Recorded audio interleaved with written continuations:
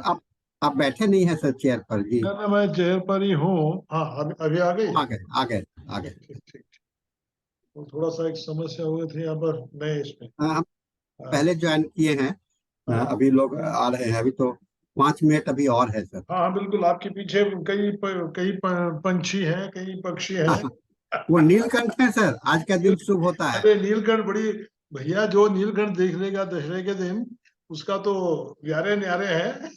हाँ, तो दशहरा के दिन में सर नीलकंठ का दर्शन हो जाए तो समझते बिल्कुल। हैं कि बहुत कुछ हो गया। इसीलिए मैं सोचा कि नीलकंठ भगवान को लेकर के साथ चलूं। बिल्कुल बिल्कुल यस बिल्कुल। सर। मृदुल जी, कितने लोग आएंगे हमारे पास? सर आज तो कह नहीं सकते हैं, क्योंकि हम लोग के एरिया में तो पूजा पाठ भी है। आप लेकिन मतलब क्या हम पाकिस्तान से हैं?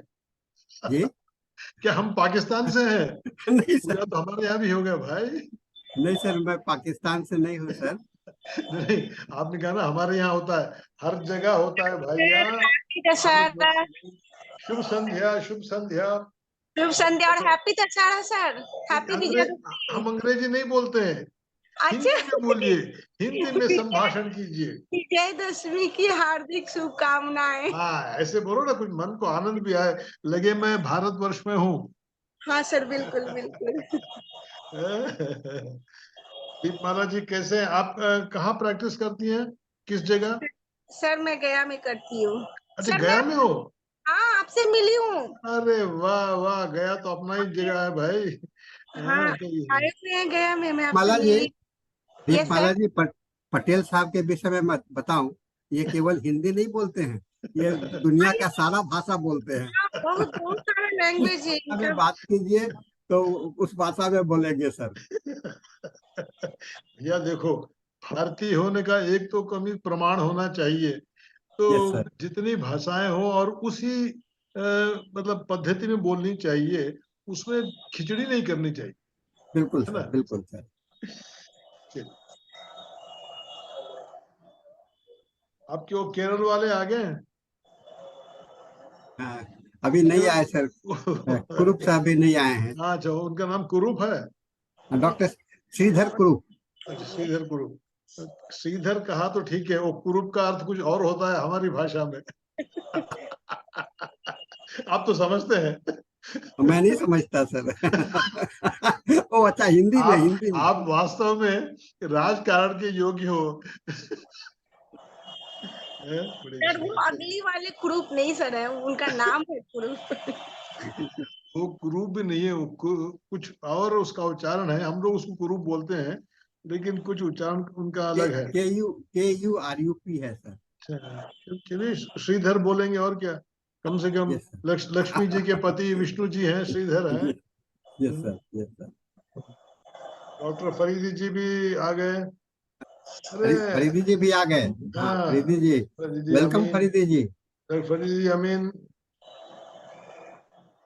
अभी सर कनेक्टेड है। गंगा सागर, ये नाम ना, गंगा सागर, दीपमाला, ये सुन के मन को बड़ा आनंद लगता है यार, लगता है हम भारतवर्ष में हैं। श्रीधर, के लिए बड़ी अच्छी बात है।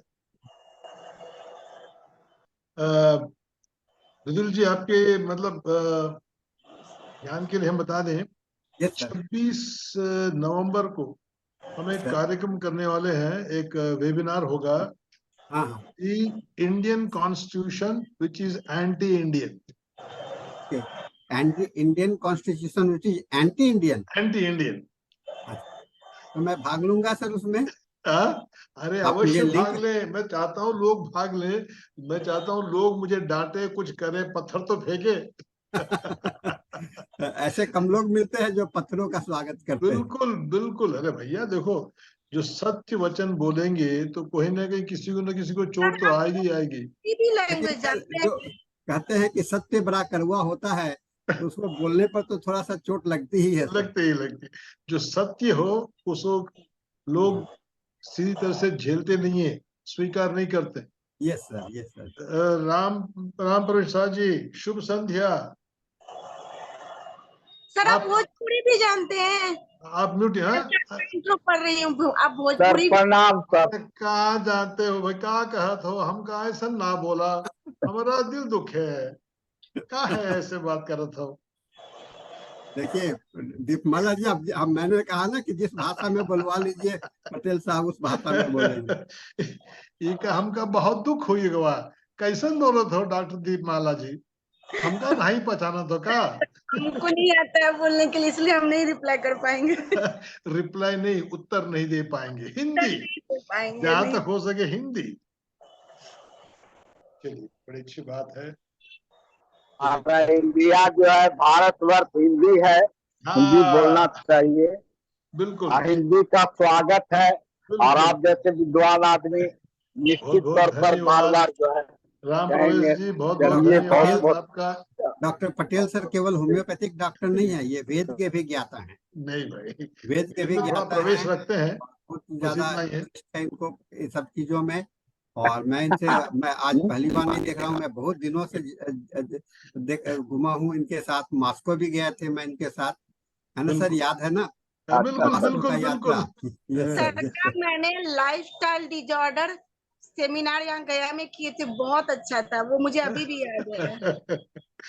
चलिए, हो पटेल सकता है साहब तो तो पटेल साहब तो वेद का ज्ञाता ही है, लेकिन आज जो है वेद में क्या भेद है इसको भी बताएंगे। ये तो ये आज तो बताएंगे। कभी कोई ये ये, मंच तो ठीक ये नहीं आज रहेगा। आज का मंच नहीं है, इनका मंच हाँ, एक अलग है, कोई उसमें और आपको मंच करें, उस पर हम जुड़ना अवश्य होगा। बताएंगे आपको। हमारा एक कार्यक्रम होता है जिसको हम कहते हैं द सीक्रेट्स ऑफ सनातन धर्म, सनातन धर्म के रहस्य। वो हम किसी और मंच पर करेंगे। तो Henry ji, doctor Henry ji, ये कहाँ से हैं? डॉक्टर हेनरी, हाँ, can Henry you ji. Speak? Good evening sir. I am from Tamil Nadu. அது தமிழ்நாடு. தமிழ் தெரியுமா உங்களுக்கு? நல்லாவே தெரியுங்க சார். வணக்கம் சார். தமிழ்ல பேசலாம். நன்றிங்க சார். ஓ, நல்லது. இப்போ நீங்க ஹிந்தில எப்படி ஜாயின் பண்ணீங்க? ஹிந்தி எப்படி தெரியும் உங்களுக்கு? ஹிந்தியும் தெரியுங்க சார், புரிஞ்சுக்குவேன். ஆனா பேசுறது மட்டும் கொஞ்சம் கொஞ்சம் பிரச்சனை வரும். கொஞ்சம் கொஞ்சம் தெரியும் தானே, பார்க்கலாம். நீங்க பிராக்டிஸ் பண்றீங்களா? ஆமாங்க சார். எங்க? இங்கே தமிழ்நாட்டுல தான். தமிழ்நாட்டுல. உங்க போன் நம்பர் எனக்கு அனுப்பிடுங்க. சரிங்க சார், நன்றிங்க சார். அப்போ நாங்க ஒரு கான்ஃபரன்ஸ் இருக்கு பெங்களூர்ல, அது நான் உங்களுக்கு டீடைல்ஸ் அனுப்புறேன். நீங்க உங்க போன் நம்பர் எனக்கு அனுப்பிடுங்க, சாட் பாக்ஸ்ல போடுங்க. சரிங்க சார், நன்றிங்க சார். நன்றிங்க sir. Doctor Kulwant Singh ji, doctor doctor Kulwant Kulwant Singh, Singh sir, ji sir, good evening. शुभ संध्या, कैसे हो? जी कुशल हूँ सर, सर, आप आपका कहाँ प्रेम से, है। आप कहाँ प्रैक्टिस करते हो? जमशेदपुर, झारखंड। जमशेदपुर। पंजाबी जान दे हो? पंजाबी जान दे हो? नहीं। So kind of you sir. और अरे, बताइए, सर, आप कुशल हैं? बहुत बढ़िया। चलिए, तो मृदुल जी, दीपमाला जी, आप टाइम मैं का, स्टार्ट करती हूँ। हाँ टाइम का मैं, नमस्कार, हाँ नमस्कार। मैं डॉक्टर दीपमाला IFPH द्वारा प्रायोजित निरंतर प्रतिदिन अंतर्राष्ट्रीय वेबिनार फोरम का 196वें दिन में आप सभी का स्वागत करती हूँ। आज की इस वेबिनार को शुरू करने से पहले हम सभी लोग 1 मिनट का साइलेंट प्रेयर करेंगे। हम खड़े हो जाएं? नहीं सर, बैठे। ओके, आज के हमारे गेस्ट स्पीकर हैं डॉक्टर BD पटेल। इनका आज का विषय है दस्त और कब्ज के लिए होम्योपैथी। सर का मैं एक छोटा सा इंट्रो देना चाह रही हूँ। डॉक्टर BD पटेल पूर्व प्रिंसिपल गवर्नमेंट है homeopathic medical college and hospital Bangalore के और चंडीगढ़ के, पूर्व निदेशक और dean VM homeopathic homeo medical college and hospital Salem TN। इनकी योग्यता है BSc MD होम्यो और पुनर्वास तकनीक में स्नातकोत्तर। इनका क्लिनिक चलता है जयनगर बैंगलोर में। पिछले 50 वर्षों से शिक्षण और चिकित्सा अभ्यास में है। ये विशेष रूप से युवाओं को कोऑपरेटिव प्रशिक्षण देते हैं। पूर्व अध्यक्ष board of studies BU KPSC सदस्य सलाहकार समिति के सदस्य हैं। विभिन्न मंचों और विभिन्न विषयों पर सार्वजनिक वक्ता है। ये 1990 में रोटेरियन कई मंत्रालय संभाले। सर्वश्रेष्ठ अध्यक्ष AGZG के रूप में रोटरी की सेवा की। कई मार्गों के निदेशक युवाओं के लिए उत्कृष्ट जिला निदेशक हैं। जंक्शन के रोटरी क्लब के सदस्य। RYLA कार्यक्रम में कई छात्रों को प्रशिक्षित किया गया है। आध्यात्मिक विषयों पर भी वक्ता है।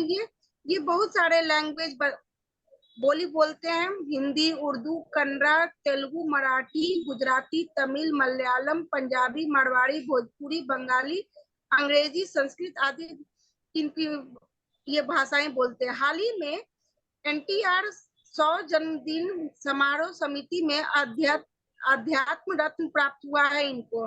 रिसर्च सोसाइटी ऑफ इंडिया द्वारा होम्योपैथी में उत्कृष्टता सेवा के नाम पर कई पुरस्कार प्राप्त हुए हैं। Doctor Hahnemann memorial national award, homoeo friends Gorakhpur द्वारा living legend award, homoeopathic science congress society द्वारा होम्योपैथी में उत्कृष्टता, उत्तराखंड लाइफ टाइम अचीवमेंट पुरस्कार, डॉक्टर विल्मर स्वाबे इंडिया और कई अन्य संरक्षक, Karnataka qualified homoeopathic doctor association.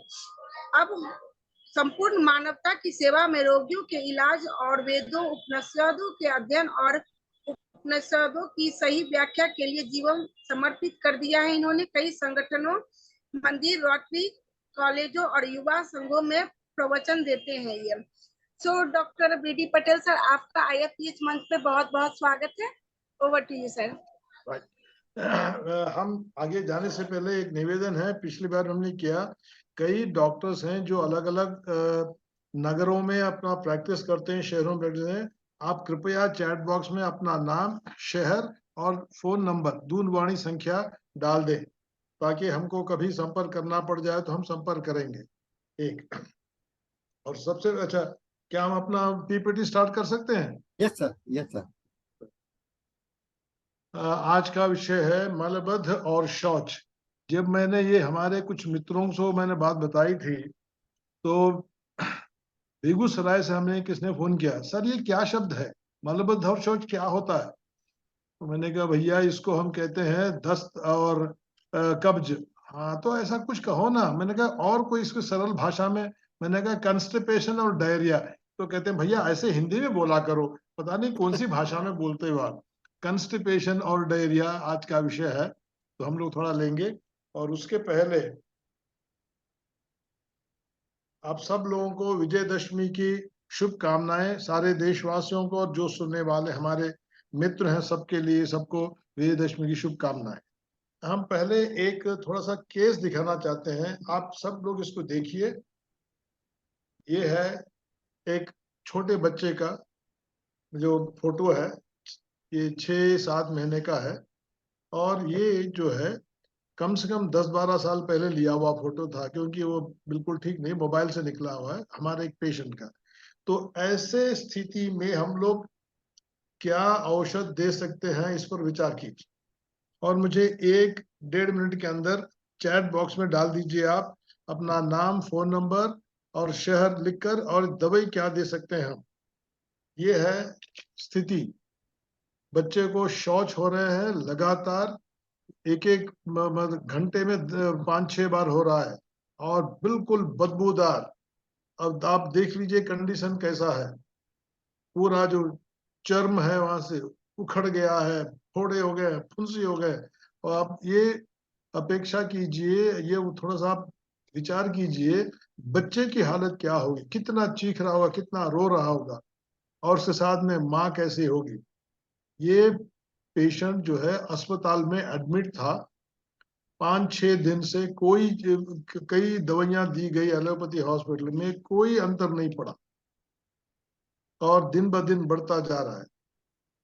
चलो मैं आपको एक और बात बता दूं, मैंने उनके मतलब लोगों से पता किया था क्या क्या क्या उनके माता जी उनकी जो है एक पार्टी में गई थी और वहां पर बहुत बढ़िया खाना खाया, भोजन किया, उसमें नॉनवेज भी खाया और मिर्च बहुत, उनको मिर्च बहुत पसंद है तो मिर्च, अच्छी तरह से मिर्च खाया। अब इस सिम्टम्स को लेकर आप क्या दवाई दे सकते हो, 1-2 मिनट के अंदर सब लोग डाल दीजिए। अब बच्चे से कोई सिम्टम पूछ नहीं सकते आप, बच्चा रो रहा है, चीख रहा है, हर बार शौच जाएगा तो चिल्लाएगा, इतना जलन, आप ये इस कंडीशन को देखिए आप।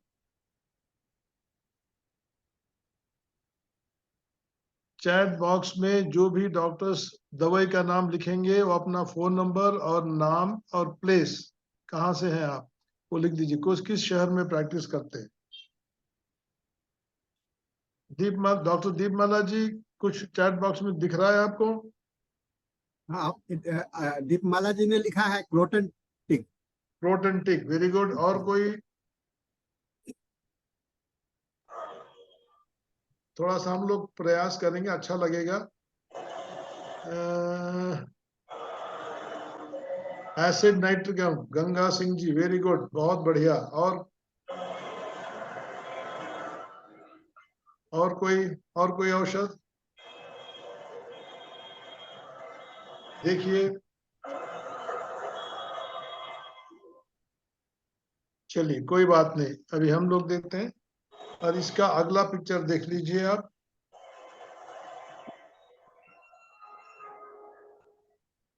ये है, ये चिकित्सा के 10 दिन के बाद पेशेंट लेकर आए हमारे यहाँ दिखाने के लिए। ठीक है, अब हम बताएंगे ये क्या हुआ था उसको। तो मैंने जो बता दिया, माँ ने वो सब किया, और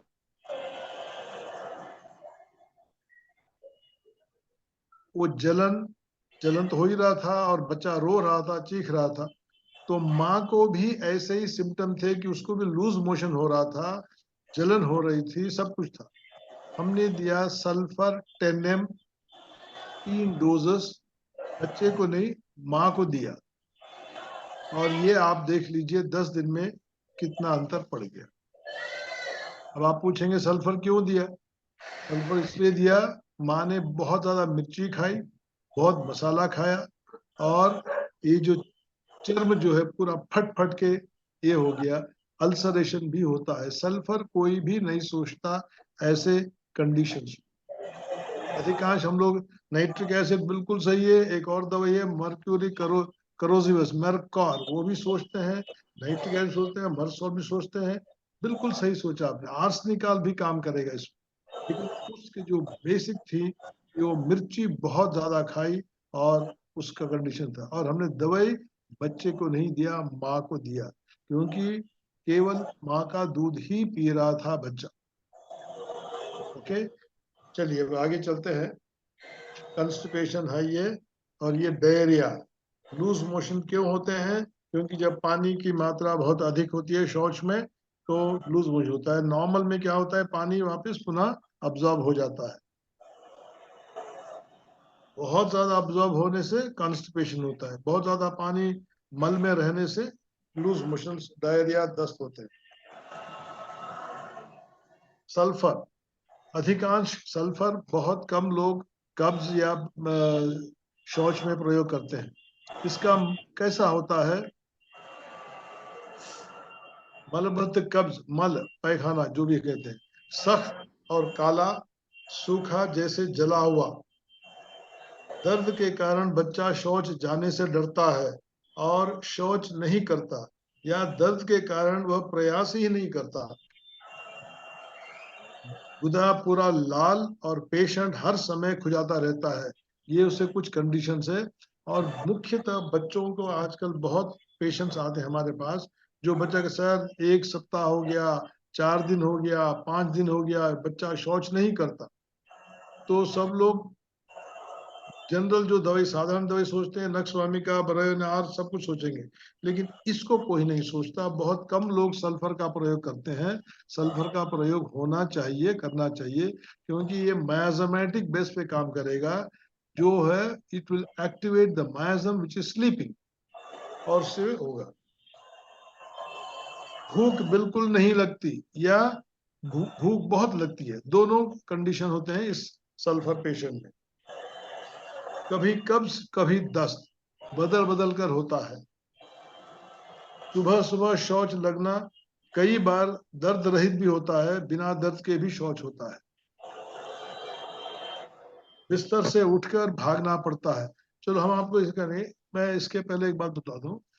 हम लोग मैं जब प्रिंसिपल था पंजाब में, तो हम लोग क्या करते थे, एलोपैथिक डॉक्टर्स को स्टाफ की तरह हम लोग रखते थे, एनाटॉमी, फिजियोलॉजी, पैथोलॉजी पढ़ाने के लिए। तो उसमें से एक डॉक्टर हमसे प्रश्न था, डॉक्टर साहब ये होम्योपैथी कैसी होम्योपैथी है, हमें कुछ समझ में नहीं आता। मैंने क्यों, क्या हो गया? अरे वो नक्सवामी का एक दवा है, वो आप कॉन्स्टिपेशन भी देते हो और डायरिया के लिए भी देते हो। ये ऐसे कैसे हो? जो दवाई कॉन्स्टिपेशन पे काम करेगी वो डायरिया में कैसे काम करेगी? मैंने कहा भैया इसको समझने के लिए आपको होम्योपैथिक प्रिंसिपल समझना चाहिए। हमारे पास स्पेसिफिक दवाइयां स्पेसिफिक डिजीज के कंडीशन के लिए नहीं होते, they are only based on the symptoms. चाहे लूज मोशन हो चाहे कब्ज हो, अगर सिम्टमेटोलॉजी या उसकी कंडीशन वो दवाई को मांगती है तो वो काम करेगा। इसीलिए हम लोगों को मालूम होना चाहिए सल्फर जो है डायरिया मतलब दस्त में भी काम करेगा और कब्ज में भी काम करेगा। अब दस्त की बात हम लोग थोड़ा करेंगे। जो दस्त बहुत लगते हैं, कई लोगों को कंडीशन लेके आते हैं सुबह सुबह, तो 3 दवाइयों का याद रखिए आप। एक सल्फर, सल्फर से क्या होता है कि शौच की इच्छा से वो उठता है, शौच ही उसको उठाता है और उसको दौड़ना पड़ता है शौचालय। एक और दवाई अपने पास है एलोस। एलोस जो है जैसे आंख खुलेगी तब उसको इच्छा होगी, जब तक सोता रहेगा कुछ नहीं होगा, आंख खुलते ही उसकी इच्छा होगी शौच करे, तो कहते हैं आफ्टर ओपनिंग द आईज उसकी इच्छा होगी। और तीसरी दवाई है जो साधारणतः लूज मोशन में उपयोग नहीं करते हैं कई डॉक्टर्स, वो है ब्रेयोनिया। ब्रेयोनिया सब लोग कॉन्स्टिपेशन के लिए कब्ज के लिए उपयोग करते हैं, लेकिन ये लूज मोशन के लिए भी काम करता है। डॉक्टर साहब जब तक मैं लेटा हूं कोई बात नहीं, आंख खुली कोई बात नहीं, जब मैं करवट बदलूंगा, थोड़ा इधर उधर मैं बदल दिया, बस एकदम सोच आएगी और मैं निकल मुझे भागना पड़ेगा। ये 3 छोटे छोटे डिफरेंसेस है इन दवाई में। कई दवाइयां हैं उसमें ये 3 जो है इसको मुख्यतः हम लोग याद रखें। मैंने कंपेयर कर दिया एलोस, ब्रेनिया, सोरिन। सल्फर अगर काम नहीं कर रहा है तो सोरिन का उपयोग कर सकते हैं। और सल्फर में सोरिनम में एक छोटा सा अंतर होता है, सल्फर हॉट पेशेंट है, सोरिनम चिली पेशेंट है, इतना हम सब लोगों को मालूम है।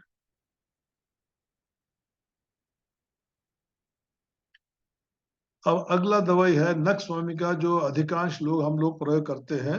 नक्स का नाम सुनते ही मलबद्ध का स्मरण होता है, लेकिन दस्त और पेचिस में भी इसका उपयोग होता है, ये ध्यान रहे हम लोगों में, केवल कॉन्स्टिपेशन लिए नहीं है।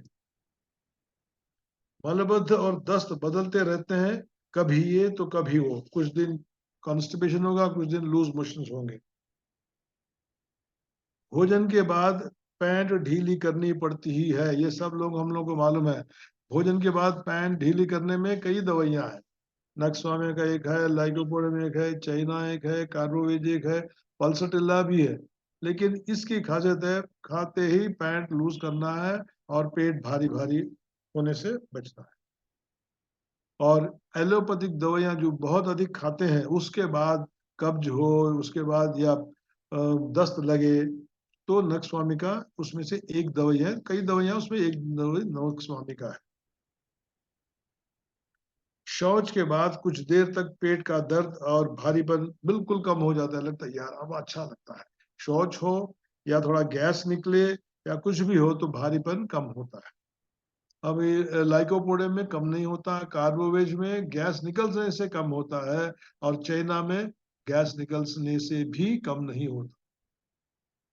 मुख्य लक्षण शौच के बाद संतृप्ति नहीं होती, ये है नक्सवामी का मेन सिम्टम। लगता है कुछ और है लेकिन प्रयास करने पर कुछ भी नहीं निकलता, और बार बार जाने की इच्छा बनी रहती है, जिसको मेट्रिया मेडिका में जो विवरण है उसका इनइफेक्चुअल अर्ज टू पास टू। कई बार लगता है यार शौच आ रहा है, वो जाएगा, गैस निकलेगा, वापस आ जाएगा।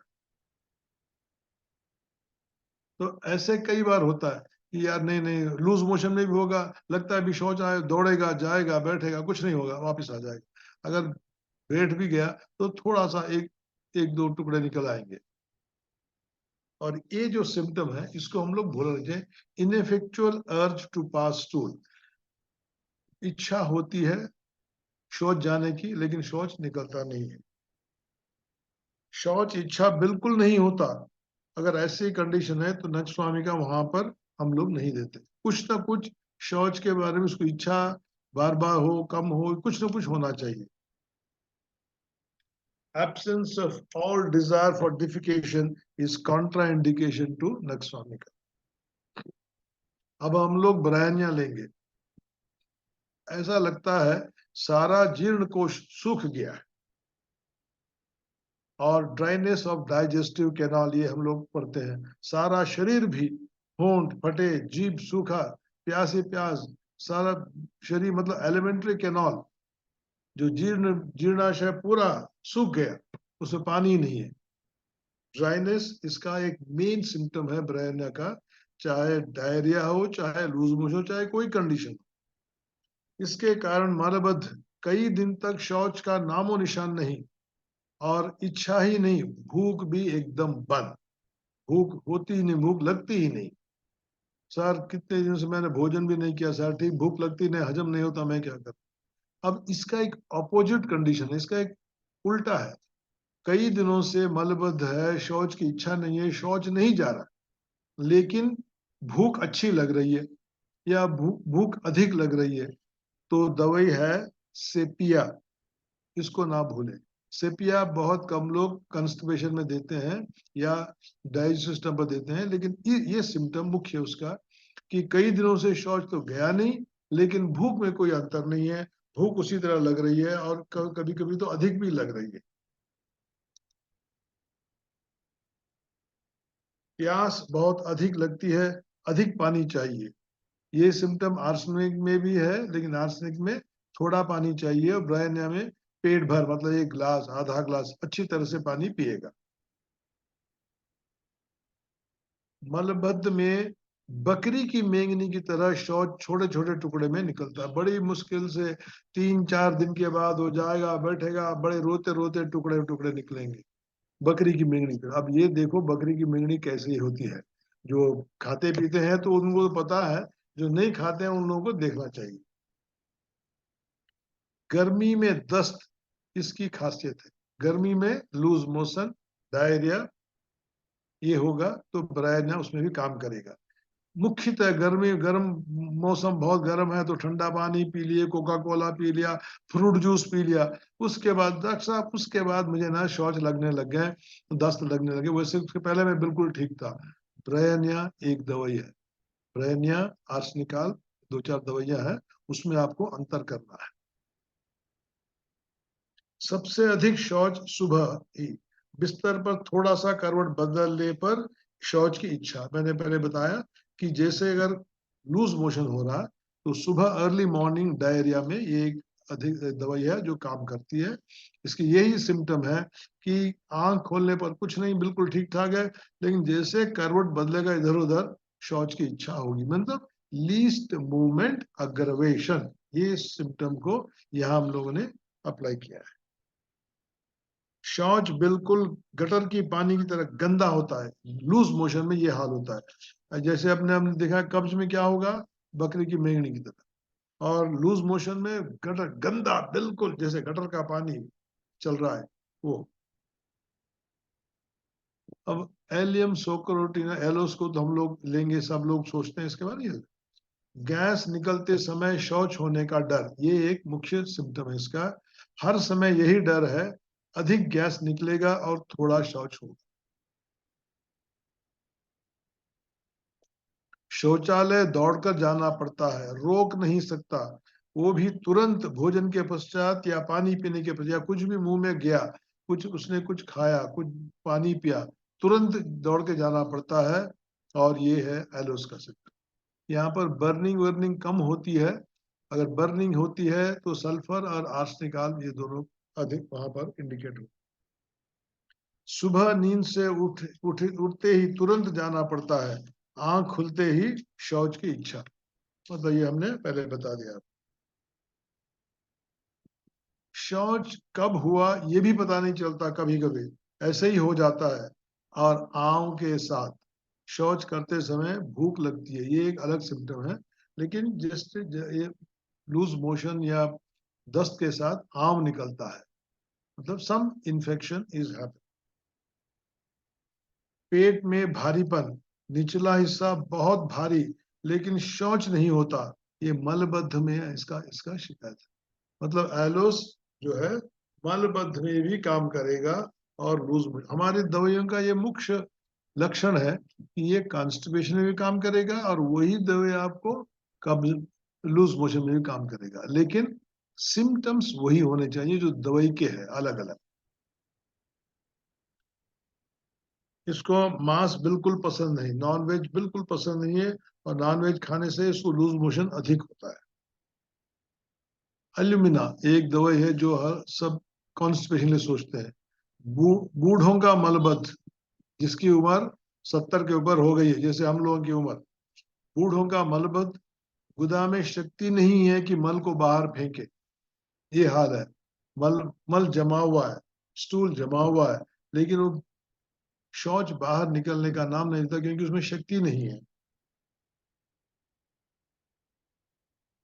बच्चों का मलबद्ध जो पाउडर के दूध पीते हैं, जो पाउडर का दूध लेते हैं, माँ दूध दे नहीं पाती, जो पाउडर का दूध देते हैं, उनमें अगर मलबद्ध हो जाए तो एक आध दवाई एल्यूमिना भी है।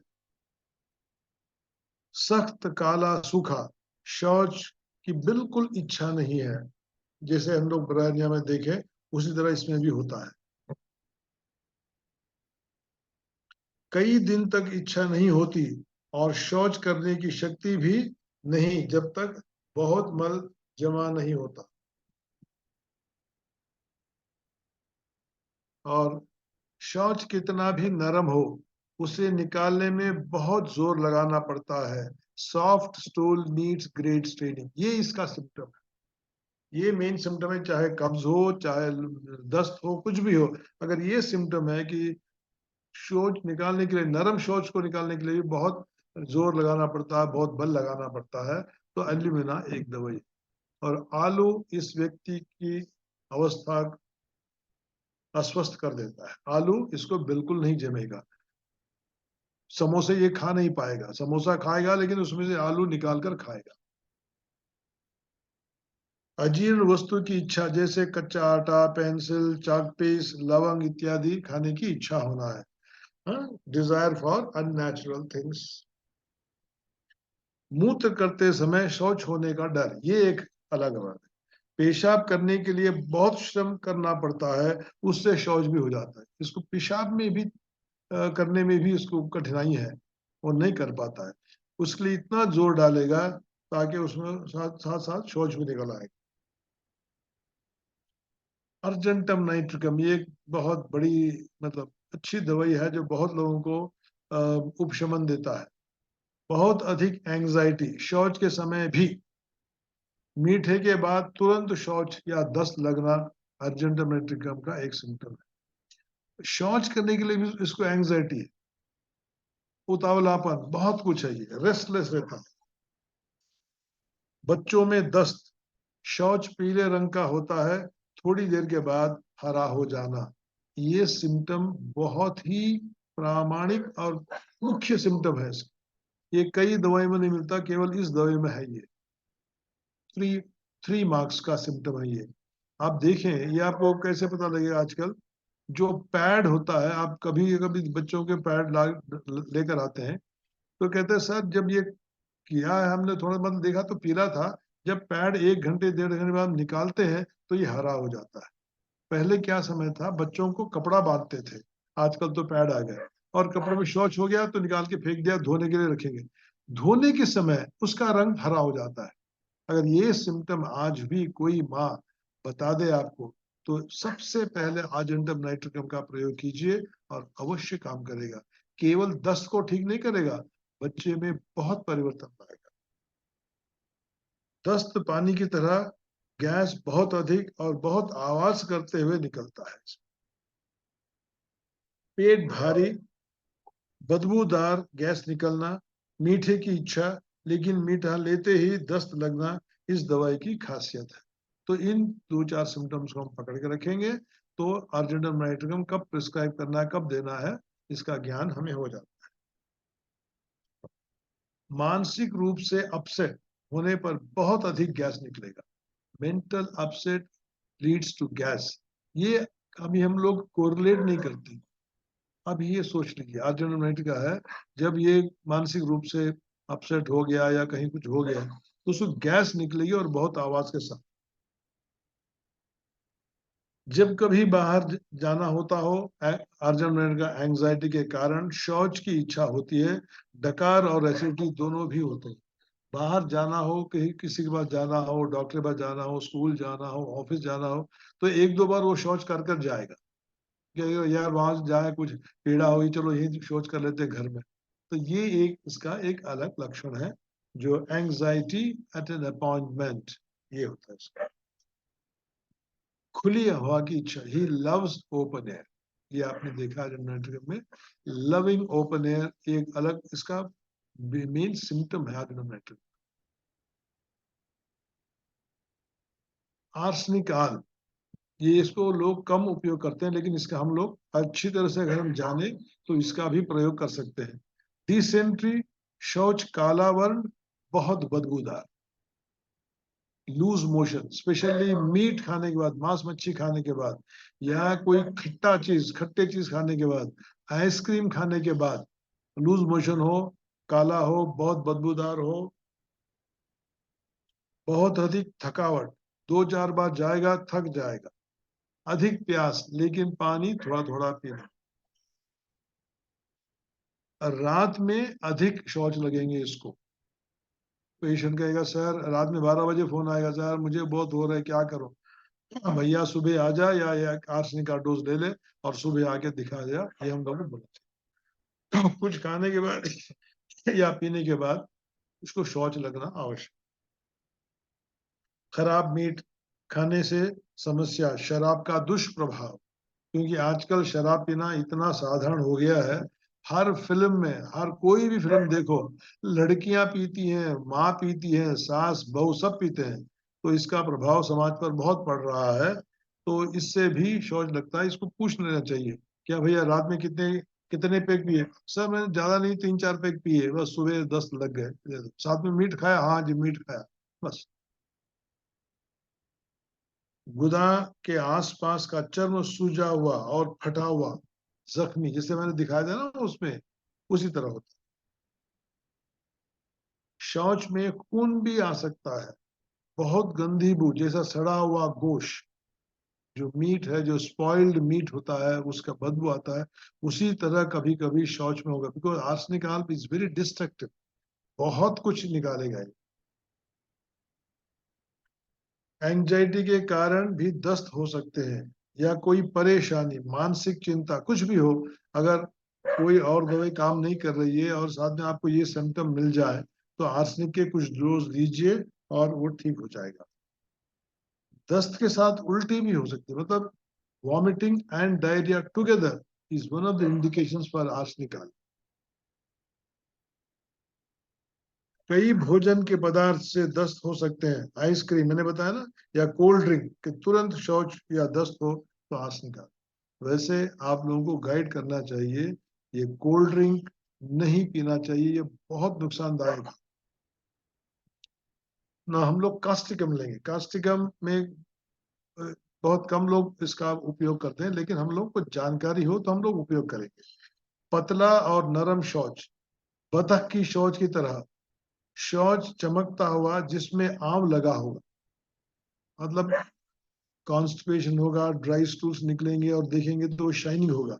अब आजकल हम लोग तो वेस्टर्न टॉयलेट यूज करते हैं, ठक उसमें गिर जाएगा, लेकिन जो पुराने टॉयलेट भारतीय पद्धति से हम जो जो करते हैं उसमें पता लग जाता है कि भाई थोड़ा गिरा हुआ है तो आम लगा हुआ है।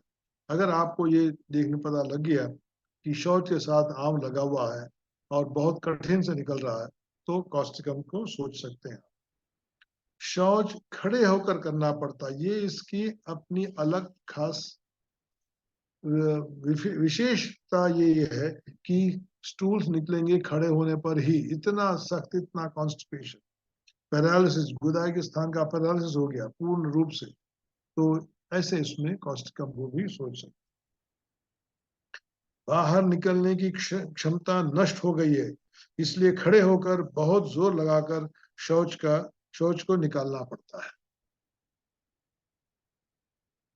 अभी एक दवाई है ग्राफाइटिस, इसका भी हम लोग यूज कम करते हैं, लेकिन इसका उपयोग अधिक करना चाहिए। बहुत पुराना केस मलबद्ध का, सर कई वर्षों से सर मुझे होता नहीं है, सप्ताह में एक बार होता है, ऐसे अधिक मात्रा में शौच जमा हो जाना लेकिन बाहर नहीं निकलना, ये इसका लक्षण। बहुत बदबूदार गैस के साथ शौच निकलेगा, और वो भी पेट दर्द के साथ। जब भी उसको शौच होगा पेट में दर्द होगा ही होगा। नक्सवामिका को पेट में भारीपन होगा, शौच करेगा तो बिल्कुल हल्का लगेगा, इसको हल्का लगने की बात बाद में है। पेट का दर्द कुछ खाने से, गर्म चीज पीने से, गर्म दूध लेने से थोड़ी देर के लिए ठीक होगा, कुछ देर बाद फिर प्रारंभ होगा। उसका पेट का दर्द है, कुछ खिलाओगे, कुछ पिएगा, कुछ करेगा तो कुछ देर के लिए उपशमन होगा, उसके बाद पुनः वो दर्द प्रारंभ होगा। इसका मुख्य लक्षण शौच टुकड़ों में निकलेगा, और टुकड़े जो है आंव से जुड़े होंगे। ये एक सिम्टम है, आपको पेशेंट कोई नहीं बताएगा, आपको पूछ के निकालना पड़ेगा ये सिम्टम। तो हाँ सर बहुत सख्त है, बहुत मतलब टुकड़े टुकड़े में आता है। बकरी की मेंढी तो पतली होती है, ये थोड़ा मोटा होता है, लेकिन सर उसमें जो है आम लगा होता है एक दूसरे को उसको पकड़ के रखने के। इतना ये एक सिम्टम, ये जब तक आप पूछोगे नहीं तो कोई पेशेंट नहीं बताएगा, इसका ध्यान रखें। बहुत पुराना केस, दस्त, डायरिया, भूरे रंग का शौच, बदबूदार पानी पानी, जो खाया बिगर पाचन के बाहर निकल आएगा। अनडाइजेस्टेड फूड बार बार आएगा, बहुत दिनों से इसको लूज मोशन हो रहा है, जैसा खाया वैसे निकल आएगा। अब हम लाइकोपोडियम को लेते हैं।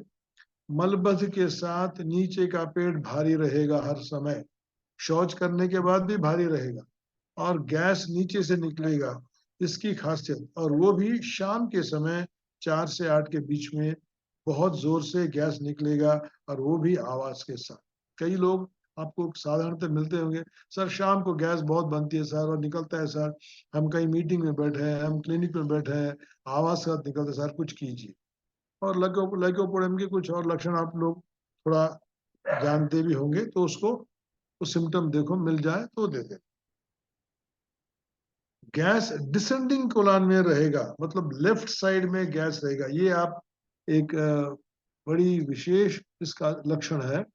लाइकोपोडियम राइट साइड मेडिसिन, बहुत से उसके सिम्टम राइट साइड में होते हैं, लेकिन गैस जो है बाएं ओर होता है।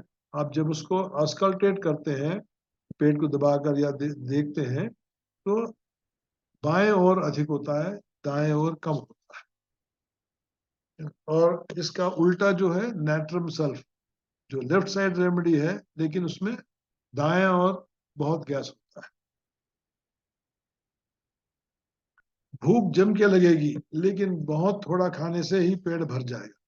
सर मैं थोड़ा खा लेता हूँ, पेट लगता है भर गया, लेकिन भूख तो बड़ी तेज लगती है ना, सिम्टम है ना। फ्यू मॉर्सल्स फिल द स्टमक, पहले शौच बिल्कुल सख्त, बाद में नरम, ये इसका अलग लक्षण। सर पहला जो है बहुत ही काला और सख्त निकलेगा बड़ी मुश्किल, उसके बाद sir normal, first stool hard, next stool soft, ये इसका। लड़कियों में मलबद्ध माहवारी प्रारंभ होने से, ये एक बात याद रखें। सर जब मुझे माहवारी प्रारंभ हुई, मतलब मेंसेस प्रारंभ हुआ, तब से मुझे कॉन्स्टिपेशन हो रहा है। हम लोग कई और दवाएं सोचते हैं, लेकिन एक आध डोज लाइकोपोडियम दे के देखिए, उससे ठीक नहीं होता, बाकी और सिम्टम्स लीजिए। या बच्चे की डिलीवरी होने के बाद कॉन्स्टिपेशन हो रहा है, तो ये लाइकोपोडियम दवाई, इसको हम लोग साधारणतः याद नहीं रखते। ये सिम्टम याद रहेगा, पहला शौच सख्त है, बाद में नरम है, लेकिन ये जो बात है, जब कहीं कोई केस आए, हमारा लेक्चर आपको याद आ जाए, तो दवाई दीजिए, वो पेशेंट आपको जन्म भर के लिए आपका पेशेंट बन जाएगा और धन्यवाद देगा। पोडोफाइलम, ये एक अलग और बहुत मुख्य दवाई है जो दस्त के लिए उपयोग करते हैं। शौच पानी जैसा, आंव के साथ, अधिक मात्रा में, बहुत मात्रा में, बदबू के साथ, और कोई दर्द नहीं है, पेनलेस डायरिया, इसका लक्षण है। बहुत शौच लगेंगे, 10 बार जाएगा, लेकिन दर्द तो नहीं सर, लेकिन शौच बहुत अधिक होते हैं और बदबू आती है और साथ में आंव भी निकलता है, तो ये असेंडिंग कोलान, जो ऊपर असेंडिंग कोलान में ऊपर नीचे गैस होता रहता है, और इसका जो शौच होने की जो समय है वो भी अधिक रात को होता है। गुदा का बाहर आना, प्रोलैप्स ऑफ रेक्टम, क्योंकि ये जो मैंने केवल शौच की बात की है और दस्त की बात की है, लेकिन इसके साथ कई एसोसिएटेड सिम्टम होते हैं। अब पोडोफाइलम में प्रोलैप्स ऑफ रेक्टम कॉमन है, ग्राफाइटिस में फिशर्स होना कॉमन है, एलोस में पाइल्स होना कॉमन है, सल्फर में भी पाइल्स होना कॉमन है। शौच के साथ या शौच के पहले गुदा बाहर आएगा, और मुख्यतः बच्चों में होता है ये, तो उस समय आप कुछ डोजेस पोडोफाइलम के दीजिए, वो पूर्ण रूप से अंदर जाएगा, उसके लिए कोई ऑपरेशन की आवश्यकता नहीं है। मलबद्ध की अवस्था में श्वेत वर्ण का शौच सख्त सूखा बहुत कठिनाई से निकलेगा। अगर मलबद्ध पोडोफाइलम में जो भी, देखिए हमारे जितने भी मेडिसिन वेजिटेबल किंगडम से होते हैं, उसमें एक अल्टरनेटिंग एक्शन एक सिम्टम है, एक लक्षण है। अगर आप ऑर्गन अच्छी तरह से पढ़े हैं तो अल्टरनेटिंग एक्शन एक होता है, उसमें आपको हर जगह दिखाई देता है। जहाँ कॉन्स्टिपेशन होगा उसका ऑपोजिट डायरिया भी होगा, उस दवाई में वो लक्षण होते हैं। This is possible only with homeopathic system of medicine. And please go and study, आप तो थोड़ा पढ़िए ऑर्गन में अल्टरनेटिंग एक्शन क्या होता है, तो उसमें ये सब निकल आएगा। सर दर्द और दस्त बारी बारी में होना, diarrhoea alternates with headache, podophyllum का लक्षण है। गर्मियों में दस्त लगना, सुबह के समय शाम को बिल्कुल साधारण शौच, सुबह लूज मोशन होगा और शाम को बिल्कुल नॉर्मल होगा, तब भी अपना पोडोफाइलम काम करेगा।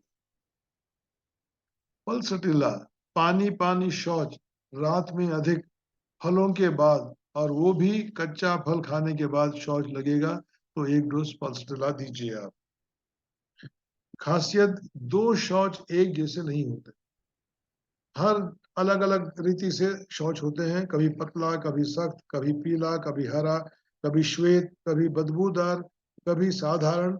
नो स्टूल्स आर अलाइक, ये एक जनरलिटी है पल्सटिला, क्योंकि बदलते रहना पल्सटिला व्यक्ति और पल्सटिला के सिम्टम की विशेषता है।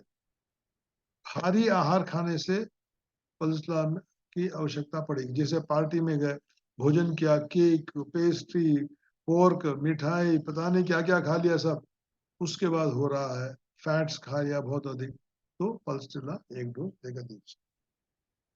भोजन भोजन के 1 घंटे के बाद पेट में दर्द और भारीपन होता है, जैसे पेट में कोई पत्थर रखा हो, और रात अग्रवेशन रात में होगा, प्यास का न होना इसकी विशेषता है। सर कितने बार मैं शौच किया सर, मुझे प्यास ही नहीं लगती, अगर ये कहा, इतने स्ट्रांगली कहा, तो इमीडिएटली थिंक ऑफ पल्सटिला देने की सोचो। अगर पेशेंट अपने आप बोलता है सर मुझे कितना कब्ज है, या कितनी बार मैं शौच जाता हूँ, पानी की पीने की इच्छा नहीं होती, प्यास ही नहीं लगती, तो पल्सटिला दे दे। ओपियम, ये एक अलग दवा है। अफीम आजकल पंजाब में बहुत चल रहा है, पंजाब, हरियाणा, राजस्थान में बहुत बिक रहा है ये, तो उससे कोई बात है। कई वर्षों का मलबद्ध, पेट हर समय भारी रहना, शौच बिल्कुल सख्त और छोटे छोटे टुकड़े में निकलना, ये ओपियम की बात है। ओपियम साधारण हम एकदम नहीं देते, जब कोई और दवाई जो नॉर्मल इंडिकेटेड दवाई वो नहीं काम कर रही है, तब हम इसके बारे में सोचें। लगता है कि शौच गुदा से बाहर निकल रहा है लेकिन तुरंत अंदर जाएगा, ये 3-4 दवाइयों में है कि भाई लगता है कि बाहर आ रहा है, आ रहा है, आ रहा है, एकदम वो अंदर जाएगा। ये हमारे दवाइयां है, सिलिका में होता है, तूजा में होता है, ओपियम में होता है। अफीम का साइड इफेक्ट, डर के बाद मलबद्ध हो तो इसका उपयोग जरूर करें। कभी कभी स्ट्रॉन्ग फियर, बहुत अधिक डर लग गया किसी वस्तु से, उसके बाद शौच नहीं हो रहा है, तो ओपियम काम करेगा। इस व्यक्ति का एक ये भी लक्षण है कि उससे पूछने पर कहेगा मुझे कोई समस्या ही नहीं, कहता है यार कोई समस्या कोई नहीं, बिल्कुल नहीं, शौच नहीं हो रहा तो क्या होगा, कुछ नहीं हो रहा।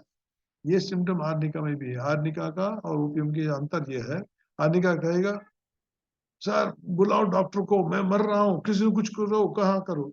जब डॉक्टर आएगा बोला अरे I don't have any problem, I am just normal, ये होगा। बहुत एलोपैथिक ड्रग्स के बाद पतले दस्त हो तो ओपियम काम करेगा, उसका एक बार सोचना चाहिए। लूज मोशन में ओपियम और कॉन्स्टिपेशन में नक्स वामिका जनरली ये देते हैं, लेकिन ये दवाई के अलावा और भी दवाइयां हैं, लेकिन ये मुख्य दवाई। फास्फोरस, शौच बहुत ही बदबूदार गैस के साथ, लंबा पतला सख्त शौच बड़ी पीड़ा के साथ होता है, बहुत कठिनाई से निकलता है। बाएं और लेटने से शौच की इच्छा होती है, दाएं और लेटने से नहीं होती। कभी कभी बिना पीड़ा के भी शौच होगा, लेकिन बहुत ही थका देने वाला। और फास्फोरस पेशेंट कैसा रहेगा ये आप लोग जानते हैं, हंसमुख होगा, साधारण तो होगा, अपनी परेशानी बहुत अधिक से नहीं बोलेगा, एम्पैथेटिक होगा, सिंपैथेटिक होगा, थोड़ा हंसता रहेगा, लगता है गुदा खुला हुआ है और पानी की तरह शौच हो रहा है।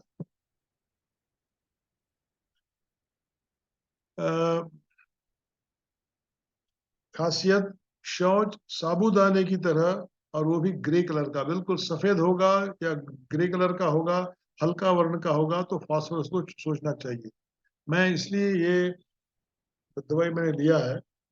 एक हमारे पास पेशेंट आया था दूर से, मैंने उसको देखा भी नहीं, तो उसका शौच बिल्कुल साबूदाने की तरह हो रहा है और उसकी कंडीशन थी हार्डनिंग ऑफ पैंक्रियास, पैंक्रियास बिल्कुल सख्त हो गया पत्थर की तरह। और वहां से उसने एक स्कैन करके भेजा और हमने उसको पता किया ये क्यों हो रहा है इसको। वो कहता है सर मैं कॉफी दिन में 10 बार पीता हूँ। और आपने देखा होगा यहाँ जो लोग रहते हैं, दक्षिण भारत जो लोग रहते हैं, उसकी कॉफी अलग होती है। हम लोगों की कॉफी तो हल्का होता है, यहाँ की कॉफी तो बिल्कुल अच्छी तरह से डिकॉक्शन होके काला कॉफी होता है।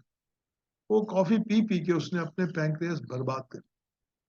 और विश्वास कीजिए, हमने कुछ डोसेस फास्फोरस के भेजे और 50% उसका दर्द कम हो गया, उसके स्टूल्स नॉर्मल हो गए, लेकिन जो हार्डनेस है पूरा नहीं गया, थोड़ा कम हुआ। हमने उसको कॉफी बंद करा दी तो वो हो गया। तो इसको हार्ड, स्पेशली जहाँ स्टूल्स सफेद होंगे, लाइट कलर के होंगे, ज्यादा जहां पर लिवर काम नहीं कर रहा है, फास्फोरस पैंक्रियास काम नहीं कर रहा है, उस समय फास्फोरस को सोचिए। सिलिका, बहुत मुश्किल से शौच बाहर निकलेगा, थोड़ा शौच होगा फिर अंदर चला जाएगा, गुदा पूर्ण रूप से बंद हो जाएगा, बहुत देर तक बाहर नहीं आएगा, बहुत प्रयास करना पड़ता है। और ये है वैक्सीनेशन के बाद। एक बात मैं आज आप यहाँ बता दूं, समय हमारे पास 2-4 मिनट और हैं, 10 मिनट का हम कुछ प्रश्नोत्तर लेंगे। वैक्सीनेशन के बहुत साइड इफेक्ट्स हो रहे हैं, कोरोना वैक्सीन का भी साइड इफेक्ट है। मैं आपको जो कई डॉक्टर्स हमारे पास हैं जो अटेंड कर रहे हैं, उनके लिए मैं बता दूं, जब हम छोटे थे तो हमको एक ही वैक्सीन लगाया गया। आज जो है आप 54 वैक्सीन डॉक्टर पूरा उसकी शीट बना के देता है कि 3 महीने में, 4 महीने में, 5 महीने में कितने कितने लेना है। अगर इतने वैक्सीनेशन दोगे तो बच्चे को कोई दवाई की आवश्यकता ही नहीं है, क्योंकि वो जीवन भर पेशेंट बना रहेगा। प्लीज वार्न देम, पेरेंट्स को वार्न कीजिए कि इतने वैक्सीन नहीं देना चाहिए। Hepatitis A, B, C, D, X, Z जो नहीं है बीमारी, उसका भी वैक्सीन लगा रहे हैं। It has become a business of the pharmaceutical companies. इसका ध्यान दें आप, and please restrain your patients. तो उनको आप वैक्सीनेशन के बारे में बताएं। तो वैक्सीनेशन का साइड इफेक्ट, एक सिलिका दवाई भी है, सल्फर भी है, कार्बोवेज भी है, कई और दवाइयां हैं, लेकिन सिलिका कॉन्स्टिपेशन बहुत हो रहा है, वैक्सीनेशन की बात तो सोच सकते हैं। मलबद्ध महावारी, मेंसेस आने से पहले और महावारी के समय अगर ये कंडीशन है तो सिलिका को सोच सकते हैं। डॉक्टर माला जी, हमारे पास कितना समय है? कुछ प्रश्नोत्तर ले सकते हैं हम? हाँ हाँ सर, अभी हमारे पास 9 मिनट बचे हुए हैं। 9 मिनट में तो कितने मिनट तक हम बोल सकते हैं? हाँ हाँ 9 मिनट। हम 5 मिनट बोल सकते हैं। हमने बोलना प्रारंभ किया तो 3 दिन बोलते जाएंगे भाई, आप रोक दीजिए हमें। आप 5 मिनट बोल सकते हिम्मत हैं। नहीं, कि ठीक से शौच करें, ठीक है। तुजा, दस्त की पुरानी समस्या, ब्रेकफास्ट के बाद, कॉफी के बाद, कॉफी पीने के बाद, फास्ट फूड के बाद होगा तुजा। तुजा, सिलिका, ये सब जो वैक्सीनेशन साइड इफेक्ट हैं, इसके लिए ये काम करेगा। पेट में बहुत आवाज गड़ गड़ गड़ गड़ की होती रहेगी, लेकिन शौच नहीं आएगा। शौच बहुत गैस के साथ और प्याज कांदा जो है खाने से अधिक समस्या होगी। प्याज इनको जमेगा नहीं, और वैक्सीनेशन का साइड इफेक्ट। मलबद्ध बिल्कुल सिलिका की तरह होगा। सिलिका की तरह शौच आधा नीचे आएगा फिर ऊपर जाएगा, दोनों में अंतर सिलिका। शरीर से भी दुर्गंध आएगा, पसीना बहुत आएगा, ये सिलिका के लक्षण है, और उसमें बिल्कुल हिम्मत नहीं होती। तुजा का चेहरा जो ऑयली होता है, तेल लगा हुआ है मनुष्य, और थोड़ा मोटा होता है। सिलिका थोड़ा दुबला पतला होता है, तुजा मनुष्य थोड़ा मोटा। सिलिका दुबला पतला, ये लक्षण है। हम यहाँ रुकते हैं और देखते हैं किसी कोई प्रश्न हो तो दे दें। और जितने डॉक्टर्स हैं उन्होंने अपने अभी चैट बॉक्स में नंबर, फोन नंबर नहीं डाला, और अपना नाम नहीं लिखा, और अपना ये भी नहीं दिया फोन नंबर, बहुत कम लोग। तो तुरंत डाल दीजिए, और कोई प्रश्न हो किसी के यहाँ तो प्रश्न पूछ सकते हैं, हम लोग उसका उत्तर देंगे। Thank you very much sir, Maharaj ji देख लीजिए बहुत आप। ही अच्छा आपका प्रेजेंटेशन बहुत ही अच्छा रहा। सर आप अपना पीपीटी को क्लोज कर लीजिए। पीपीटी मैं क्लोज कर देता हूँ। हाँ हाँ जी, किन्हीं का कोई क्वेश्चन हो तो काइंडली चैट बॉक्स में टाइप कर दे, या फिर कुछ मतलब आप बोल भी सकते हैं क्वेश्चन हैंड रेज करके। बोलिए राम प्रवेश जी, बोलिए। बहुत शॉर्ट संक्षेप में बोलिएगा, ज्यादा डिटेल्स मत बोलिएगा, ताकि और लोग को भी समय चाहिए। कितना समय बोलने के लिए दिया जाता है सर? 1 मिनट की, हाफ मिनट, आधा मिनट। प्रश्न कीजिए। बहुत बहुत धन्यवाद सर आपको समय बताने के लिए। और पटेल साहब, हमारे डॉक्टर साहब बहुत एक्सपीरियंस होल्डर हैं, और बहुत जो है अच्छा जो है दस्त और कब्ज के लिए दवाई बताए। कुछ ऐसा है कि हमको भी जानकारी नहीं थी, बहुत हम इससे आपसे ज्ञान लिए सर, बहुत जो है बढ़िया।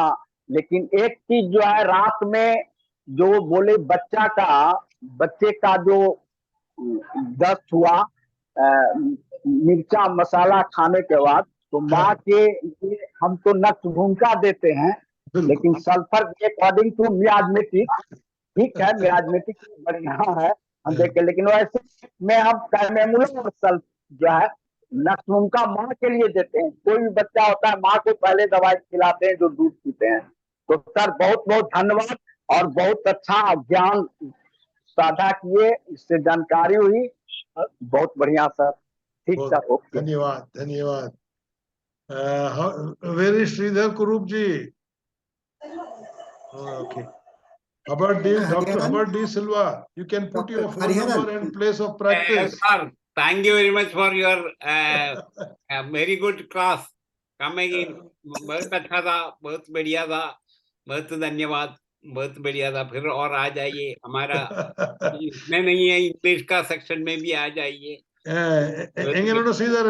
ഡോക്ടർ ശ്രീധർ സാർ എങ്ങനെയുണ്ട്? കുഴപ്പമില്ല. ഞങ്ങള് കന്നഡ പറയുന്ന മാതിരിയുണ്ട്. അത് കുറച്ച് കന്നഡ സംസാരിക്കാം. കന്നഡയും തുളുവും ഒക്കെ അറിയാം, കുറച്ച് തുളു ഇല്ല.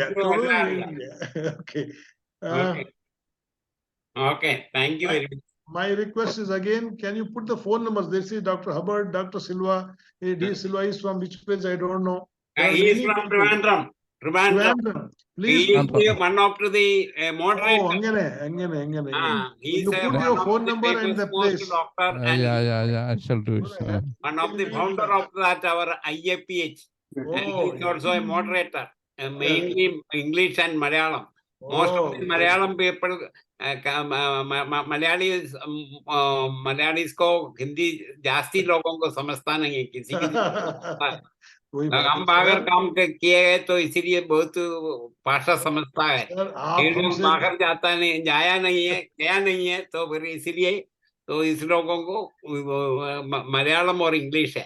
सर आप हमसे कोई भाषा में बोल सकते हैं, कोई बात नहीं है। भारत मुझे की हर मालूम भाषा है। समझते हैं। और if at all anybody wants to speak in Sanskrit, that would be great.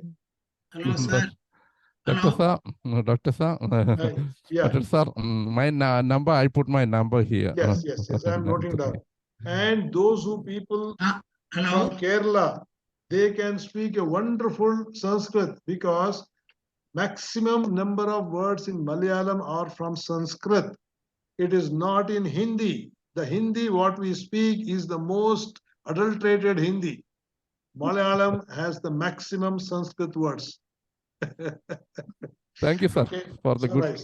Thank information. you very much. तो हम लोग शुभरात्रि कहें। सर 2 मिनट, अभी 3 मिनट हमारे पास में और हाँ है। बोलिए बोलिए, कोई प्रश्न हो तो बोलिए, हम 3 उसका मिनट उत्तर और देंगे। है, और किन्हीं को कोई सवाल हो तो कीजिए। हाँ है ना, देखिए कितने खुले दिमाग से, खुले दिल से जवाब दे रहे हैं। काफी बीडी पटेल साहब हम लोग के पास में आते हैं, और हम लोग के अंग्रेजी सेशन में भी आए हैं, इसमें भी आए हैं, और निरंतर आते रहेंगे। इन्होंने वादा किया है कि हम साथ नहीं छोड़ेंगे, हमेशा हम आपका साथ में आते रहेंगे। मैं ठीक कहा ना बीडी पटेल साहब? हाँ सर। हम जिसका हाथ हम थाम लेते हैं उसको जिंदगी भर नहीं छोड़ते हैं। आ रहे हैं, हम आ रहे हैं, तुरंत आ रहे हैं। Okay sir, okay, thank you sir, thank you. Right. और कोई सवाल नहीं है, हाँ है ना? तो हम आप लोग प्रस्थान, हम यहाँ से प्रस्थान करेंगे। सर 2 मिनट सर, आपको दीपमाला सबको जी। शुभरात्रि। हाँ डॉक्टर, नहीं, डॉक्टर दीपमाला जी। हेलो। हाँ जी, thank you thank you. Very much sir, doctor BD Patel sir. हाँ। आप IFPH मंच पर ऐसे ही बार बार आते रहे और अपना एक्सपीरियंस हम लोगों के साथ शेयर करें। Thank you very much. और हमारा हिंदी सेशन भी अब खत्म हो रहा है और इंग्लिश सेशन स्टार्ट होने जा रहा है। सो अब ये मंच मैं डॉक्टर होवर्ट को हैंड ओवर कर रही हूँ। Over to you sir. Thank you. Thank और you, happy Patel sir, Dussehra and to all of you. Vijayadashami की आप सबको हार्दिक शुभकामनाएं। Dr. Deepamala. Thank you, Dr. Deepamala and Murdu Sahni sir. Now we can start our English session. Yeah, you can start the English session. I welcome all of you from different parts of the world. Today is our 1149th day of our web Zoom webinar.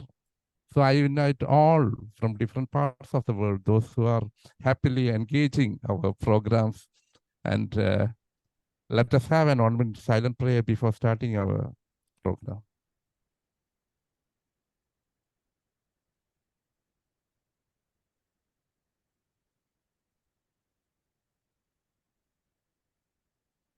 Thank you all. Today our guest is SUMANA KUMARI, PANDA, MD, Homoeopathy, DMO of Cuttack, Government of Odisha. Hello? Hello? Yes? Yeah, you continue, sir. Continue. Okay. At present, serving as District Homeopathic Medical Officer, Cuttack Circle, Cuttack Health and FW Department, Government of Odisha. Homeopathic clinical experience of 35 years to treat chronic cases of all types of, more especially obstetrics and gynecological cases, palliative care of cancer cases, and the bulks were Homeo Clinic, Cuttack, Odisha. Teaching experience of 18 years in Department of Materia Medica at Dr. Abin Chandra Homeopathic Medical College and Hospital, Bhubaneswar.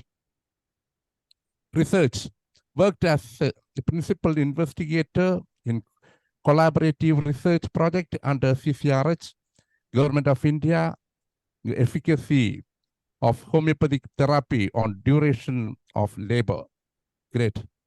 Resource person in various induction training, skill development trainings, reorientation training programs, awareness programs of HMOs, in community organized by CCRH, New Delhi, and Health Department of India, Odisha. Scientific paper presentation publications at national, international homeopathic seminars organized by Liga, IIHP, Research Society of India, Andhra Pradesh Homeo Association, Tamil Nadu Homeo Association, and many other organizations of Odisha. Article publications in peer-reviewed journals like LRRH, PUB Medicine, etc. Awarded as Best Homeopath of Odisha, Hanuman Prativa Samman, 2014 by Homeopathic Board of Odisha. Best Homeopath, COVID Warrior by Marwadi Mahila Samaj, Women of Inspiration by Lions Club. Best Women Social Worker by Odisha, Nari Seva in Cuttack branch. So many things. She got medals and everything. As a very enthusiastic worker. Yesterday we we really enjoyed your class of the poisonous venoms we're using in homeopathy in many occasions. We are very much pleased with your presentation. Today, this is the second part, clinical applications of OPHIDIA, group of medicines, part 2. Doctor, you are welcome, and you can do your best for next 45 minutes. After that, there will be a discussion part. So you are most welcome to our platform. We are very happy to receive you. Thank you, Doctor. You can start now. Thank you. Thank you, sir, for your sweet words for me. Thank you again. So, namaste, happy greetings, the pleasant greetings on this Vijayadashami to you all. And at the outset, I am very much thankful, grateful to my teacher, Dr. M.K. Shahani, and my friend, Dr. Sanjeev Singh, who has given me the scope, the opportunity to speak here in this forum. Really, I am privileged. Thank you, sir. So yesterday we have discussed about the common features and the pathogenesis. I want to share my screen, sir. Already we have discussed this part, the common characteristic features and the pathogenesis of Ophidia group of drugs yesterday. Today is the day for physical generals, mental generals, and some case. The doctor friends have asked yesterday to show some cases we will discuss today, and we will discuss different drugs, what are the rare drugs of Ophidia, and what are the symptoms of Ophidia, how to go for that.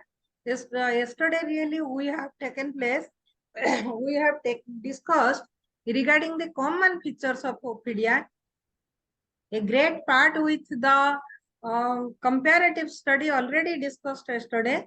And today, while going to physical generals, today also the matter is too much, so I am going fast. You please be with me and note down your questions. At last 10 minutes, we will discuss about the questionnaire session.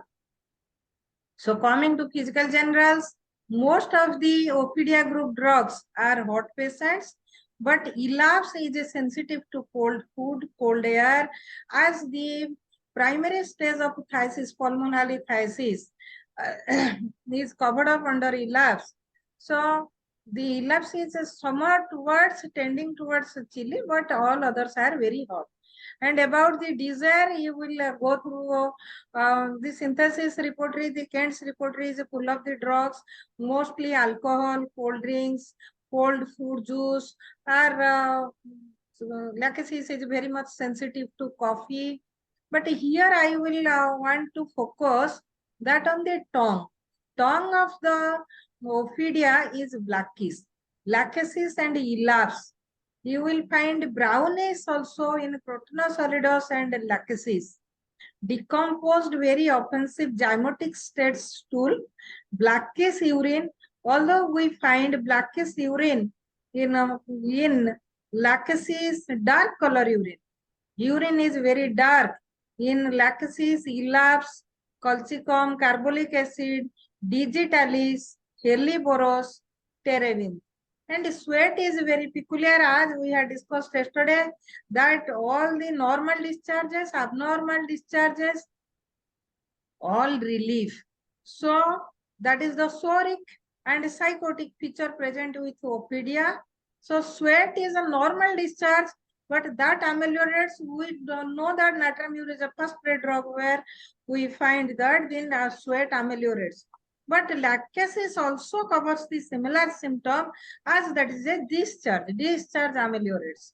Next, I will focus on the dreams. Dreams are very peculiar to OPHIDIA. That is the amorous, lascivious dreams. Basing upon the ലാപ്ടോപ്പിലേക്ക് മാറ്റാൻ പറ്റൂടാ direct മാറ്റാൻ പറ്റും Any question? Okay, madam, that is somebody. Okay, you can continue, madam. Okay, thank you, sir. So amorous, It is not moving. Your screen is not moving. Dreams that it is not coming. Sir, now are you visible? Now it is moving. Okay, madam. Okay. So amorous, lascivious dreams. From the dreams also we can find that the drugs, lachesis, sencris. Of course, amorous dreams, we have the other drugs like hyos, staphysagria, acid phos, veratrum album. Here I will mention a case of sencris. Really at Abhinchandra Hospital, in my OPD, I think in 2014-15 like that, a case came to us. She was a lawyer and she was of 34 years age, 33 or 34 years of age. She was unmarried and she was very anxious, very angry, and a very argumentative lady, though lawyer by profession. And she was having a much more grief due to family issue, as unmarried, some issue like that. And she came to me for dyspnea, with dyspnea, difficult respiration. Dyspnea was aggravated at night. So, still I remember the lady was too talkative and she was very aggressive in nature. And I remember too much aggressive in nature. And aggravation, dyspnea, aggravation during sleep. She was unable to sleep due to that disturbed sleep. Aggravation at night. So aggressive nature, aggravation at night was very intense during sleep. So I went for lachesis. But after lachesis, I started with the millesimal scale 0/1, 0/2, 0/3, 0/4, but there is no improvement was there for 3-4 days like that. Again, in next week, the lady will come to me that, madam, 4 days I had improvement. Again, there was no improvement. So what to do? My point was a hot patient, desire for sweet like that. So I couldn't move from lachesis, but she was not improving with lachesis. Again, after lachesis 0/4, I again entered into the case and I found after 10, 15, 20 minutes of counseling, of detailed case history already taken on the first visit by my PG students. But while focusing on the dream, so I found that she had a very peculiar dream, that dreams of being raped. Okay. Dreams of being raped, dreams of coercion. So like that, so basing upon that, the lady was very restless. So basing upon this, I went for sencris. And with the sencris 6, she improved for 15 to 17 days. After that, again, she came to me with the problem. I went with the sencris 30, as the millesimal scale was not available at that time in locally. So I went with a Sencris 30. And finally, I remember after Sencris 200, she didn't came to me. And in 2020, she brought another patient to my OPD during, before starting of COVID, that and told me that, Madam, I was completely cured from that day. So Sencris 200 helped us to cure dyspnea of long trend dyspnea. She was suffering for last 1.5 years like that, and she improved with a Sencris 30. So basing upon the general symptoms, characteristic symptoms, the characteristic symptoms yesterday we have discussed, and I added the dream of amorousness, lasciviousness of being raped. So this is Sencris. Sencris is a very, very good drug for dyspnea and amaurosis. Dyspnea, we will find the restlessness of arsenic, the modalities of lachesis. We have to go for Sencris. So physically and mentally, in both way, Sencris is very restless. So anxiety is too much, like arsenic. But aggravation, sleep during, aggravation at night is just like lachesis. And I went for Sencris.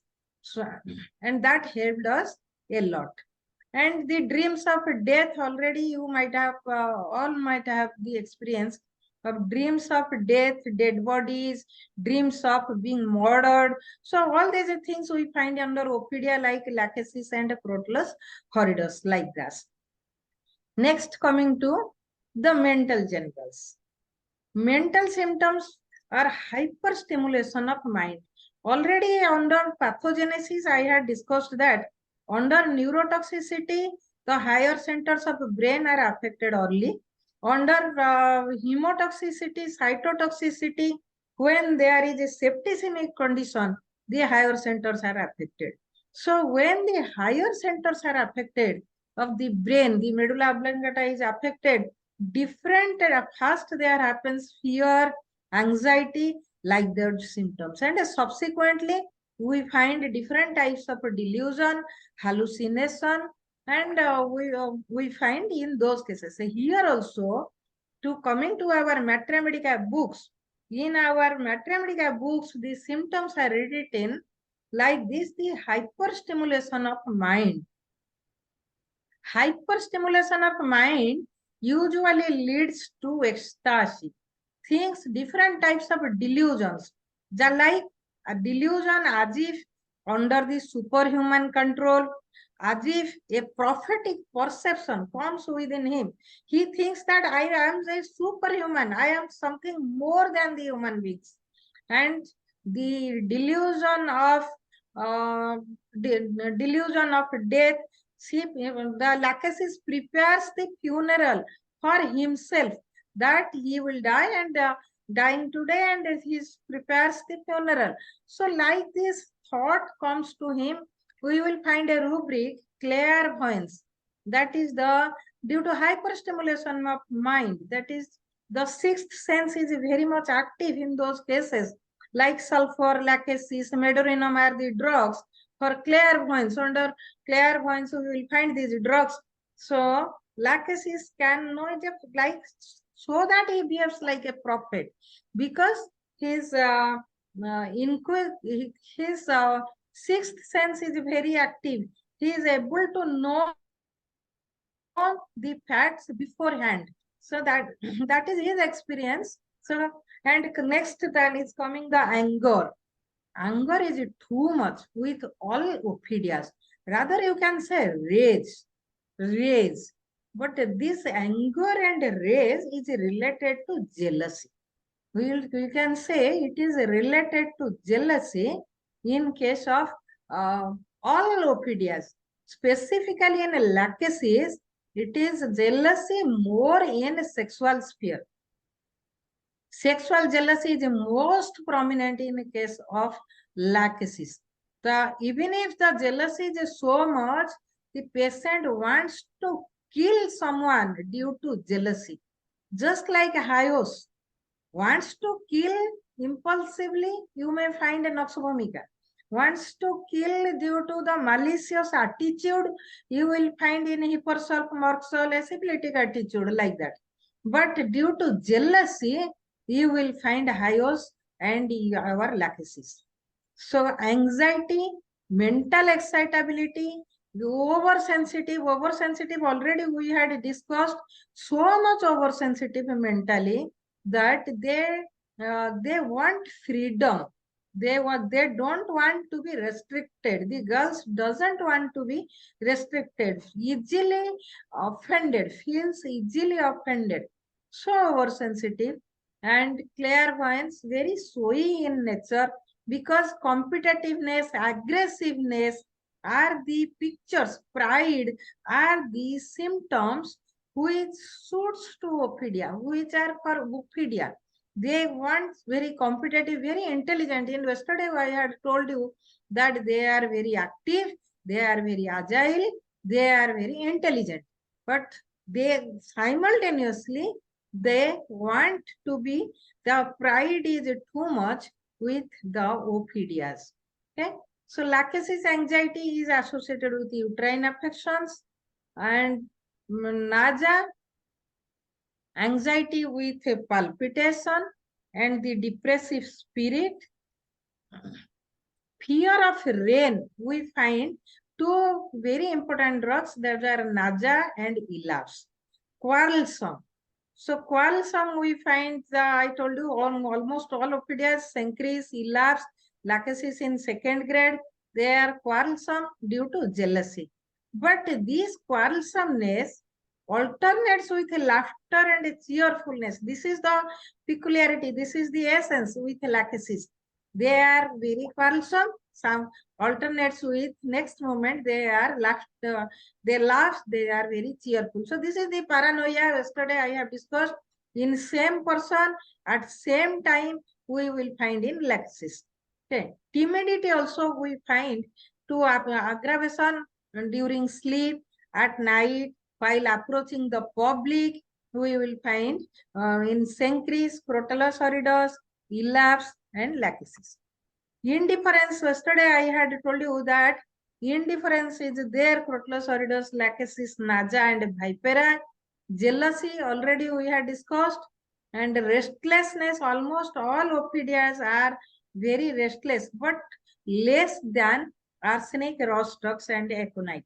So, mental activity is increased, ideas are abundant.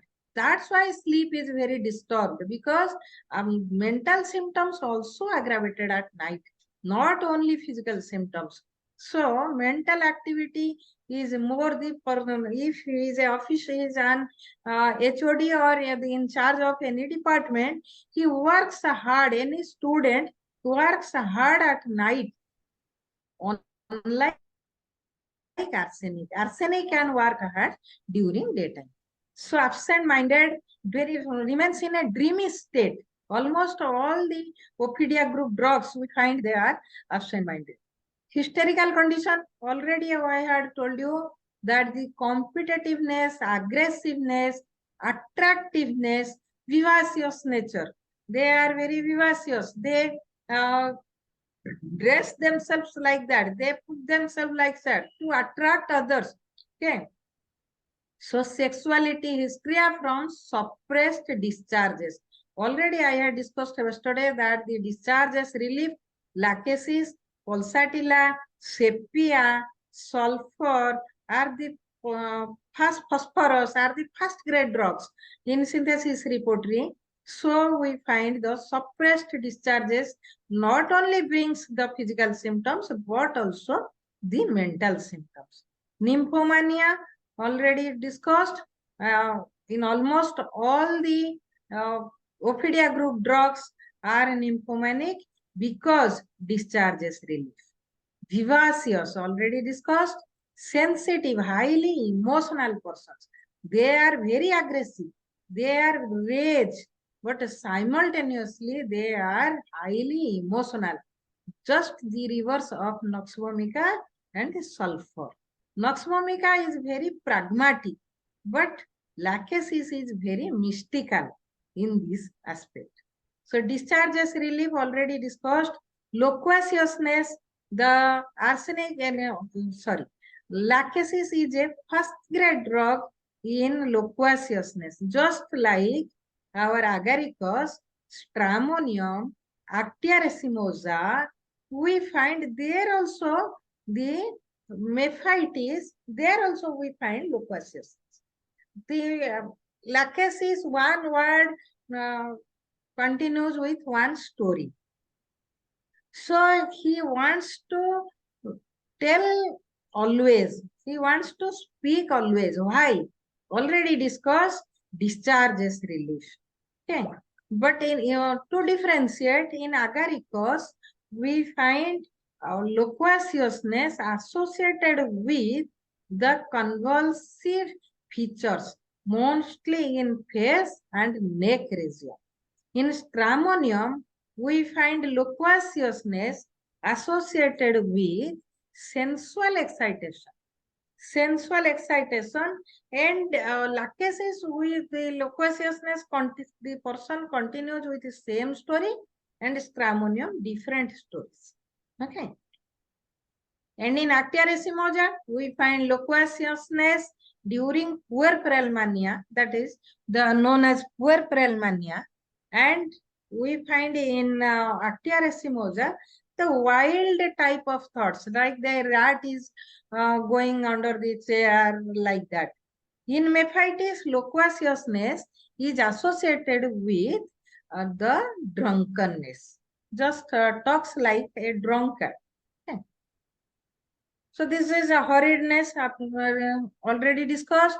Appetite for the all Ophidia group drugs are passionately embracing music, dance, alcohol, and sex.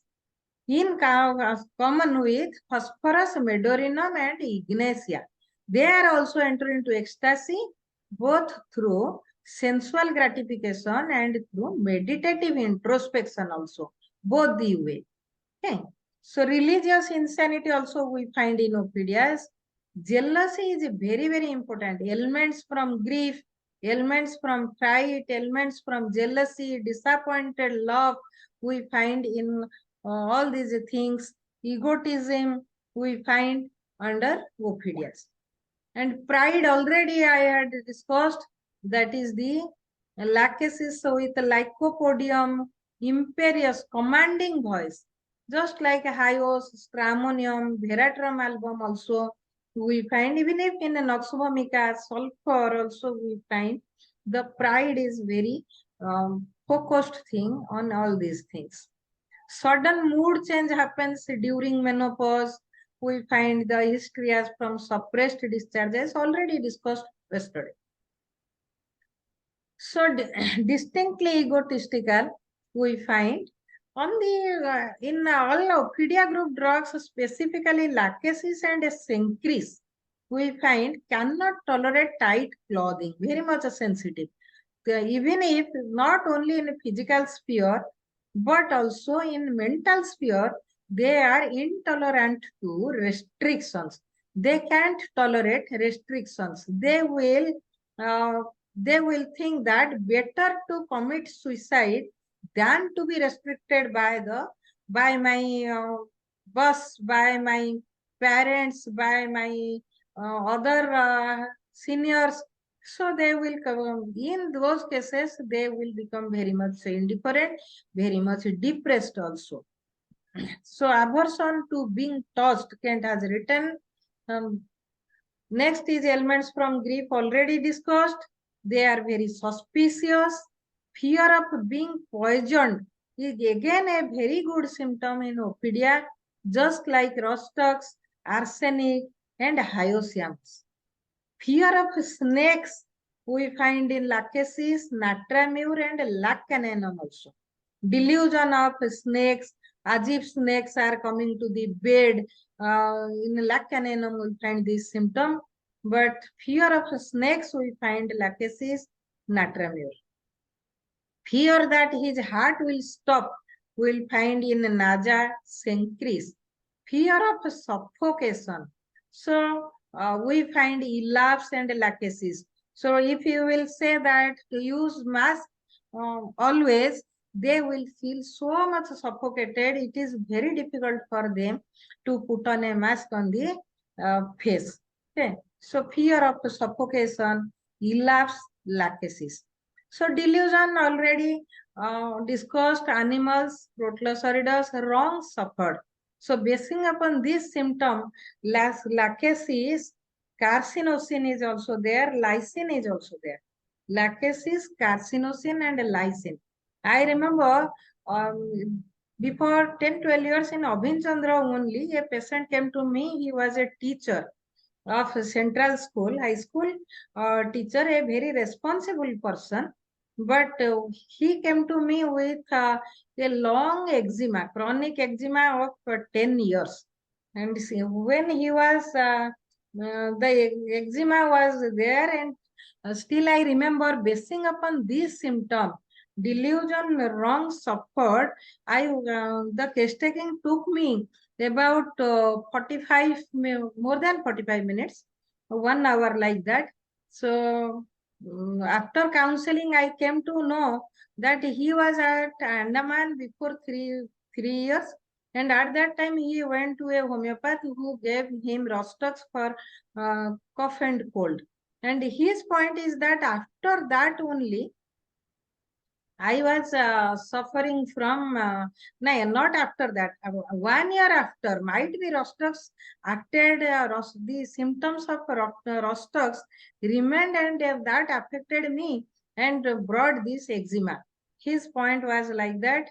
So keeping in view to the delusion wrong suffered, I again interacted with him more. In the next visit with I told him that bring your wife.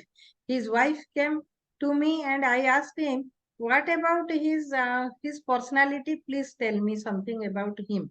So his wife started that, madam, he is very suspicious. He will go to the market, and in market, while purchasing the vegetables, he will tell the seller that you measure it, you weight it thrice, because he was so much suspicious. The milkman is not coming to our house due to his suspiciousness. So after that, I went for lachesis. Basing upon this symptom, delusion, wrong suffered, suspiciousness, very irritable. So and subsequently, I also found ailments from grief. So basing upon these symptoms, I went for lachesis. And with lachesis, I was not thinking at that time that lachesis can cure eczema.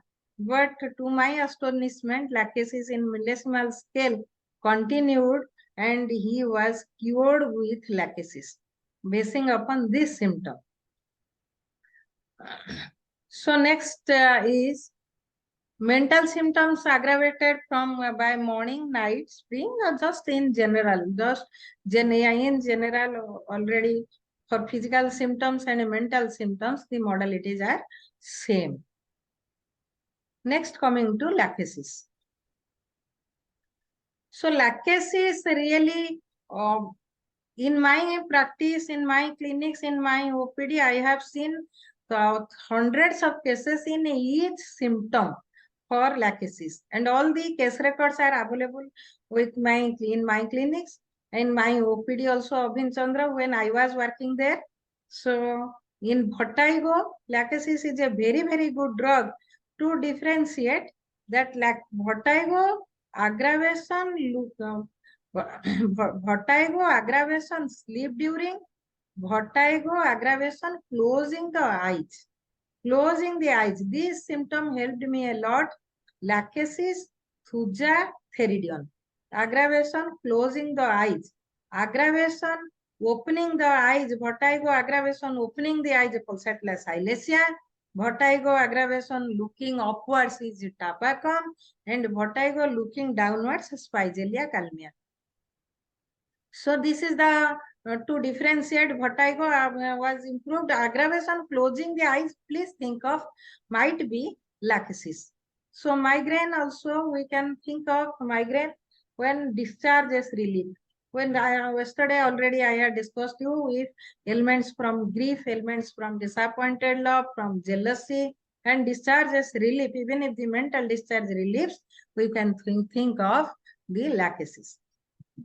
Throat complaints. Throat complaints are very, very important. Yesterday we had discussed, and in throat complaints, many cases I have seen the tonsillitis, the laryngitis, the vocal cord cyst. One vocal cord cyst, a case of vocal cord cyst cured with lachesis. Basing upon that, that was left-sided. Pain was extending to ear. Pain was extending to ear. Pain was aggravated at night. Pain was aggravated by empty swallowing and swallowing liquids. Empty swallowing, you can say. So with this, a case of vocal cord cyst was cured with lachesis. Cough, dyspnea, and asthma, the common symptoms need not to discuss more. Apply the common modalities, the mental symptoms, the physical generals, those can be cured. Coming to female sex, too much. Ophidia is a boon for female sex. So, sore mammy aggravation before menses relieved on the appearance of flow or gradually during flow. Many cases and cured. And menorrhagia, metrorrhagia, that might be due to dysfunctional uterine bleeding, might be due to endometriosis, might be climacteric menorrhagia, metrorrhagia. The character of blood already discussed yesterday, dark, decomposed, and fluid blood. So, and add to that the mental generals, other guiding common characteristic features, that is lachesis, crotalus horridus, illapse also may helped in a case also, but lachesis, crotalus horridus helped like anything. So, menopausal syndrome, hot flushes, and fibromyoma, endometriosis, ophoritis, ovarian cyst, left ovarian cyst. Other drugs, I think, the phosphorus, xanthozylum is a very, very good drug. Pain in left ovarian region extending to left thigh. Okay. Then thuja is also a very good drug. Silesia, even though right-sided, helps for left ovarian cyst complaints and left ovarian neuralgia. Naja is a fantastic drug. I will say a case of Naja in left ovarian cyst complaint. The lady was undergone twice for surgery and presented me with infertility associated with endometriosis. Severe pain in abdomen for 365 days. Aggravation during menses. Aggravation before, during, and after menses. So much pain. Pain was, she was taking 3 to 4 times analgesic injections during that period to reduce pain. During the tablets were not working to her, and she came to me. So with the generals of lachesis, I went for lachesis, but in vain. For 2 months. I wandered around the lachesis, but there was no result with increasing of potency. Finally, I found that the pain was aggravated after surgery and pain is extending to left chest. So basing upon this symptom, that the pain left ovarian neuralgia, post-operative, and pain drawn to heart region is nausea. So basing upon this nausea, the pain reduced, the lady felt very happy. Of course, she left me after 6-8 months, of course, due to non-fertility. But that case, the endometriosis was cured due with nausea. Or might be she has a dropped treatment after 6 months. Cancers, various types of cancers also, palliative care of cancer, that is uterine cancer, cancer cervix, lachesis, crotalus horridus, and our both throbs are too good. So convulsions, the convulsion, I will say a case of 8 to 10 years case. The child was of 14 years child came to me and basing upon the convulsion aggravation during sleep. Convulsion aggravation at night with other common characteristic features. Lachesis cured the case completely, a long-standing case. Paralysis, naturally, lachesis is a very, very good case. Already left-sided paralysis. But after lachesis, I have marked Protalus cascavala follows lachesis very well to cure. Numbness, twitching, chorea, all these things cases are too much and improved very well with lachesis. Cervical spondylosis, pain, nape of neck, extending to left hand, aggravation, sleep during aggravation at night, aggravation at night and sleep during. Please think of lachesis, might be lachesis. Pain in coccyx, rising from sitting posture, relieved by sitting in a fixed position, sitting quiet. Lachesis is a very, very good drug. Though Hypericum, Bovista are good drugs in these cases. So, but like if this modality is there, then lachesis works very well. Right-sided sciatica, lachesis is a left-sided drug, but right-sided sciatica relieved by lying down is lachesis. Just Rostux is a right-sided drug, but is a very good drug for left-sided sciatica. So we find in lachesis a left-sided drug, but very good drug for right-sided sciatica relieved by lying down. And a hyperpigmentation, ecchymosis, carbuncles, many more cases are available. Case records available with us in our clinics. So coming to a case study with lachesis, I will say that a lady aged 28 years presented on date 9th March 2018 at Dhabhleswar Homeo Clinic, that is my clinic, Cuttack. So in Google, if you will search Dhabhleswar Homeo Clinic, I think 1% of the patients give their feedback, not more than that. But I think you will find, you will be motivated, the juniors, the students. For you, I am saying, not for the senior doctors, they are more experienced than me. So the students and the, if you will visit Dhabhleswar Homeo Clinic in Google, you will find many more cases of infertility there, the cancer there, and other very chronic cases also. The review we will get of the patients. So a case of secondary infertility of 4 years. She had one son of 6 years and she was not planning for 2 years after that, and then they planned, but with infertility. She presented me with menses, delayed menses, copious, dark, pain abdomen, aggravation during menses, and she presented me with suppressed menses of 3 months. She had, she didn't remember the date, December 2017, and she came to me in March, 9th March 2018. Leukorrhea aggravation before menses, increased growth of breasts, unusual milk secretion from both breasts was there, unusual excessive hairs on chest, legs like that, and frontal headache, nausea with fainting attacks. Okay.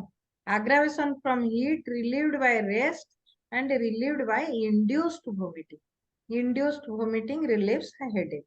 So there is a suppression of menses, and there is unusual milk secretion, that if we will come to the pathology side, there might be prolactin, might be increased prolactin secretion, which may cause unusual milk secretion and unusual excessive hair also. So with these suppressed menses, and we can think of polycystic ovary because since last 8-10 years we are finding daily 3, 4, 5 cases of PCOS in our clinics. So I thought that might be due to PCO also. The weight was too much And coming to the physical generals, she was hot. Mental generals, easy anger, beats her own head on wall, shouts during anger, too much stressful with grief. To coming to the family situation, I should say that she belongs to a business family and with a joint family. Her husband's brother and his wife, her in-laws, and her younger brother-in-law. So they were remaining. Her younger brother-in-law was unmarried, and his elder brother-in-law was married. So they were residing in a joint family. What is the point? Sexual passion was too much increased, and in that lady, and sexual harassment was there because as husband has no desire. So jealousy came because his elder brother-in-law had a very good romantic relationship with his wife, what her husband was not behaving like that. So that affected the lady slowly, and now that came to the peak, and she became very angry, very jealous, very quarrelsome with her relatives, like the wife of the elder brother-in-law. She was quarreling. She wanted to harm her. She wanted to shout. Okay, so like that, she was insulting her husband frequently. Thinks that because she was thinking that her husband does not love her, disappointed love with rage. Subsequently, the suicidal thought came to her mind by hanging or poisoning. She was very industrious, very neat and clean, and very responsible also.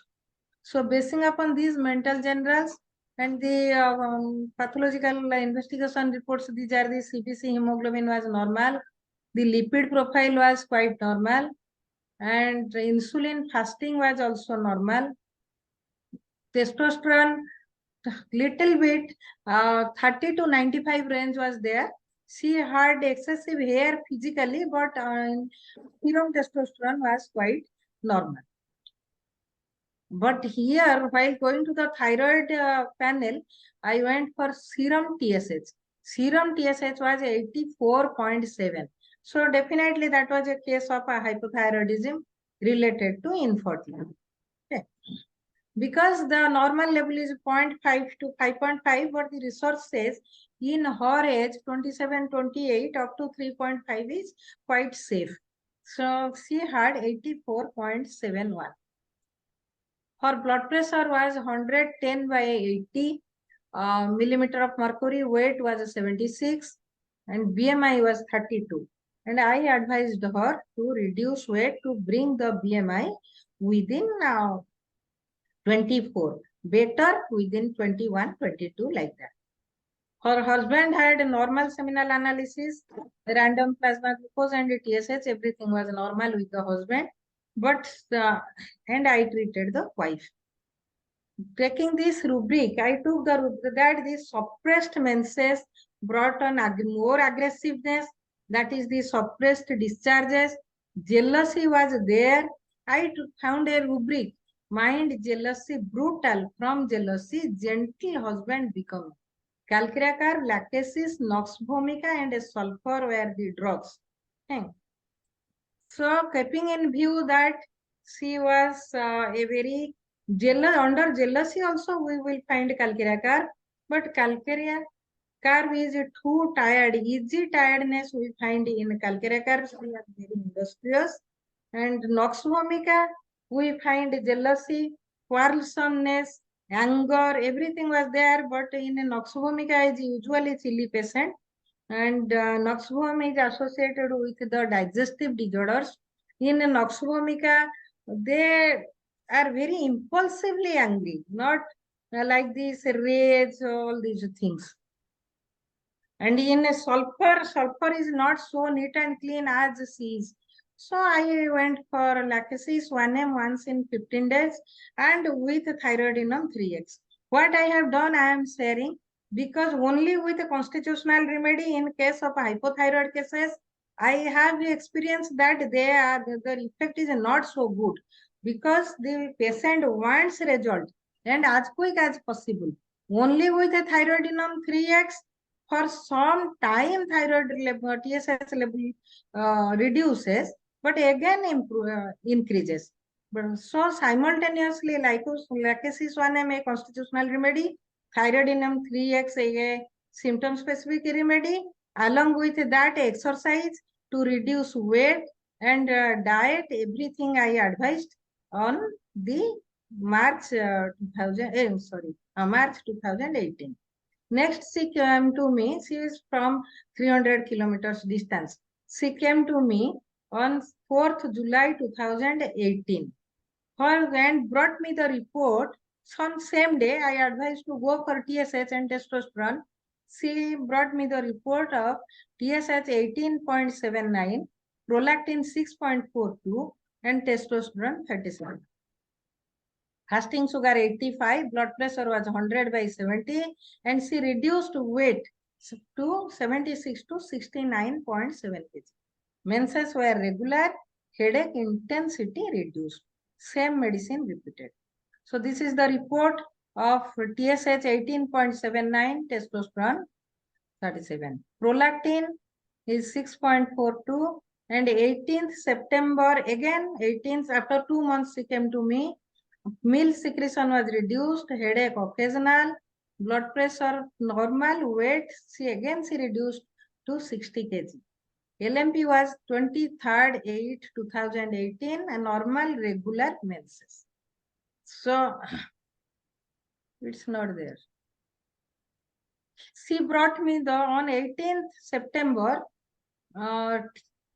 TSH level was 3.66. She brought me the report. I stopped thyroidinum 3x and I continued with lachesis 1M, alfalfa mother tincture, folic acid, natural folic acid with sufficient green leafy vegetables, and vitamin D. So this is the report of she brought me on 28th October 2018. She had undergone TSH 3.66. On 1st December 2018, she came to me with vomiting 4 to 5 times per day. LMP was 23rd August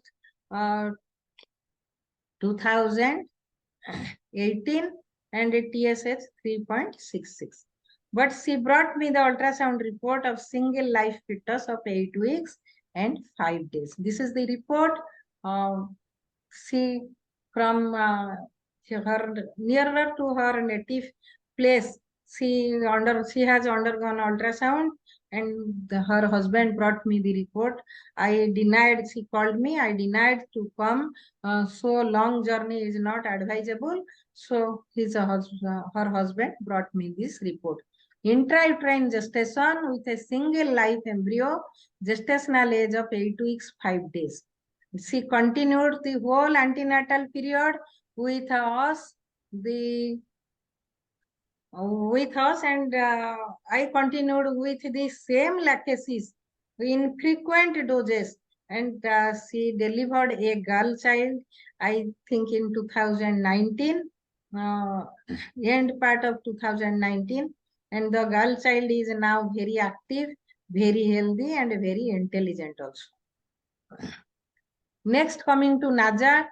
So in NAJA, we find left-sided prosopalgia, myocarditis, endocarditis, left-sided prosopalgia.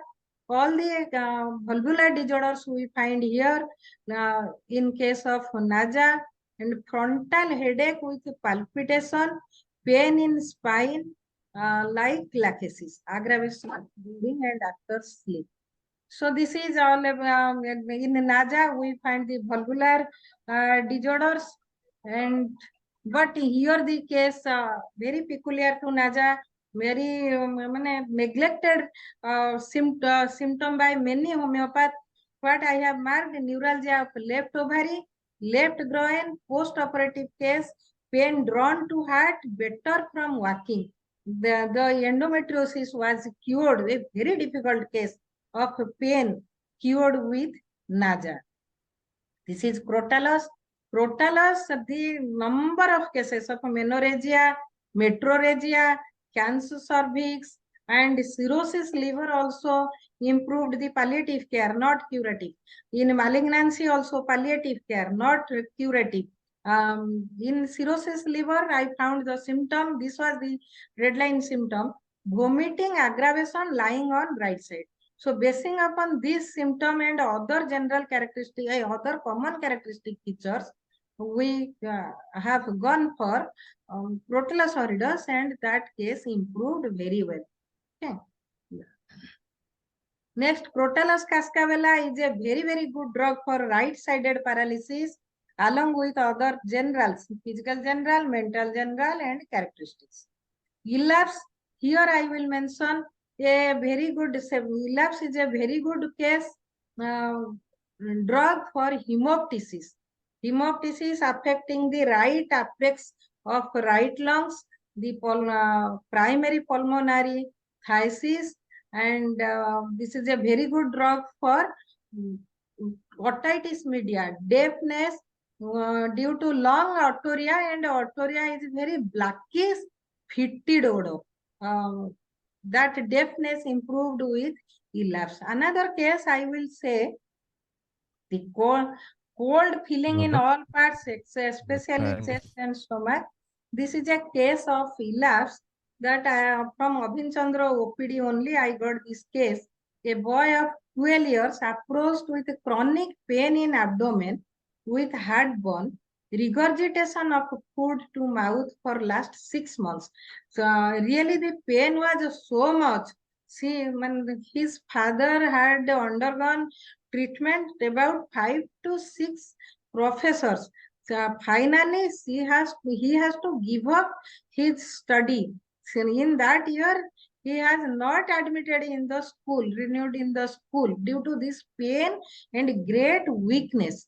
Regurgitation of food to mouth for last 6 months.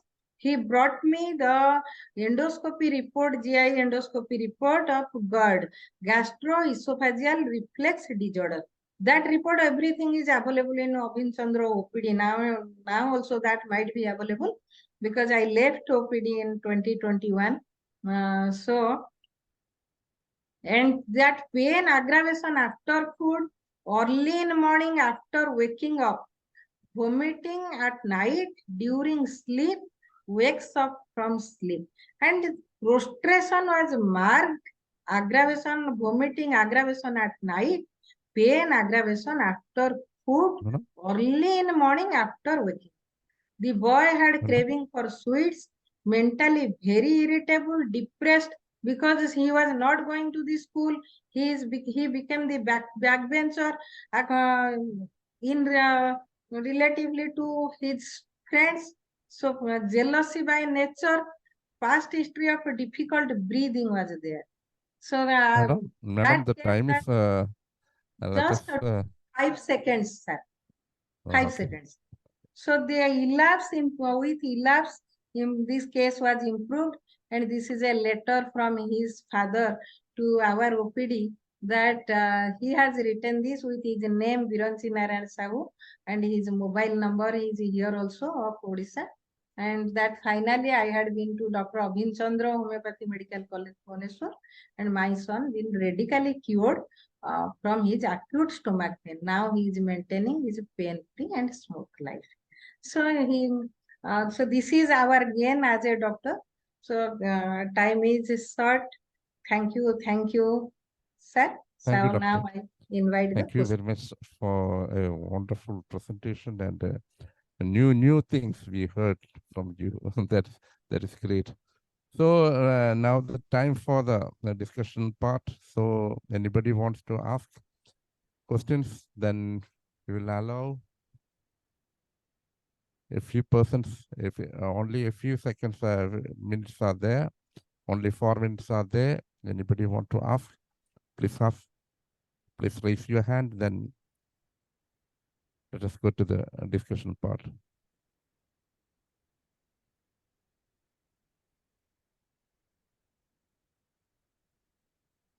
And now, Sridhar Group, sir. Okay. Unmute, sir, and your co-host, sir. You can ask. Madam, these all OPHIDIA medicines are fully proved or not? Not all. Really, time is short. The clothovarians, the toxicophis pugnax, the hydraphis needs more proving. Okay, okay. Now, otherwise, I might have shown you some symptoms of those drugs. The presentation is there, but time is paucity of time. Madam, which potency it is drug proving are doing? Which potency? Which potency I am using? Yeah. No, I am asking you whether which potency you are using for the drug proving. Which potency was used for proving? Yeah. Mostly in 12th potency. Oh, Hahnemann done it in the 30th potency. Herring has proved the first drug, lachesis.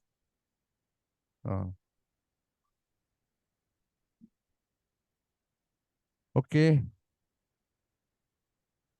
How these medicines are, do you feel that this OPHIDIA is acting very vigorously or it is a mild effect? No, if the symptom similarities is there, it acts vigorously. In acute throat cases, I told you that within 1 to 2 days, I have got results. In metrorrhagia, menorrhagia also within 2 to 4 days, I have got result. But not in all cases. What about the higher potencies? More than 1,000? Yes, more than 1,000 10M potency is very good, but very infrequently I am prescribing, and mostly I am prescribing in fractional diluted doses. 1 dose in 100 ml aqua distillator, and I am giving it every day 1 teaspoonful, and I am getting very good results. What about the heart diseases using NAJA and yes, in NAJA, Bothrops? I have used in my experience is in 30 potency. I am getting good results. Bothrops? 6 also I am getting good results. NAJA 6 and 30. Bothrops also the same, in lower potencies. But mother tinctures cannot be used. Huh? No mother tinctures in OPHIDIA.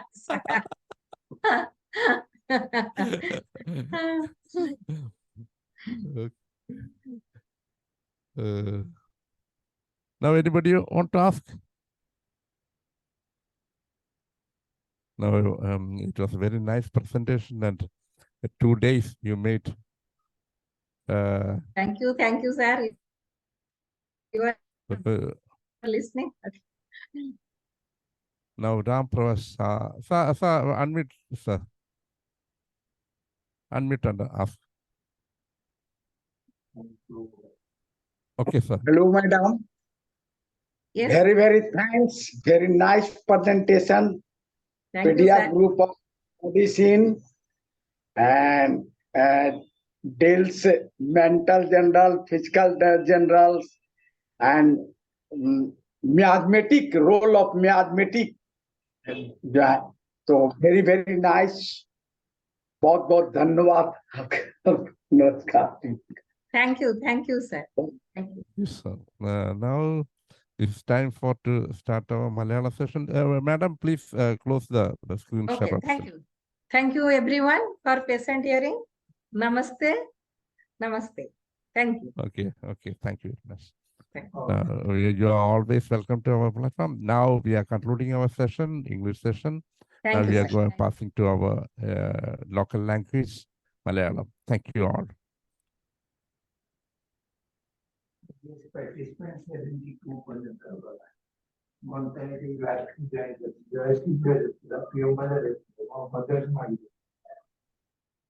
Now, who is the moderator, Malayalam moderator?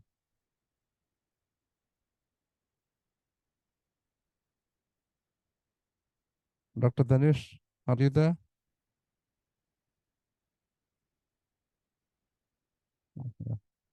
Unmute. Okay. Again, unmute. Unmute, doctor. Thank you, Oh. Dr. Hibbert. നമസ്കാരം.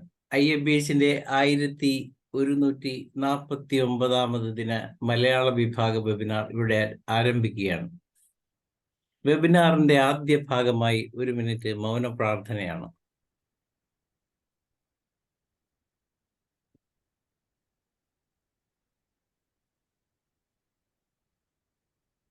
പ്രിയമുള്ളവരെ, നമ്മൾ international forum for promoting homoeopathy എന്ന ഈ സംഘടന രൂപീകരിച്ചതിന് ശേഷം ഇടതടവില്ലാതെ നമ്മുടെ webinar session തുടരുകയാണ്.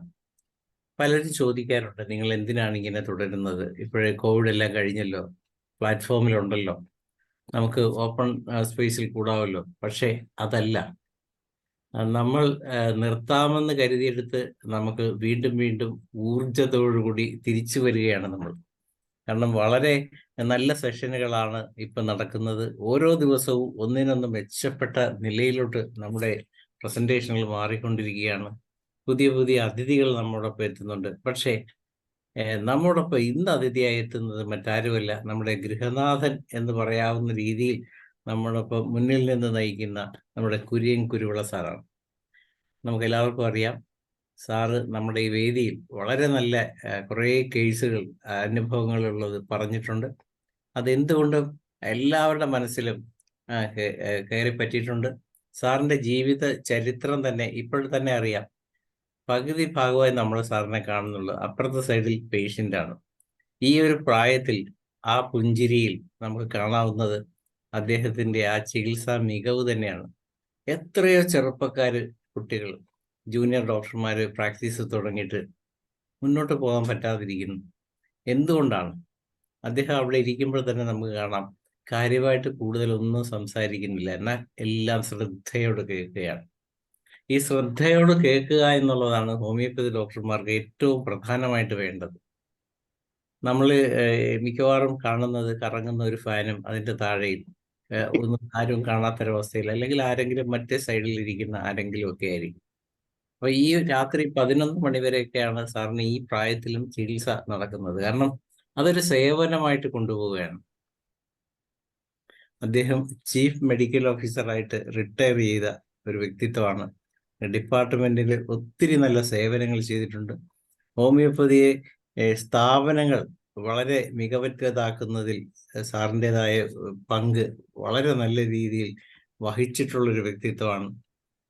അദ്ദേഹം റിട്ടയർ ചെയ്തപ്പോഴും അദ്ദേഹത്തെ എങ്ങനെയാണ് ജനം അവിടുന്ന് വിട്ടതെന്നുള്ള കാര്യമൊക്കെ നമ്മൾ കേൾക്കുകയുണ്ടായി, അനുഭവിച്ചറിയുകയുണ്ടായി. വളരെ വിഷമത്തോടു കൂടിയാണ് അവിടെയുള്ള അദ്ദേഹത്തിൻ്റെ പേഷ്യൻസ് അവരെ യാത്രയാക്കിയത്, ഡോക്ടറെ യാത്രയാക്കിയത്. ഇന്നും അവരിൽ പലരും സാറിനെ കാണാൻ എത്താറുണ്ട്. അതുപോലെ എന്ത് നല്ല സരസമായ സംസാര രീതിയാണ്. അതുപോലെ തന്നെ ഈ പ്രായത്തിലും എത്ര നല്ല ഗാനങ്ങളാണ് നമ്മളുടെ വേദിക്ക് സമ്മാനിച്ചിരിക്കുന്നത്. ഓരോ ഗാനവും നമ്മുടെ യേശുദാസും അതിനു മുൻപുള്ള പിന്നണി ഗായകരും ഒക്കെ പാടിയിട്ടുള്ള ഗാനങ്ങളാണ്. അതെല്ലാം നമ്മുടെ മനസ്സിൽ മറക്കാതെ കിടപ്പുണ്ട്. അപ്പം തീർച്ചയായും ഇന്നത്തെ ഈ 1149 എന്ന് പറയുന്ന ഒരു വളരെ പ്രധാനപ്പെട്ട ദിനത്തിൽ നമുക്ക് വീണ്ടും സ്വാഗതം ചെയ്യാം കുര്യൻ കുരുവിള സാറിനെ ഈ വേദിയിലുണ്ട്. സ്വാഗതം സാർ.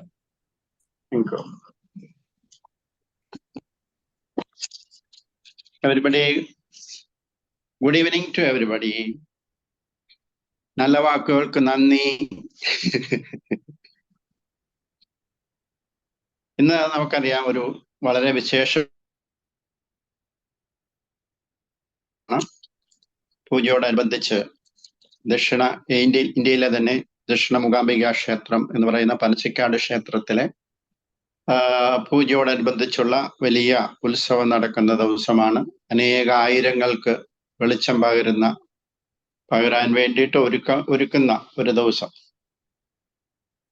ഇപ്പൊ നമ്മൾ ഈ കൂടുതൽ വിഷയത്തിലേക്ക് പോകുന്നതിന് മുമ്പ് ഈ പനച്ചിക്കാട് എന്ന് പറയുന്ന സ്ഥലത്തെ പറ്റി നമുക്ക് ഒരു ചെറിയ ബന്ധമുള്ളത് പറയാം. 1980-കളിൽ ലോകാരോഗ്യ സംഘടനയുടെ കണക്ക് പ്രകാരം ഇന്ത്യയിലെ തന്നെയല്ല ലോകത്തിലെ തന്നെ ശിശു മരണ നിരക്ക് ഏറ്റവും കുറവുള്ള സ്ഥലം ആയിരുന്നു ഇന്ത്യയിൽ കേരളത്തിൽ കോട്ടയം ജില്ലയിൽ പനച്ചിക്കാട് എന്ന് പറയുന്ന സ്ഥലം. ശിശു മരണ നിരക്ക് ഏറ്റവും കുറവ്. അതായത് ഒരു 10 വർഷമായിട്ട് ശിശുക്കൾ ആരും മരിച്ചില്ല. അപ്പൊ ലോകാരോഗ്യ സംഘടനയുടെ ശ്രദ്ധയിൽ ഇത് പെട്ടു. അവര് ഇന്ത്യ ഗവൺമെന്റിനെ അറിയിച്ചു.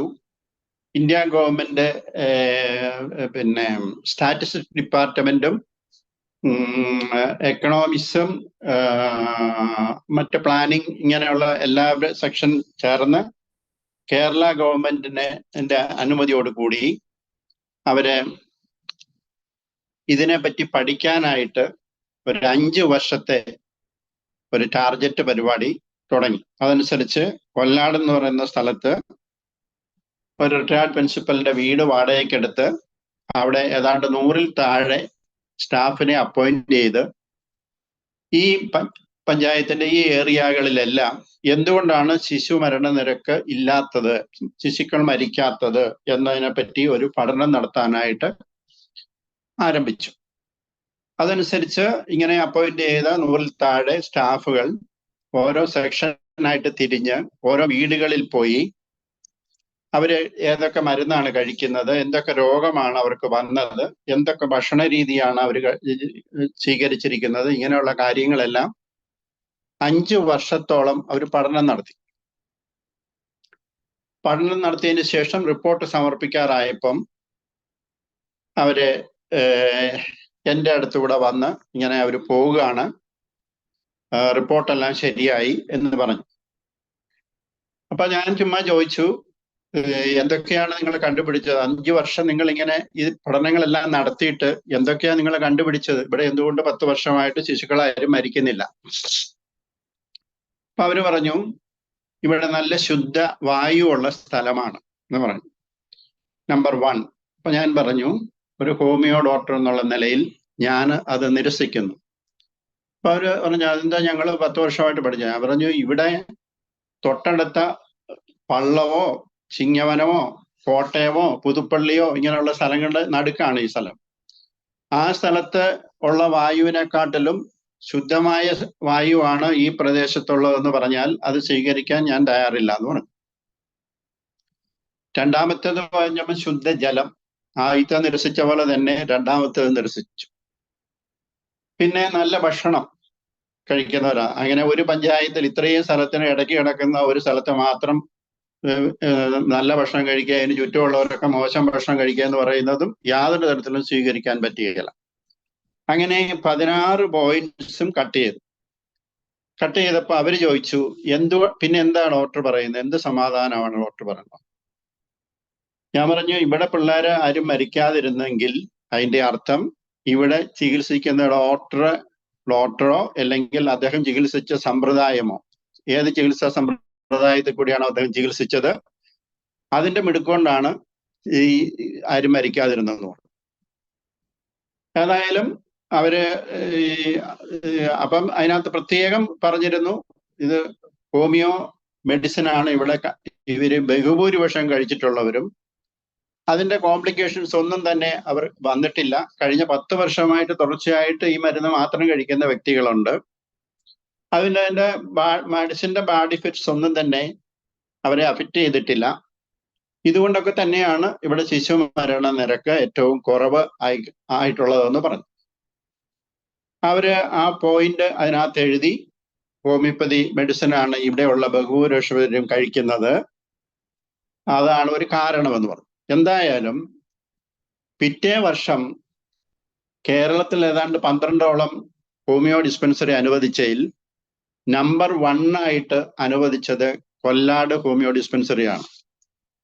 അതിന്റെ പേരിപ്പോഴും അതിന്റെ സീലിൽ കിടക്കുന്നത് ഗവൺമെന്റ് ഹോമിയോ ഡിസ്പെൻസറി കടുവാക്കുളം എന്നാണ്. കേക്കാവോ? കടുവാക്കുളം എന്ന് പറഞ്ഞാല് കടുവാക്കുളം കടുവാക്കുളം എന്ന് പറയുന്ന സ്ഥലം ആ ഏരിയയിലുള്ള വ്യക്തികൾ അവിടെ തൊട്ട് നാക്കവല എന്നൊക്കെ പറയുന്ന സ്ഥലങ്ങളിലുള്ളവരെല്ലാം ഹോമിയോപ്പതി മെഡിസിൻ മാത്രമേ കഴിക്കാറുള്ളായിരുന്നുള്ളൂ. അതുകൊണ്ട് തന്നെ ആ ഡിസ്പെൻസറി അനുവദിച്ചപ്പം അത് കടുവാക്കുളം എന്ന് ആണ് അതിന്റെ പേരിട്ടത്. കടുവാക്കുളത്തിന്റെ പേർക്കാണ് ആ ഡിസ്പെൻസറി അനുവദിച്ചത്. ഇപ്പോഴും അത് കൊല്ലാട്ടാണ് അത് വർക്ക് ചെയ്യുന്നതെങ്കിലും അതിന്റെ സീലെ കിടക്കുന്നത് ഗവൺമെന്റ് ഹോമിയോ ഡിസ്പെൻസറി കടുവാക്കുളം എന്നാണ് അതിന്റെ പേര് കിടക്കുന്നത്. അപ്പം ഞാൻ പറഞ്ഞു വന്നത്, നമ്മൾ ഒരിക്കൽ സിൻസിയറായിട്ട് സേവനം ചെയ്താൽ നമുക്ക് തോന്നും അത് അതിന് പ്രത്യേകിച്ച് ഒന്നും കിട്ടാനില്ല, ഒരു പ്രത്യേകിച്ച് പ്രയോജനം ഇല്ല എന്നൊക്കെ തോന്നും. പക്ഷെ അങ്ങനെയല്ല. അതിനൊക്കെ വളരെ കാലങ്ങൾ കഴിയുമ്പോഴെങ്കിലും അതിനൊക്കെ ഓരോ റിസൾട്ട് കിട്ടുന്നതായിട്ട് ഞാൻ സൂചിപ്പിച്ചെന്നേ ഉള്ളൂ. മുന്നോട്ട് ഹോമിയോപ്പതിയെ സംബന്ധിച്ചോളം പറഞ്ഞാൽ വളരെയധികം സ്കോപ്പുള്ള ഒരു സിസ്റ്റമാണ്. കാരണം മുന്നോട്ട് നമുക്കറിയാം, അടുത്ത 5 വർഷത്തിനകം റോബോട്ടിക് സർജറികൾ വരുമെന്നുള്ളതിന് സംശയമില്ല. ഇപ്പം തന്നെ റോബോട്ട് സർജറി ചെയ്യുന്ന പല രാജ്യങ്ങളുണ്ട്. ഇത് ഇന്ത്യയിലും വരികയില്ലെന്നൊന്നും പറയാൻ പറ്റുകയില്ല. അപ്പൊ അങ്ങനെ വന്നു കഴിയുമ്പം എത്ര സങ്കീർണമായ സർജറികളാണെങ്കിലും അതൊക്കെയും റോബോട്ട് നിമിഷം കൊണ്ട് ചെയ്യുന്ന ഒരു കാലത്തിലേക്ക് കടന്നു വരികയാണ്. എന്ന് പറഞ്ഞാൽ ഇപ്പോ മുൻനിരയിൽ നിൽക്കുന്ന ചികിത്സാ സമ്പ്രദായങ്ങളൊക്കെ തലതാഴ്ത്തുന്ന അവസരങ്ങൾ ഉണ്ടാകും. അപ്പം ഹോമിയോപ്പതിക്ക് വളരെയധികം വിലയുണ്ടാകുന്ന ഒരു കാലം അനധിവിദൂര ഭാവിയിൽ തന്നെ ഉണ്ടാകുമെന്നുള്ള കാര്യത്തിന് സംശയമില്ല. അപ്പം നമ്മൾ എവിടെയായിരുന്നാലും നമ്മളായിരിക്കുന്ന സ്ഥാനങ്ങളിലൊക്കെ ഒരു കംപ്ലീറ്റ് ക്യൂർ ഏത് അസുഖത്തിനും കൊടുക്കുകയാണെങ്കിൽ അതിൻ്റെ റിപ്പർക്കഷൻ വളരെ കൂടുതലായിട്ട് ഭാവി തലമുറയിലേക്ക് വരും എന്നുള്ള കാര്യത്തിന് സംശയമൊന്നുമില്ല. അപ്പോൾ ഓരോ കേസുകളും നമ്മുടെ അടുത്ത് വരുമ്പം നമുക്ക് ഒരു നമ്പർ ഓഫ് കേസസ് ഒരുപാടൊന്നും ചികിത്സിക്കണമെന്നില്ല. പക്ഷെ നമ്മൾ ചികിത്സിക്കുന്ന വ്യക്തികൾക്ക് പൂർണ്ണമായ സൗഖ്യം നൽകാൻ കഴിയുന്നുണ്ടെങ്കിൽ ഓരോ പേഷ്യൻറ്റിൽ നിന്നും നമുക്ക് കിട്ടുന്ന അനുഭവങ്ങൾ ലോങ് ലാസ്റ്റിംഗ് ആയിരിക്കും. അന്നേരത്തെ കിട്ടുന്ന ഒരു സാമ്പത്തികമായിട്ടുള്ള നേട്ടമല്ല, മറിച്ച് അതിൻ്റെ റിസൾട്ട് വളരെ വലുതായിരിക്കും. അതുകൊണ്ട് ഇനിയുള്ള കാലങ്ങളിൽ എങ്കിലും നമ്മൾ വളരെ സൂക്ഷ്മതയോടുകൂടി ഓരോ കേസുകളും കൈകാര്യം ചെയ്യണം എന്ന് ഈ പ്രത്യേകിച്ച് ഇന്നത്തെ ദിവസം നമുക്കറിയാം, പൂജ എല്ലാം എടുത്ത ദിവസമാണ്. ഈ ദിവസം ആദ്യമായിട്ട് നിങ്ങളോട് ഈ ഒരു കാര്യമാണ് എനിക്ക് ഓർപ്പിക്കാനുള്ളത്. ഇനി ചില കേസുകൾ, ഞാൻ വളരെ കുറച്ച് കേസുകൾ മാത്രം പറയാം. ഒന്നാമത്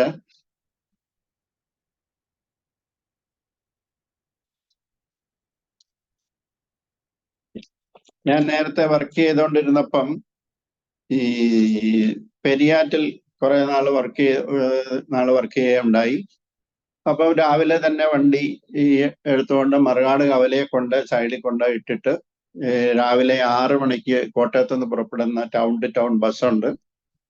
അതിന് ചാർജ് കൂടുതലായതുകൊണ്ട് അധികം പേരൊന്നും അതേ കയറുകയില്ല. മറുകാട്ടൊന്നും ഞാനേ കയറാൻ കാണുള്ളൂ. അങ്ങനെ കയറും. പിന്നെ അധികം ഒന്നും നിർത്താതെ ഇതങ്ങ് പോകും. ആകെപ്പാട് 4-5 പേരെ അതേ കാണുള്ളൂ. അങ്ങനെ സ്ഥിരമായിട്ട് പോകും. നല്ലപോലെ ഉറങ്ങാനുള്ള ഒരു സമയം കൂടെ ഉണ്ട്. പ്രത്യേകിച്ച് പെരിയാറിന് ഇപ്പുറം പാമ്പനാർ എന്ന് പറയുന്ന സ്ഥലത്താണ് അവിടെ ഇറങ്ങേണ്ടത്. അപ്പം നല്ല തണുപ്പുള്ള സ്ഥലത്തൂടെയൊക്കെ പോകുമ്പോൾ ഏതുറങ്ങാത്തവരും ഉറങ്ങും. പക്ഷെ ഒരു ദിവസം എൻ്റെ കൂട്ടത്തിൽ മറുകാട്ട് കവലയെന്ന് ഒരു സ്ത്രീയുടെ കയറി. അവർ കയറി, ഞാനിരുന്ന സീറ്റിന്റെ പുറകിലിരുന്നു. ഇരുന്ന് കഴിഞ്ഞപ്പം തുടങ്ങി അവർ ചുമയ്ക്കാൻ തുടങ്ങി. ഞാൻ ഈ കേസ് പറഞ്ഞിട്ടുണ്ടോ എന്ന് ഞാൻ ഓർക്കുന്നില്ല. ചുമയ്ക്കാൻ തുടങ്ങി, അസഹ്യമായ ചുമ. അത് ഇത് ഒരിക്കൽ ആദ്യ സാർ ഒരു പ്രാവശ്യം പറഞ്ഞതാണ്. എന്നാൽ പുതിയ ആൾക്കാർക്ക് വേണ്ടി ഒന്ന് പറയാവുന്നതാണ്, കുഴപ്പമില്ല. ചുമയ്ക്കാൻ തുടങ്ങി. ചുമച്ച് ഒരു തരത്തിലും ഇരിക്കാൻ മേല. പക്ഷെ എഴുന്നേറ്റ് മാറിയാൽ അവർക്കതൊരു മനപ്രയാസമാവുമല്ലോ. മുമ്പിൽ ഇരിക്കുന്ന ആൾ എഴുന്നേറ്റ് മാറുന്നത് അവരെ സംബന്ധിച്ചോളം ഒരു ഡോക്ടർ എന്നുള്ള നിലയിൽ നമുക്കത് ചെയ്യാൻ പാടില്ല. അതുകൊണ്ട് ഇരുന്ന് സഹിച്ചു കളയാന്ന് വെച്ചാൽ അങ്ങനെ ഇരുന്നു. അന്ന് ഉറങ്ങാനൊന്നും പറ്റിയില്ല. അങ്ങനെ ഈ പറഞ്ഞ പാമ്പനാറ്റി പോയി ഇറങ്ങി, രക്ഷപ്പെട്ടു. രാവിലെ കഴിക്കാനുള്ള കാപ്പിയൊക്കെ കയ്യിലെടുത്തോണ്ടേ പോകുള്ളൂ. ഇവിടുന്ന് കഴിക്കാൻ നേരം കിട്ടുകയില്ല. അവിടെ ചെന്ന് കഴിയുമ്പോൾ അവിടെ ഒരു മുറിയുണ്ട്. ആ മുറിക്കകത്ത് കയറി ഇരുന്ന് കഴിച്ചിട്ടേ പേഷ്യൻസിനെ നോക്കുള്ളൂ. അവിടെ ഇരുന്ന് കഴിക്കുന്ന സമയത്ത് വീണ്ടും ഒരു ചുമ നമ്മുടെ കൺസൾട്ടേഷൻ റൂമിന്റെ വെളിയിൽ, ഭയങ്കര ചുമ. നിർത്താതെ ചുമയ്ക്കുന്ന കേട്ടപ്പം ഈ കഴിപ്പൊക്കെ നിർത്തി കൈയൊക്കെ കഴുകി വേഗം ഓടി വന്നു. അപ്പോൾ ഒരു സ്ത്രീയായിരുന്നു ചുമയ്ക്കുന്നത്. അപ്പൊ ഞാൻ പറഞ്ഞു, ഇന്ന് ആരെയാ കണി കണ്ട? നേരം വെളുത്തുവന്ന് തുടങ്ങി ചുമക്കാരുടെ വെപ്രാളമാണ്. വണ്ടിയായിരുന്നപ്പോ അവിടെ ഇരുത്തുകയില്ല, ഇവിടെ വന്നപ്പോ ഇവിടെ ഇരുത്തുക. അന്നേരം അവര് പറഞ്ഞ, അയ്യോ വണ്ടിയായിരുന്നു ചുമച്ചത് ഡോക്ടറെ, ഞാൻ തന്നെയാ ചുമച്ചത് എന്ന് പറഞ്ഞു. അപ്പൊ ഞാൻ പറഞ്ഞു, നിങ്ങളിന്ന് എന്റെ പുറകെ കൂടിയിരിക്കുകയാണോ ഈ ഒരു പരിപാടിയും കൊണ്ട് എന്നിങ്ങനെ പറഞ്ഞു. അവര് പറഞ്ഞ, അല്ല, അവരുടെ വീട് ഈ പെരിയാറ്റിൽ നിന്നും മ്ലാമലയ്ക്ക് പോണ വഴിക്ക്, മ്ലാമല എന്ന് പറയുന്ന സ്ഥലത്താണ്. അപ്പൊ അവര് വീട്ടിൽ വന്നതാണ് കിടങ്ങൂര് വന്നപ്പം, അല്ല വീട്ടിൽ നിന്ന് പോകുന്നപ്പോ പെരിയാറ്റിൽ നിന്ന് അവര് പോരുമ്പോ അവരോട് പറഞ്ഞ്, ഇങ്ങനെ ഒരു പുതിയ ഡോക്ടർ ഇങ്ങനെ പാമ്പനാറ്റി വന്നിട്ടുണ്ട്, അതുകൊണ്ട് നിങ്ങളുടെ ഈ ചുമയ്ക്ക് അങ്ങേരോട് പറഞ്ഞ എന്തെങ്കിലും പ്രതിവിധി കാണും എന്ന് പറഞ്ഞു. അപ്പൊ ഇത് കുറെ നാളുകളായിട്ടുള്ള ചുമയാണ്. അങ്ങനെ അവര് പാമ്പനാറ്റി വന്നപ്പോ ഇറങ്ങിയതാണ്. അത് ഞാനാണ് തലക്കലിരുന്നെന്നൊന്നും, ഞാൻ ഡോക്ടറാണെന്നും അവർക്ക് അറിയത്തില്ല. ഇവിടെ വന്നു കഴിഞ്ഞപ്പോഴാണ് അവരറിയുന്നത്. അന്ന് അവർക്ക് മരുന്ന് കൊടുത്തു. കസ്റ്റാനിയ വെസ്ക എന്ന് പറയുന്ന മരുന്നാണ് കൊടുത്തത്. കാരണം മെഡിസിൻ അന്നേരം തന്നെ വണ്ടിയിൽ തന്നെ ഞാൻ ഡയഗ്നോസ് ചെയ്ത്, പേഷ്യന്റ് ആരുടെയും ആട്ടെ, കാരണം റിങ്ങിങ് കഫാണ്, മണി അടിക്കുന്ന പോലത്തെ ചുമ. ഇത് കേൾക്കാൻ ഒരു രസമുണ്ടെങ്കിലും പക്ഷെ തുടർച്ചയായിട്ട് കേൾക്കുമ്പോൾ നമുക്ക് ഭയങ്കര അരോചകമായിട്ട് തോന്നും. അങ്ങനെ ആ മരുന്ന് കൊടുത്തു, അവര് പോയി. പിന്നെ അവരുടെ ചുമ കുറഞ്ഞോ ഇല്ലയോ എന്നൊന്നും എനിക്കറിയത്തില്ല. പക്ഷേ ഈ കഴിഞ്ഞ കുറച്ച് നാളുകൾക്ക് മുമ്പ് ഒരു ചെറുപ്പക്കാരൻ ഇവിടെ വന്നപ്പം അയാളുടെ കാര്യങ്ങളെല്ലാം പറഞ്ഞപ്പോ ചുമയാണ്. പക്ഷെ അയാൾ വരുന്ന എവിടെയാന്ന് ചോദിച്ചപ്പോ തൃശ്ശൂരിൽ നിന്നാ വരുന്നെന്ന് പറഞ്ഞു. അപ്പൊ ഞാൻ പറഞ്ഞു, തൃശ്ശൂരിൽ നിന്ന് ഇവിടെ വല്ല റിലേറ്റീവ്സ് ഉണ്ടോ ചോദിച്ചപ്പം റിലേറ്റീവ്സ് ഇവിടെ ഇല്ല, പക്ഷെ പെരിയാറ്റിലുണ്ടെന്ന് പറഞ്ഞു. ഞാൻ പറഞ്ഞു, നിങ്ങൾ ഇവിടെ വരാൻ കാരണം? അത് എനിക്ക് ചുമ തുടങ്ങിയിട്ട് 5-6 മാസമായി, മരുന്നെല്ലാം കഴിച്ചിട്ട് ഒരു കുറവുമില്ല. അപ്പൊ എൻ്റെ ഒരു കൊച്ചമ്മയുണ്ട് പെരിയാറ്റിൽ. കൊച്ചമ്മ പറഞ്ഞു, ഇങ്ങനെ ഒരു ഡോക്ടറുണ്ട്, ഒരു ഹോമിയോ ഡോക്ടറാണ്, താമസിക്കുന്നത് അയർക്കുന്നതിന് തിരുവഞ്ചൂരിന് ഇടയ്ക്കാണ്, അവിടെ പോയി കണ്ടാൽ മതി എന്ന് പറഞ്ഞതിന് ഞാൻ തൃശ്ശൂരിൽ നിന്ന് വരിക എന്ന് പറഞ്ഞു. അപ്പോഴാണ് എനിക്ക് മനസ്സിലായത്, നേരത്തെ എൻ്റെ അടുത്തുനിന്ന് ഈ മരുന്ന് മേടിച്ച കസ്റ്റാനിയ വെസ്കയുടെ ആക്ഷൻ എത്ര വലുതായിരുന്നു എന്നുള്ളത് മനസ്സിലായത് അങ്ങനെയാണ്. നമ്മുടെ ചില ഷോർട്ട് പ്രിസ്ക്രിപ്ഷൻസിന്റെ ലോങ് ലാസ്റ്റിംഗ് ആയിട്ടുള്ള ആക്ഷൻ. അപ്പൊ അന്ന് അവർക്കത് ചുമ കുറഞ്ഞത് കൊണ്ടാണല്ലോ ഇത്ര വർഷങ്ങൾക്ക് ശേഷം അവരുടെ റിലേറ്റീവ് ഇത്ര അകലെയുള്ള ആളിനെ ഈ ഹോമിയോപ്പതി ചികിത്സ ചെയ്യാൻ തന്നെ അവർ വിട്ടതെന്ന് ഓർക്കുകയാണ്. രണ്ടാമത് ഈ ഒരു കേസ് പറയുന്നത്, അദ്ദേഹത്തിന്റെ പേര് ശങ്കരൻ, 76 വയസ്സ്. ഇവിടെ ഈ എൻ്റെ വീട്ടിൽ തന്നെ പണിക്കായിട്ട് വന്നത് ആ ചേട്ടനും അനിയനും 2 പേര്. അവര് ഗേറ്റിന്റെ തൂണ് കെട്ടാനായിട്ടാണ് വന്നത്. ആർട്ട് വർക്കൊക്കെ അറിയാവുന്ന ആൾക്കാരാണ്. പക്ഷെ ഇവര് വന്നപ്പം തുടങ്ങി ആദ്യത്തെ ദിവസം തന്നെ വലിയൊരു പൊതിയും കൊണ്ട് വന്നു. ആ പൊതിക്കകത്ത് മുഴുവൻ വെറ്റയും പുകലയും പാക്കും ഇങ്ങനെയുള്ള സാധനങ്ങളാണ്, വലിയൊരു പൊതിക്കെട്ട്. അത് ചേട്ടനും അനിയനും മാറി മാറി മാറി ഓരോ തവണ വായിലിട്ട് ചവച്ച് തുപ്പും. ആ തുപ്പിന്ന് പുറകെ തന്നെ ഈ അടുത്ത പിന്നെയും വായിലിടും. അപ്പൊ രാവിലെ തുടങ്ങി ഞാൻ ശ്രദ്ധിച്ചു, വൈകിട്ടായപ്പോഴത്തേനും അവരുടെ പൊതിക്കെട്ടിനകത്തെ മുഴുവൻ തീർന്നു. വൈകിട്ട് കൂലി മേടിക്കാൻ വന്നപ്പോൾ ഞാൻ വെറുതെ പറഞ്ഞു, പണിക്കന്മാരെ നിങ്ങളുടെ ഈ മുറുക്ക് ഭയങ്കര കട്ടിയാണല്ലോ എന്നിങ്ങനെ പറഞ്ഞു. വേറെ ഒരു കളിയാക്കി ഏതാണ്ടൊന്ന് മൂളി പോയി. പിറ്റേ ദിവസം ഞാൻ ഈ നോക്കുമ്പോൾ അത്രയും തന്നെ ഉണ്ട്, ഒരു പതിക്കെട്ട് വീണ്ടും കൊണ്ടുവന്നു. മുറുക്കിനോ യാതൊരു കുറവുമില്ല. അങ്ങനെ പോയി. അപ്പൊ വൈകിട്ട് പൈസ കൊടുത്തപ്പോ ഞാൻ പറഞ്ഞു, ഇങ്ങനെ മുറുക്കാൻ തുടങ്ങിയാല് കുറെ നാള് കഴിയുമ്പം വായിക്കകത്ത് പുകലയിടുന്ന ഭാഗത്തൊരു ശകലം തൊലി പോകും. തൊലി പോയി കഴിയുമ്പോൾ നിങ്ങൾക്ക് എരിവ് കൂട്ടാൻ പറ്റുകയില്ല, ചൂട് കഴിക്കാൻ മേലാത്ത അവസ്ഥ വരും.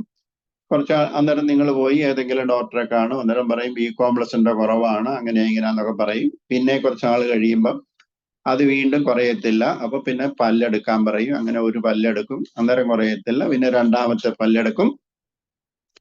അങ്ങനെ പോയിട്ട് പിന്നെ അവിടെ കിഴുത്തയാവും. ഇങ്ങനെ ഒക്കെ പറഞ്ഞു. അത് പറഞ്ഞപ്പോഴത്തേന് അന്ന് 2 പേരും പൈസ മേടിച്ചോണ്ട് പോയെങ്കിലും കുറച്ചു നേരം കഴിഞ്ഞപ്പോൾ ചേട്ടൻ പുറകോട്ട് വന്നു. എന്നിട്ട് എന്നോട് പറഞ്ഞു, എൻ്റെ വായിക്കാവുന്ന നോക്കണം, വായിക്കകത്ത് തൊലി പോകുന്നുണ്ട് ഇപ്പൊ പറഞ്ഞ പോലെ എന്ന് പറഞ്ഞു. അങ്ങനെ വായിക്കാവുന്ന നോക്കിയപ്പം ഈ പറഞ്ഞ പോലെയൊക്കെ തന്നെ സംഗതി നല്ലപോലെ വട്ടത്തിൽ പാടുണ്ട്, സിവിയർ പെയിൻ ഉണ്ട്. അപ്പൊ ഞാൻ പറഞ്ഞു, ഇത് ഞാൻ ചികിത്സിച്ച് നിങ്ങൾ നേരെ മെഡിക്കൽ കോളേജിൽ പോയിക്കോളൂ, നാളെ പോയിട്ട് വന്നാൽ മതി, അവിടെ കാണിച്ചിട്ട് വന്നാൽ മതി, നിങ്ങളുടെ കൂലി ഞാൻ തന്നോളാം എന്ന് പറഞ്ഞു. രാവിലെ പോയിട്ട് എന്നാ റിസൾട്ട് കാണിക്കണമെന്ന് പറഞ്ഞു. അങ്ങനെ അവിടെ പോയി അവര് ടെസ്റ്റ് എല്ലാം ചെയ്ത് കഴിഞ്ഞപ്പോഴത്തേന് അങ്ങർക്ക് ഓസ്റ്റിയോസാർക്കോമ ആണെന്നാണ് ഡയഗ്നോസ് ചെയ്തത്. പക്ഷേ ഇതിന് ഫർദർ ട്രീറ്റ്മെന്റ് ചെയ്യാൻ അദ്ദേഹത്തിന് താല്പര്യമില്ല, പേടിയാ, ഭയങ്കര പേടിക്കാരനാണ്, ഇഞ്ചക്ഷൻ എടുക്കുന്ന പോലും ഭയങ്കര പേടിയാണ്. അപ്പൊ തിരിച്ചു വന്നിട്ട് എന്നോട് പറഞ്ഞു, എനിക്ക് ഇങ്ങനെ ചികിത്സിക്കാൻ പറ്റുകയില്ല, എനിക്ക് പേടിയാണ്, അതുകൊണ്ട് ഡോക്ടർ തന്നെ ചികിത്സിച്ചാൽ മതി എന്ന് പറഞ്ഞു. ഇവിടെ ഇങ്ങരുടെ ഈ സബ് മാൻഡിബുലാർ ഗ്ലാൻസ് ഒക്കെ എൻലാർജ് ചെയ്തിട്ടുണ്ട്.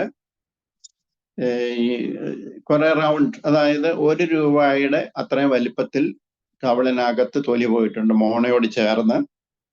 മോണയിലാണെങ്കിൽ തന്നെ ആപ്സസ് പോലെ വന്നിട്ടുണ്ട്. ഫേഷ്യൽ നുറാൾജിയ അയാൾക്കുണ്ട്. കുറച്ച് പല്ലുകളൊക്കെ ഈ കാരീസ് ഓഫ് ടൂത്ത് വന്നിട്ട് അതൊക്കെ ഡീക്കേഡ് ആയിട്ട് പോയിട്ടുണ്ട്.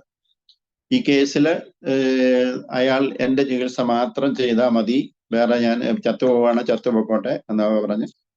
അങ്ങനെ പറഞ്ഞതിൻ്റെ പേരിൽ അയാളുടെ കേസ് ഞാൻ എടുത്തു. ഇയാൾക്ക് കൊടുത്ത മരുന്ന് ഹെക്ല ലാവ 3X ആണ് കൊടുത്തത്. ഏതായാലും 1 മാസത്തോളം കഴിഞ്ഞപ്പം ഈ സ്വെല്ലിങ് ഒക്കെ കുറയാൻ തുടങ്ങി. ഇപ്പൊ ഇയാളെ ഈ കുറെ പേരൊക്കെ പറഞ്ഞു മെഡിക്കൽ കോളേജിൽ പോകണം, അങ്ങനെ ചെയ്യണം, ഇങ്ങനെ ചെയ്യണം എന്നൊക്കെ പറഞ്ഞെങ്കിൽ പുള്ളിക്ക് ഇങ്ങനെ പോകാൻ പേടിയായതുകൊണ്ട് ഈ മെഡിസിൻ തന്നെ തുടർച്ചയായിട്ട് കഴിച്ചുകൊണ്ടിരുന്നു. ഇപ്പം അയാൾ ഈ ഒരു പൂർണ്ണ സൗഖ്യം എന്നൊന്നും ഞാൻ അവകാശപ്പെടുന്നില്ലെങ്കിലും ഇപ്പൊ അയാള് നല്ലപോലെ ഭക്ഷണം കഴിക്കും, ജോലി ചെയ്യുന്നുണ്ട്, ആരോഗ്യവാനായിട്ട് കഴിയുന്നു. അന്ന് വായിക്കാത്തതൊക്കെ ഭയങ്കര സ്മെല്ലായിരുന്നു, ആ സ്മെല്ലൊക്കെ പോയി. പക്ഷെ ഇപ്പോഴും ഒരു കംപ്ലീറ്റ് ക്യൂർ ഒന്നും ആയിട്ടില്ല. Still he is continuing Hekla lava 3X. അടുത്ത ഒരു സ്ത്രീ കമലമ്മ, 88 years ഓൾഡ് ആണ്, കറുകച്ചാൽ എന്ന് പറയുന്ന സ്ഥലത്തു നിന്നാണ് വരുന്നത്. ഇവര് ട്രിവാൻഡ്രത്ത് നമ്മുടെ RCCയിലെ ട്രീറ്റ്മെന്റ് കഴിഞ്ഞതാണ്. എല്ലാ ട്രീറ്റ്മെന്റും കഴിഞ്ഞു. പക്ഷെ നാക്കേല് അൾസറേഷൻ ഉണ്ട്. അതിനായിട്ടാണ് എൻ്റെ അടുത്ത് വന്നത് ഹോമിയോപതി.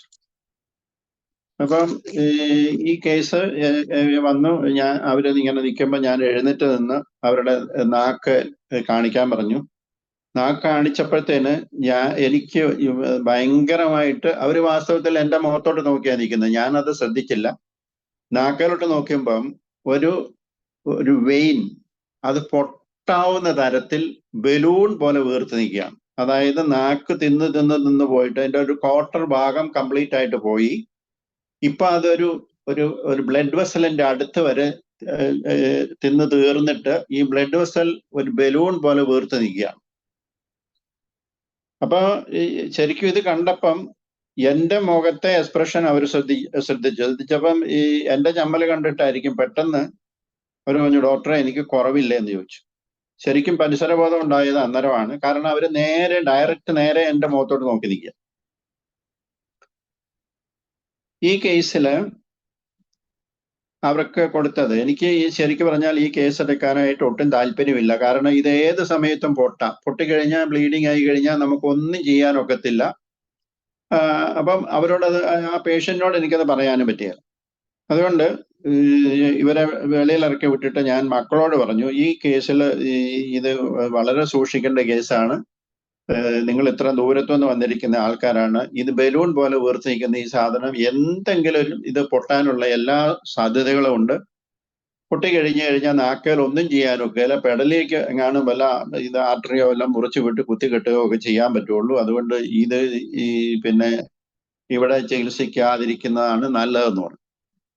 പക്ഷെ അവര് നിർബന്ധമായിട്ട് പറഞ്ഞു, ഇല്ല ഡോക്ടറെ, അത് എന്ത് കോംപ്ലിക്കേഷൻ വന്നാലും ഞങ്ങൾക്ക് ഇനി ഒന്നും നോക്കാനൊന്നുമില്ല, കാരണം ഞങ്ങൾ എല്ലാ ട്രീറ്റ്മെന്റ് ചെയ്തതാണ്.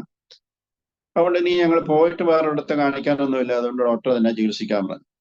അപ്പൊ ഞാൻ ഇവർക്ക് കാൽക്കേറിയ ഫ്ലോർ 1 ഒരു സിംഗിൾ ഡോസ് കൊടുത്തിട്ട് അത് ഡിവൈഡഡ് ഡോസിൽ കഴിക്കാൻ പറഞ്ഞു. ഒരു 15 ദിവസത്തേന് ഉള്ള PL കൂടെ കൊടുത്തു വിട്ടു. 15 ദിവസം കഴിയുമ്പോഴത്തേന് ഇവർ തിരിച്ചു വരുമെന്നൊന്നും എനിക്ക് ഒരു പ്രതീക്ഷയില്ലായിരുന്നു. 15 ദിവസം കഴിഞ്ഞ് വന്നപ്പം ഈ പറഞ്ഞ ബലൂൺ പോലെ നിന്ന ആ സാധനം പൊട്ടിയില്ല, മറിച്ച് അത് ഷ്രിങ്ക് ചെയ്ത് തീരെ പോയില്ല, പക്ഷെ പൊട്ടുന്ന സ്റ്റേജൊക്കെ മാറി, അത് ചുളിവൊക്കെ വന്നു എന്നതല്ല തന്നെയല്ല, അവരുടെ വായിന്ന് ഭയങ്കര സ്മെല്ലായിരുന്നു. അടുത്തങ്ങ് നിൽക്കാൻ മേലാത്ത അത്ര സ്മെൽ. ആ സ്മെല്ലും ഒക്കെ കുറഞ്ഞിട്ടുണ്ട്. പിന്നീട് അവർക്ക് കൊടുത്തത് ഹൈട്രാസ്റ്റിസ് 0/3 ആണ് കൊടുത്തത്. അടുത്ത 15 ദിവസം കഴിഞ്ഞ് വന്നപ്പം ആ ഹീലിംഗ് പ്രോസസ്സ്, അതായത് നാക്കയിലെ ഒരു ക്വാർട്ടർ ഏരിയ മൊത്തം ചെതല് തിന്ന പോലെ പോയത്, അതിന്റെ ആ ടിഷ്യൂസ് എല്ലാം വന്നിട്ട് റീജനറേറ്റ് ചെയ്തിട്ട് വളരെ റെഡിഷ് ആയിട്ട് പെയിൻ ഒക്കെ കുറഞ്ഞു, സ്മെല്ല് പോയി. ഈ പറഞ്ഞ ഈ ബലൂൺ പോലെ നിന്ന ആ വെരിക്കോസ് അനൂറിസം തന്നെയാണ്, അത് ഷ്രിങ്ക് ചെയ്തു. Still she is under my treatment. Hydrastis 0/3 ആണ് അവർക്ക് കൊടുക്കുന്നത്. പിന്നീട് ഞാൻ സർവീസിൽ ഇരുന്നപ്പം താമസിച്ചുകൊണ്ടിരുന്ന ഒരു സ്ഥലത്ത് അവനെ രാത്രിയാകുമ്പോൾ ഒരു കൊച്ചിനെ കൊണ്ടുവരും. ഭയങ്കര കാർച്ചയാ. കാർച്ചയെന്ന് പറഞ്ഞാൽ അതിനെ കൊണ്ടുവരുമ്പോൾ നമുക്കൊരു അവര് 2 ഫർലോങ് അകലെ എത്തുമ്പോഴേ നമുക്കറിയാം ഈ കൊച്ചിനെ കൊണ്ട് വരുന്നുണ്ടെന്നുള്ള വിവരം നമുക്കറിയാം. അത്ര ഭയങ്കര കാർച്ച. അപ്പൊ ഒരു ദിവസം എൻ്റെ കൂട്ടത്തിൽ ഒരു അവസരജൻ ഉണ്ടായിരുന്നു. അവസരജൻ ഇപ്പൊ ഇത് കേൾക്കുന്നുണ്ടായിരിക്കും, പേരൊന്നും പറയുന്നില്ല. അപ്പൊ അദ്ദേഹം വേറെ സ്ഥലത്താണ് താമസിച്ചുകൊണ്ടിരുന്നത്. എനിക്ക് അത്യാവശ്യമായിട്ട് അവിടുന്ന് വീട്ടിലേക്ക് പോരാനായിട്ട് ഒരു അത്യാവശ്യ സംഗതി വന്നു. അപ്പം ഞാൻ ഈ പുള്ളിയോട് പറഞ്ഞു, ഒരു കാര്യം ചെയ്യ്, ഇങ്ങനെ പേഷ്യന്റിനെ നോക്കാവോ, ഞാൻ താമസിക്കുന്നിടത്ത് വന്ന് താമസിക്കണം, എൻ്റെ വീട്ടിൽ വരുന്ന പേഷ്യൻസിനെ കൂടെ നോക്കണം, ഡിസ്പെൻസറി വരുന്നവരെ നോക്കണം, അതിനുശേഷം ഇവിടെ വന്ന് ഈ പേഷ്യൻസിനെ കൂടെ നോക്കണം. അതൊക്കെ പുള്ളി സമ്മതിച്ചു. ഞാൻ ഇറങ്ങാൻ നേരത്തും പ്രത്യേകം പറഞ്ഞു, അരിശവും ദേഷ്യവും ഒന്നും വരാൻ പാടില്ല, ആരെന്നാ പറഞ്ഞാലും ഒരക്ഷരവും മിണ്ടാതെ ചിരിച്ചോണ്ടിരുന്നോണം, ഒരു മറുപടിയും പറയാൻ പാടില്ല, അങ്ങനെ ഉണ്ടെങ്കിലേ ഇരിക്കാവുള്ളൂ, അല്ല ഞാനിത് അടച്ചു പൂട്ടി താക്കോലും കൊണ്ട് പൊക്കോളാന്നു പറഞ്ഞില്ല. ഒരു കുഴപ്പമില്ല, ഞാനെല്ലാം നോക്കിക്കോളാം. അങ്ങനെ ഞാൻ വൈകിട്ടത്തെ ട്രെയിൻ കയറി അവിടുന്ന് പോന്നു. അന്ന് രാത്രിയിൽ ഈ കൊച്ചിനെയും കൊണ്ട് ഈ താമസിക്കുന്നിടത്ത് വന്നു. പുള്ളിക്കാരൻ മരുന്ന് കൊടുക്കാൻ തുടങ്ങി. കൊടുത്തു. അപ്പൊ ഇതിനകത്ത് ഇവിടെ കിടക്കുന്നത് ഈ കൺസൾട്ടേഷൻ റൂമിൽ തന്നെ സൈഡിൽ കട്ടിലിട്ടാ കിടക്കുന്നത്, വേറെ എങ്ങും മാറി കിടക്കാൻ പറ്റുകയില്ല. പുറകിൽ ഫാർമസിയാണ്. അങ്ങനെ ഇരിക്കുകയാണ്. അപ്പൊ ഈ കൊച്ചിനെയും കൊണ്ട് വന്നു. ഇങ്ങേര് കമോമില, ലൈക്കോപോഡിയം ഇങ്ങനെ മാറി കൊടുക്കുക. കൊച്ച് അതിനായി നീറ് പോലെ കരയുക. 10-10:30 ആയപ്പം വന്ന കൊച്ച് ഇങ്ങേര് ഒരു 1:30-2 മണി വരെ മരുന്ന് കൊടുത്തിട്ട് ഒരു രക്ഷയില്ല, കൊച്ചു കരഞ്ഞുകൊണ്ടേയിരിക്കും. അവസാനം പുള്ളിക്ക് കിടക്കാനും മേല, ഇവരൊട്ട് പോകത്തുമില്ല. അങ്ങനെ ആയി കഴിഞ്ഞപ്പോഴത്തേന് പുള്ളിക്കാരൻ പതുക്കനെ പുറകിൽ ഒരു കിണറുണ്ട്, ആ കിണറിന്റെ പാതകത്തെ പോയി ചാരി ഇരുന്ന് പുള്ളി ഉറങ്ങുക. കുറച്ചു നേരം കഴിഞ്ഞപ്പോൾ ഈ കൊച്ചിന്റെ അപ്പനും അമ്മയും ഡോക്ടറെ എന്ന് വിളിച്ചപ്പോൾ ഡോക്ടറെ കാണാനില്ല. തപ്പിത്തേടി പുറകിൽ ചെന്നപ്പോൾ പുള്ളി കിണറെ ചാരി ഇരുന്നോണ്ട് ഉറങ്ങുന്നു. അപ്പൊ ഇവര് ഭയങ്കരമായിട്ട് അരിശപ്പെട്ടിട്ട് പോയി. അന്നേരം ഇങ്ങനെ പറഞ്ഞു, എവിടെയാന്നാ കൊണ്ടുപോകും, വാഴക്കായ കൊണ്ട് രാത്രി വന്ന് മനുഷ്യന് കിടന്ന് ഉറങ്ങണ്ടേ, കൊണ്ടുപോകാമോ. അങ്ങനെ അവര് പോയി. പിറ്റേ ദിവസം രാവിലെ ട്രെയിനിന് തന്നെ ഞാൻ തിരിച്ചെത്തി കഴിഞ്ഞപ്പോഴത്തേനും ഈ കാര്യം പറഞ്ഞുകൊണ്ടിരിക്കുക. അവള് പറയാ, ഇങ്ങനെ ഒരു കൊച്ചിനെ കൊണ്ടുവന്ന് ചീവിട് പിടിച്ചത് ഒരു രക്ഷയില്ല, ഞാൻ എന്തെല്ലാം പണി ചെയ്യോ അതെല്ലാം കൊടുത്തു, ഒരു കുറവുമില്ല. അവസാനം അവര് പറഞ്ഞു ഈ ഞങ്ങളെ കൊണ്ടുപോകുക എന്ന് പറഞ്ഞ് പോയെന്ന് പറഞ്ഞു. അപ്പൊ തന്നെ എനിക്ക് ആളിനെ മനസ്സിലായി. ഇങ്ങനെ പറഞ്ഞുകൊണ്ടിരിക്കുമ്പോ ഒരു കൊച്ചിന്റെ കരച്ചിൽ കേൾക്കാം. അപ്പൊ ഞാൻ പറഞ്ഞു, വരുന്നുണ്ട്, ഇന്നലെ പോയ പാർട്ടി തന്നെയായിരിക്കും വരുന്നെന്ന് പറഞ്ഞു. അതുപോലെ തന്നെ. അപ്പൊ ഈ പുള്ളി പറഞ്ഞു, ഞാനെന്നാ പുറകോട്ട് പോയിരുന്നോളാ, എന്നെ കാണണ്ടെന്നും പറഞ്ഞ് പുറകെ പോയി. ഇവര് കൊച്ചിനെ കൊണ്ട് വന്നപ്പോ ആദ്യം ചോദിക്കുന്നത്, ഇന്നലെ ഏതവനെയാ ഇവിടെ ഇരുത്തിയേച്ചു പോയെ. കൊച്ചു കിടന്ന് കരഞ്ഞ് ചാകാൻ തുടങ്ങുമ്പോൾ അയാൾ കിണറ്റിന്റെ അവിടെ പോയിരുന്നുണ്ട് ഉറങ്ങിക്കൊണ്ടിരിക്കുക. ഈ എന്ത് ഡോക്ടറാണ് ഇത്, മാടയാണ് കുതിരയാന്നെല്ലാം പറഞ്ഞിട്ട് വെച്ചു. അപ്പം അതിനെ കൊടുത്ത മരുന്ന്, അതിന് സാധാരണ ഇങ്ങനെ കരച്ചിൽ വരുമ്പോൾ കൊടുക്കുന്ന മരുന്ന് ജാലപ്പായാണ്. വേറെ എന്ത് സാധനം കൊടുത്താലും ഈ കൊച്ചു കരച്ചിൽ നിർത്തുകയില്ല. കമോമിലായോ ലൈക്കോപ്പോഡിയോ ലാക്സോവിക്കായോ എന്ത് കൊടുത്താലും വേറെ ഒന്നുമില്ല, ഛർദിലോ വയറ്റുവേദന ഒന്നും കൊടുത്തിട്ടില്ല. ഇത് പകലന്ത്യോളം അതിന് ഒരു കുഴപ്പമില്ല, ചുമ്മാ കളിച്ച് രസിച്ചിരിക്കും. രാത്രി 10 മണിയാകുമ്പോൾ തുടങ്ങും പരിപാടി. ഇതിന് ഈ ഒരൊറ്റ മരുന്ന് കൊണ്ടാണ് ഞാൻ ഏതാണ്ട് ഒരു 2 വർഷത്തോളം അതിനെ ചികിത്സിച്ചിട്ടുണ്ട്. ഈ രാത്രിയിൽ ഈ ബഹളം വെച്ച് വന്നു കഴിഞ്ഞാൽ ഒരു സിംഗിൾ ഡോസ് ജാലപ്പ കൊടുത്തു കഴിഞ്ഞാൽ ഇച്ചിരി നേരം കഴിയുമ്പോൾ അത് കരച്ചിൽ നിർത്തി വളരെ സൈലന്റ് ആയിട്ട് പോകുന്നതാണ്. അതിന്റെ symptom, the child is good all day but screams and is restless and troublesome at night. ഈ ഒരു സിംറ്റം വെച്ചാണ് അവർക്ക് ആ ഈ മെഡിസിൻ കൊടുത്തുകൊണ്ടിരുന്നത്. ഇനിയും പ്രഭാവതി അമ്മ, ഏജ് 56. ഇത് ഒരു പിന്നെ റിട്ടയർഡ് ടീച്ചറാണ്. ഇവർക്ക് സ്ഥിരമായിട്ട് ചുമയാണ്. ഈ ചുമയ്ക്ക് ഒരു പ്രത്യേകതയുണ്ട്. കാരണം ഇവർ വീട്ടിൽ ഉള്ള സമയത്ത് കടുകോ എന്തെങ്കിലും താളിക്കോ അല്ലെങ്കിൽ മുളകോ എന്തെങ്കിലും ഒരു സ്ട്രോങ് ഓർഡറുള്ള സാധനം വീട്ടിൽ ഉണ്ടാക്കിയാൽ പെട്ടെന്ന് ഇവർ ചുമ തുടങ്ങും. അതുപോലെ തന്നെ ഇവരുടെ ചുമയ്ക്ക് മറ്റൊരു പ്രത്യേകതയുള്ളത്, അവരെ കാണാൻ ആരെങ്കിലും ചെന്നാൽ ഉടനെ ചുമ്മാ കിടക്കുവാണെങ്കിലും അല്ലെ വെറുതെ ഇരിക്കുകയാണെങ്കിലും ആരെങ്കിലും ഒരു അതിഥി ആ വീട്ടിലേക്ക് കയറി വന്നാൽ ആ സെക്കൻഡ് ചുമ തുടങ്ങും. പിന്നെ അത് ഒച്ചയടപ്പായി, ഓക്കാനുമായി, ബഹളമായി, ഇങ്ങനെയാണ് പോകുന്നത്. ഇതിനു വേണ്ടിയിട്ടാണ് അവര് എൻ്റെ അടുത്ത് വരുന്നത്. ഇതിന് കുറെ നാള് എക്സ്റേയും മറ്റുള്ള സ്റ്റഡീസും ബ്ലഡ് പരിശോധന ഇതെല്ലാം നടത്തിയതാണ്, ഒരു കുറവുമില്ല. അപ്പാണ് എൻ്റെ അടുത്ത് കൊണ്ടുവരുന്നത്. ഈ കേസ് എടുത്തപ്പം ഇവർക്ക് ഉള്ളത് great weight feeling in chest ആണ് ഈ സമയത്ത്. അതുപോലെ തന്നെ തുരുമ്പിന്റെ ചുവയാണ് കഫത്തിന്റെ, സ്പൂട്ട റെസ്റ്റി. പിന്നെ ചുമയ്ക്കുമ്പം ദേഹം മുഴുവൻ കുലുങ്ങുന്ന തരത്തിലുള്ള ചുമയാണ്. ഒരു പ്രത്യേകതയുള്ളത്, അഫോണിയ വേഴ്സ് ഇൻ ദി ഈവനിങ് അവേഴ്സിലാണ് ഇവർക്ക് ഒച്ചയടപ്പ് വരുന്നത്. മറ്റൊരു പ്രധാന സിംറ്റം ഇവർ കണ്ടത്, ഇവരുടെ ഈ eyesight, black point seem to float before the eyes. എങ്ങോട്ട് നോക്കിയാലും ഒരു ബ്ലാക്ക് പോയിന്റ്. ഇത് നമുക്ക് സാധാരണ കിട്ടുന്ന ഒരു സിംറ്റമാണ്. കുറച്ച് മധ്യവയസ്ക കഴിഞ്ഞ ആൾക്കാർ പറയുമ്പോൾ ഒരു പ്രത്യേകം പറയും, ഐസൈറ്റിന്റെ കാര്യം നമ്മൾ ചോദിക്കുമ്പം ഈ black spots seems to float before the eyes എന്നുള്ളത് വളരെ കോമൺ ആയിട്ട് കാണാവുന്ന. ഈ സ്ത്രീയിലും അതുണ്ടായിരുന്നു. Thirsty for very cold water. പിന്നെ ഇവർക്കുള്ളത് നേസൽ പോളിപ്പുണ്ട്. ഇവരെപ്പോഴും ഹാങ്കർചീഫ് കയ്യിൽ കരുതും. അത് ചീറ്റുമ്പം ബ്ലഡ് സ്റ്റെയിൻഡ് മ്യൂക്കസ് ആണ് വരുന്നത്. ഇത്രയായിരുന്നു അവരിൽ കണ്ടത്. കൊടുത്ത മെഡിസിൻ ഫോസ്ഫറസ് 0/3 ആണ്. ഇത് ഒരുപാട് ഡോസ് ഒന്നും കൊടുത്തില്ല. പക്ഷെ ഇപ്പം അവർക്ക് കംപ്ലീറ്റ് ആയിട്ട് ആ ചുമ പോയി. ഏത് ഗസ്റ്റ് വന്നാലും ചുമക്കത്തില്ല. അതുതന്നെ അവരുടെ ആ കഫത്തിന്റെ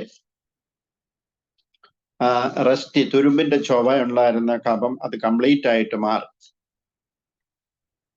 അനദർ കേസ് വന്നത് വിജയൻ, ഈസ് ഏജ്ഡ് അബൌട്ട് 62. ഇങ്ങനെ പ്രശ്നം എന്നാന്ന് ചോദിച്ചാൽ, കണ്ണടച്ചാൽ അത് ഫുള്ളായിട്ട് അടയത്തില്ല. നമുക്കറിയാം നമ്മുടെ കണ്ണിന്റെ അപ്പർ ലിഡ് വളരെ ലോലമായിട്ടാണ്, അത് വളരെ തിന്നാണ്. എന്നാൽ ഈ മനുഷ്യന്റെ കണ്ണിന്റെ അപ്പർ ലിഡ് രണ്ടും വളരെ തിക്കാണ്. ഈ തിക്നെസ് കൂടുതലായതുകൊണ്ട് ഇയാളിരിക്കുന്ന മുറിയിൽ ഇപ്പൊ ഒരു പ്രാണി പറക്കുന്നത്, അങ്ങേ അറ്റത്തൂടെ ഒരു ചെറിയ പ്രാണി പറക്കുന്ന കണ്ടാൽ അടുത്ത ഏതാനും നിമിഷത്തിനകം ഇത് ഇയാളുടെ കണ്ണേ വന്ന് കയറും. ഡെഫിനറ്റ് ആയിട്ട് കയറിയിരിക്കും. അപ്പൊ ഇതൊരു വലിയ പ്രശ്നമാണ്. കാരണം നമുക്കറിയാം നമ്മുടെ കണ്ണിന്റെ ഐലാഷസ് തീരെ തിന്നായതുകൊണ്ട് നമ്മുടെ കണ്ണിന്റെ മുമ്പിലേക്ക് ഒരു ചെറിയ പ്രാണിയോ ഒരു പൊട്ടോ എന്തെങ്കിലും വന്നാൽ പെട്ടെന്ന് നമുക്ക് കണ്ണടയ്ക്കാൻ പറ്റും. പക്ഷെ ഇയാളുടെ കണ്ണ് അടഞ്ഞു വരുമ്പോഴത്തേന് ഈ പ്രാണി കണ്ണിനകത്ത് കയറും. ഇതിന് ഒരുപാട് ആശുപത്രികളിൽ പോയി ചികിത്സിച്ചതാണ്. പക്ഷേ ഈ കണ്ണിന്റെ അപ്പർ ഐലിഡിന്റെ തിക്നെസ് കുറയ്ക്കാൻ ആരെ കൊണ്ടും പറ്റിയിട്ടില്ല. അതുകൊണ്ട് തന്നെ ഇയാളുടെ കണ്ണ് എപ്പോഴും ഹാഫ് ക്ലോസ്ഡ് ആണ്. ഏതെങ്കിലും ഒബ്ജക്റ്റ് വന്നാലും കണ്ണ് പൂർണ്ണമായിട്ട് അടയത്തില്ല. ഈ കേസ് വന്നപ്പം അയാളുടെ കണ്ണിന്റെ ലാക്രിമൽ ഫിസ്റ്റുല ഉണ്ട്, മാക്സിലറി ഗ്ലാൻസ് എൻലാർജ്ഡ് ആണ്. ഇയാളുടെ മുഖത്ത് നെറ്റിൽ റാഷ് വാർഡ്സ് കാണാനുണ്ട്, ഒരുപാട് ഈ കറുത്ത ചെറിയ പൊട്ട് പോലത്തെ മറുകൾ അയാളുടെ ശരീരത്തിലുണ്ട്, മുഖത്ത് പ്രത്യേകിച്ചുണ്ട്. പിന്നെ ഇയാളൊരു ജോലി ഒന്നും ചെയ്യത്തില്ല, aversion to any work or exertion, ചുമ്മാ ഇരിക്കുകയുള്ളൂ, നല്ല വണ്ണമുണ്ട്, കറക്റ്റ് കാൽക്കേറിയ കാർബിന്റെ കോൺസ്റ്റിറ്റ്യൂഷൻ ആണ്, takes cold at every change of weather. ഒരു പ്രത്യേക എപ്പോ കാലാവസ്ഥ മാറിയാൽ ഇയാൾക്ക് പനി പിടിക്കും. കണ്ണിന്റെ ഐലാഷസിന് ഭയങ്കര ഇച്ചിങ് ഉണ്ട്. ഈ കേസിൽ കാൽക്കേറിയ കാർബ് 200 ആണ്, വീക്കിലി 1 ഡോസ് വീതം കൊടുത്തു. അങ്ങനെ കൊടുത്തിട്ട് പിന്നെ അത് വണ്ണമിലേക്ക് കയറിയപ്പം ഇപ്പം അയാളുടെ കണ്ണടച്ചാൽ കൃത്യമായിട്ട് കണ്ണ് വന്ന് അടയുന്നുണ്ട്. ഇത് തന്നെയല്ല, ഇപ്പൊ കുറെ നാളുകളായിട്ട് അയാൾ പറയുകയാണ്, എന്റെ കണ്ണിൽ ഇപ്പൊ ഈച്ചയും കയറുകയില്ല, പൂച്ചയും കയറുകയില്ല, ഒന്നും കയറുകയില്ല. അത് ശരിക്കും നമ്മുടെ മെഡിസിന്റെ ആക്ഷൻ എത്രമാത്രം അത് ഈ കണ്ണിന്റെ ഇയാളെ ആ നാട്ടിലുള്ള എല്ലാവർക്കും അറിയാം ഇയാൾക്ക് ഈ ഒരു പ്രശ്നം ഉള്ളതാണെന്ന്. പക്ഷെ ഇപ്പം അത് കംപ്ലീറ്റ് ആയിട്ട് കണ്ണടയുകയും അതിനകത്ത് ഈച്ചയൊന്നും കയറാതിരിക്കുകയും ചെയ്യുന്നു. Another one case, Somasekharan Nair. ഇങ്ങനെ ബാംഗ്ലൂർ ISROയിൽ വർക്ക് ചെയ്യുന്ന ആളാണ്. സോറിയാസിസ് ആണ് ബോഡി മുഴുവൻ, കൈയെല്ലാം നീട്ടി ബട്ടൺസ് ഒക്കെ ഇട്ടിട്ട് ഫുൾ കൈ ഷർട്ട് ഇട്ടുണ്ടെങ്കിൽ നടക്കുകയുള്ളൂ. കംപ്ലീറ്റ് ബോഡിയിൽ സോറിയാസിസ് ആണ്. പുറമൊക്കെ കണ്ടു കഴിഞ്ഞാൽ വലിയ പാറപ്പുറം പോലെ, ശരിക്കും ആനയുടെ ഈ പുറത്ത് നോക്കുന്ന പോലെയാണ് പുറവും. അതുപോലെ തന്നെ കാലിന്റെ മുട്ടും കൈയുടെ മുട്ടും എല്ലാം ഭയങ്കര ഇച്ചിങ് ആണ്. പക്ഷേ ഒന്നും ഡിസ്ചാർജുകളൊന്നുമില്ല, സ്കെയിൽസ് പോലെ ഫോം ചെയ്തിട്ടുണ്ട്. ഇയാളുടെ ഒരു പ്രധാന സിംറ്റം ഐ ബോൾസ് പ്രോമിനന്റ് ആണ്, തള്ളിയാണ് നിൽക്കുന്നത്. പിന്നെ സ്ഥിരമായിട്ട് ഇയാളുടെ കാലിന്റെ പത്തിയിൽ നീരുണ്ട്, ഇഡിമ ഓഫ് ദ ലെഗ്സ്. പിന്നെ നന്നായിട്ട് സ്വെറ്റ് ചെയ്യും. ഇയാൾക്ക് ഭയങ്കര ക്രേവിങ് ആ മധുരത്തിനോട്. ഇൻടോളറബിൾ ഇച്ചിങ്, ഓഫീസിലൊക്കെ പണിഞ്ഞ് വന്നു കഴിഞ്ഞാൽ ഭയങ്കര ചൊറിച്ചിലാണ്. ഇത് തുടങ്ങിയിട്ട് വർഷങ്ങളായി. ഈ എല്ലാവിധ ലോക്കൽ ആപ്ലിക്കേഷൻസും സ്കിൻ സ്പെഷ്യലിസ്റ്റുകളും ഒക്കെ ചികിത്സിച്ചു, ഒരു രക്ഷയില്ല. കട്ടി കൂടി വരുന്നതല്ലാതെ കുറയുന്നില്ല. അത് എക്സ്ഫോളിയേഷൻ ഉണ്ട് താൻ. ഈ കേസിൽ എടുത്തപ്പം തൈറോയിഡിനത്തിന്റെ സിംറ്റമാണ് ഞാൻ കണ്ടത്. അതുകൊണ്ട് തൈറോയിഡിനും 200 വീക്കിലി 1 ഡോസ് വീതം കൊടുത്തു. ഇപ്പം ഏതാണ്ട് 2.5 മാസത്തോളമായി കഴിഞ്ഞു. ഇപ്പം അയാളുടെ ചൊറിച്ചിൽ കുറഞ്ഞു, തിക്നെസ് കുറയാൻ തുടങ്ങി. ഇപ്പൊ ഞാൻ കൊടുക്കുന്നത് ഹൈഡ്രോകോട്ടൈൽ 0/3 ആണ്. ഞാൻ 1 മാസം ഹൈഡ്രോകോട്ടൈൽ കൊടുത്തിട്ട് വന്നു കഴിഞ്ഞപ്പോൾ ഇപ്പം നല്ല കുറവുണ്ട്. ചൊറിച്ചിൽ നന്നായിട്ട് കുറഞ്ഞു, തിക്കനിങ് കുറഞ്ഞു, എക്സ്ഫോളിയേഷൻ ഇല്ല. അങ്ങേരുടെ ചുറ്റുപാടുമുള്ളവരെയൊക്കെ ഇങ്ങോട്ട് ഡയറക്റ്റ് ചെയ്യുന്നുണ്ട്. വളരെ സന്തോഷവാനായിട്ടിരിക്കുന്നു. മറ്റൊന്ന്, എൻ്റെ സമയമാകുമ്പോൾ ഒന്ന് പറഞ്ഞേക്കണേ. ഒരു റിട്ടയർഡ് ടീച്ചറാണ്. ഇവർക്ക് ഉള്ള കംപ്ലൈന്റ് ക്രോണിക് ഡയറിയ ആണ്. ഏർലി മോർണിംഗ് ഡയറിയ ആണ്, പെയിൻലെസ് ഡയറിയ ആണ്. പ്രൊലാപ്സ് ഓഫ് ദ റെക്ടം ഉണ്ട്, അതിന്റെ കൂട്ടത്തിൽ യൂട്രസും പ്രൊലാപ്സ് ഉണ്ട്. ഇവരുടെ പ്രത്യേക സിംറ്റം, അവർ കമന്ന് കിടന്നേ ഉറങ്ങത്തുള്ളൂ. Can lie comfortably only on stomach. Thirst for large quantities of cold water ഉണ്ട്. മറ്റൊരു സിംറ്റം ഇവരുടെ മകള് പറഞ്ഞത്, ഇവരുടെ കൂട്ടത്തിൽ അവർ കിടന്നാൽ ഈ സ്ത്രീ രാത്രിയിൽ തല അങ്ങോട്ടും ഇങ്ങോട്ടും കുറെ പ്രാവശ്യം റോൾ ചെയ്തിട്ടേ ഉറങ്ങുള്ളൂ. Rolling of head from side to side എന്നുള്ളത് ഒരു പ്രത്യേക സിംറ്റം നമുക്ക് പൊഡോഫിലത്തിനകത്തുണ്ട്. ഇവിടെയും ഇവർ ഉറങ്ങുമ്പം ഐലിഡ്സ് ഹാഫ് ക്ലോസ്ഡ് ആണ്. ഇത്രയും സിംറ്റം വെച്ചുകൊണ്ട് ഞാൻ പൊഡോഫിലം 30 ആണ് കൊടുത്തത്. ഇപ്പം 200 വീക്കിലി 1 ഡോസ് കൊടുത്തുകൊണ്ടിരിക്കുന്നു. ഡയറിയ കംപ്ലീറ്റ് ആയിട്ട് നിന്നു. പ്രൊലാപ്സ് അത് റെക്ടം കുറവുണ്ട്, പക്ഷെ യൂട്രസിന്റെ പ്രൊലാപ്സ് ഇപ്പോഴും അതേപടി തന്നെ നിൽക്കുന്നു. പക്ഷെ ഒരുപാട് ബെറ്റർ ആയിട്ടുണ്ട്. മറ്റൊരു കേസ് രാജൻ, 46 years. ഇദ്ദേഹത്തിന് നേരത്തെ BP ഉണ്ടായിരുന്നു. BP കൂടിയിട്ട് സ്ട്രോക്ക് പോലെ വന്നു.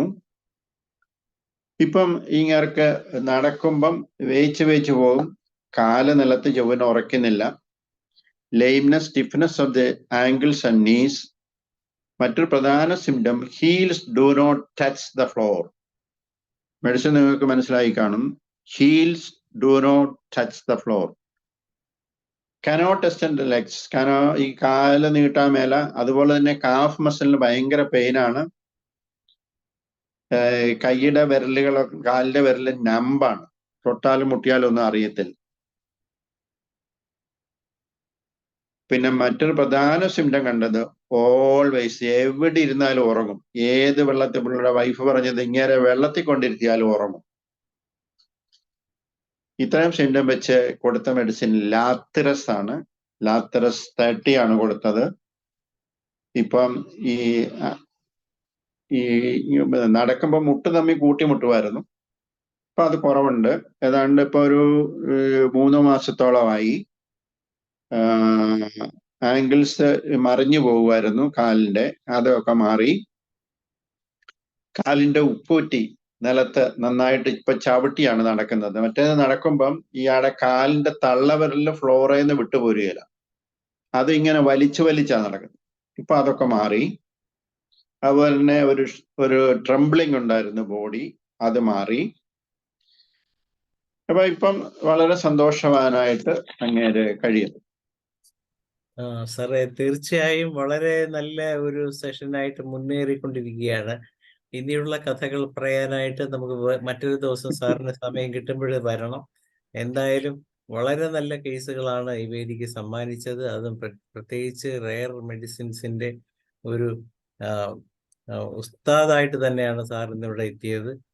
സാധാരണ കോൺസ്റ്റിറ്റ്യൂഷണൽ മെഡിസിൻസ് ഒക്കെയാണ് സാറ് പറയുന്നതെങ്കിലും അതിന് വ്യത്യസ്തമായിട്ട് തന്നെ റെയർ മെഡിസിൻസ് കൊണ്ട് വളരെ അനുഭവങ്ങൾ കിട്ടിയ കുറെ കേസുകളാണ്. അപ്പം എന്തുകൊണ്ടാണ് മെറ്റീരിയൽ മെഡിക്കലിലെ ഈ റെയർ റെമഡീസ് പഠിക്കേണ്ടതിന്റെ പ്രാധാന്യം എല്ലാവരെയും ഒന്ന് ഓർമ്മിപ്പിക്കുന്ന ഒരു ദിനമാണ് നമുക്ക് സാർ വേദിയിൽ സമ്മാനിച്ചത്.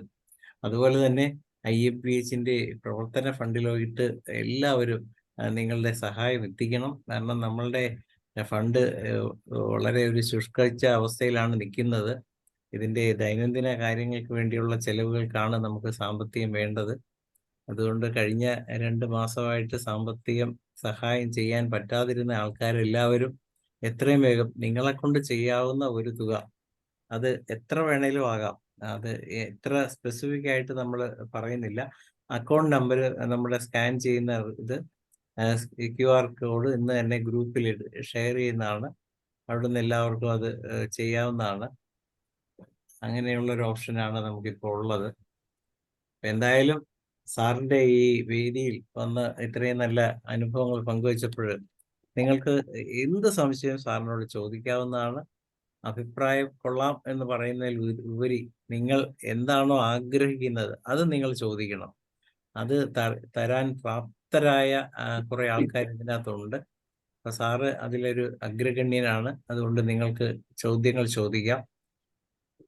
ഒരു ചോദ്യം ചോദിച്ചോട്ടെ? അസ്റ്റേരിയ ഏത് പൊട്ടൻസിയാണ് കൊടുത്തത്? അത് ഏത് പുസ്തകത്തിലാണ് എഴുതിയിരിക്കുന്നത്?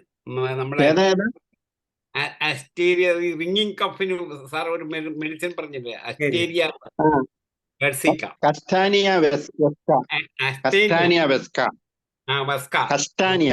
അതിന്റെ സ്പെല്ലിംഗ് ഒന്ന് പറഞ്ഞേ.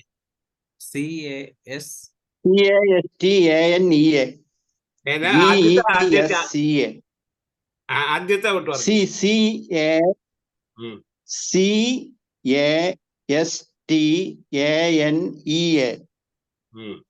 കസ്റ്റാനിയ.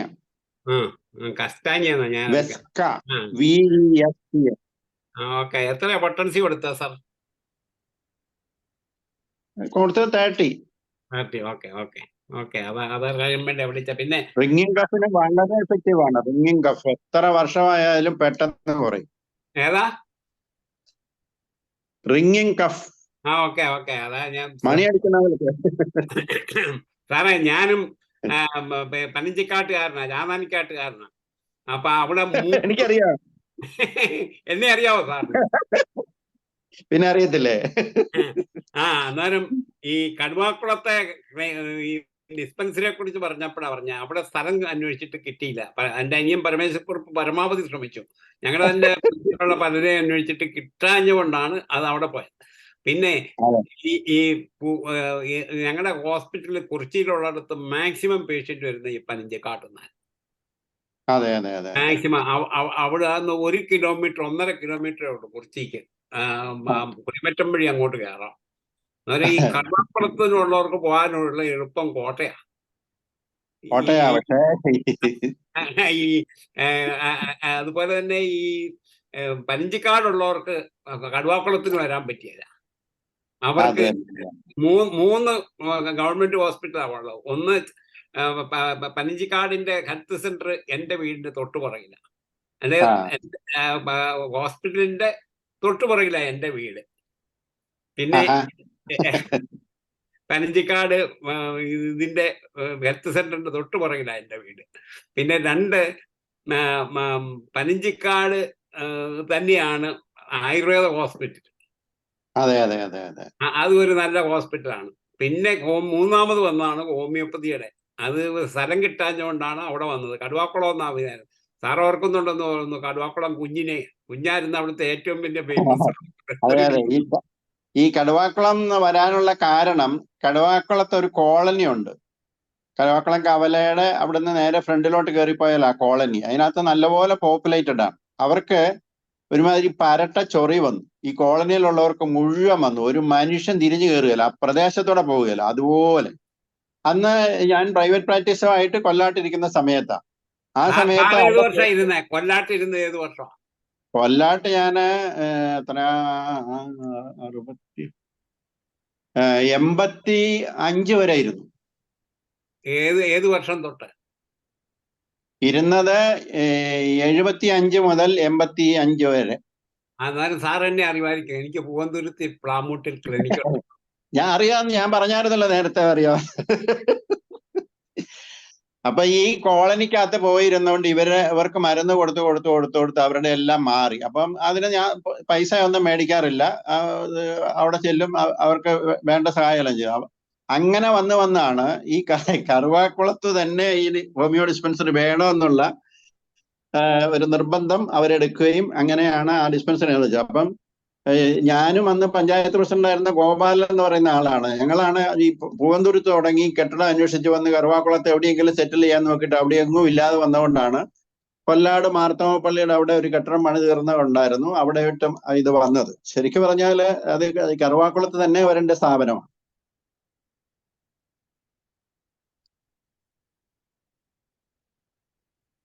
കേക്കാം.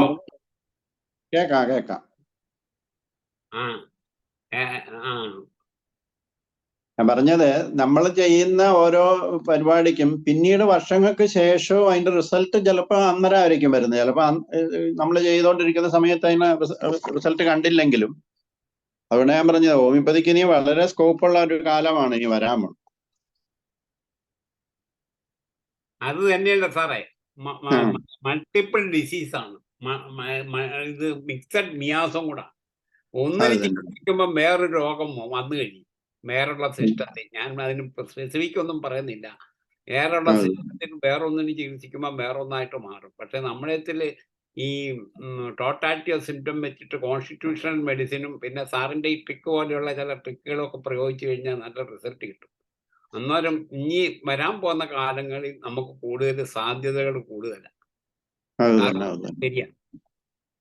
കാരണം കുറെ എങ്ങും പോയിട്ട് കുറയാതെ വരുമ്പം എവിടെയും വരും. സാർ ഓർക്കുന്നുണ്ടോ? പണ്ട് ഒരു മേനാച്ചേരി എന്നും പറഞ്ഞൊരു മഞ്ഞപ്പിത്തമല്ലേ, മാങ്ങാനം.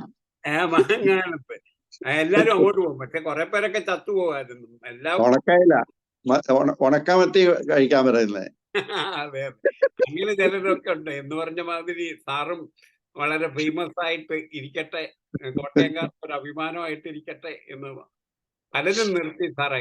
ഹോമിയോപ്പതി കോട്ടയത്ത് പലരും ഗവൺമെന്റ് മെഡിക്കൽ ഇത് ചെയ്ത പലരും, സാറിന് അറിയാവുന്ന പലരുണ്ട്, ഞാൻ പേരൊന്നും പറയാല, അവരൊക്കെ നിർത്തിപ്പോയവരുണ്ട് പലരും. ഗവൺമെന്റ് സർവീസിലുള്ളവർ പരിപാടിയൊക്കെ നിർത്തി സ്വസ്ഥ ജീവിതം. സാറിനെ ഞാൻ അപ്രീഷിയേറ്റ് ചെയ്യുന്നു. കാരണം അത് കഴിഞ്ഞിട്ട് ഇപ്പോഴും പരിപാടികളൊക്കെ തുടർന്നു പോകുന്നതിന് വളരെയധികം നന്ദി, നമസ്കാരം. എന്തേലും ഒന്ന് കാണണമെന്നുണ്ട് സാറേ. എനിക്ക് വരാൻ പറ്റാഞ്ഞോണ്ടല്ലേ, സാറിനെ കാണാൻ എനിക്ക് വളരെ ആഗ്രഹമുണ്ട്. എന്നാലും ഞാനൊരു ചത്തില്ലെങ്കിൽ വരും, സാറിനെ വന്ന് കാണും ഒരു ദിവസം. ഓക്കെ, വളരെ നല്ല പ്രസന്റേഷൻ ആയിരുന്നു. Keep it up. Thank you. ഇതിനകത്ത് പുതിയ ആൾക്കാർക്കൊന്നും തന്നെ സംശയങ്ങൾ ചോദിക്കാൻ ഇല്ലാഞ്ഞിട്ടാണോ, അതോ എന്ത് നിങ്ങൾക്ക് അഭിപ്രായവും പറയാം, കാര്യങ്ങൾ ചോദിക്കുകയും ചെയ്യാം. ഇനി എന്തെങ്കിലും കേസിൽ സംശയം ഉണ്ടെങ്കിൽ, ഏതെങ്കിലും ഒരു മെഡിസിൻ സംശയം ഉണ്ടെങ്കിൽ ചോദിക്കാം. നാളെ നമ്മോടൊപ്പം അതിഥിയായെത്തുന്നത് ഒരു പുതിയ ഡോക്ടറാണ്. ഡോക്ടർ നൈജ എന്ന് പറയുന്ന പാലക്കാട് പട്ടാമ്പിയിലുള്ള ഒരു ഡോക്ടറാണ്. പഠന വൈകല്യങ്ങളും ഹോമിയോപ്പതിയും എന്ന ഒരു വിഷയമായിട്ടാണ് എത്തുന്നത്. വളരെ നല്ല പ്രസന്റേഷനാണ്.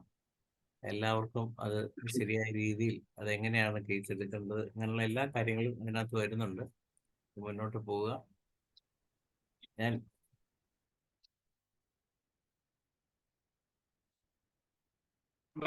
കേൾക്കുന്നില്ല. മറ്റ് സംശയങ്ങളൊന്നും ഇല്ലെങ്കിൽ പുതിയൊരു കേസ് പ്രസന്റ് ചെയ്യാവുന്നതാണ്. ആരും തന്നെ ഹാൻഡ് റൈസ് ചെയ്യുന്നില്ല. സാറേ, ഹൈഡ്രോകോട്ടയിൽ 0/3 എങ്ങനെയാണ് കൊടുത്തതെന്നൊരു ചോദ്യം വന്നിട്ടുണ്ട്.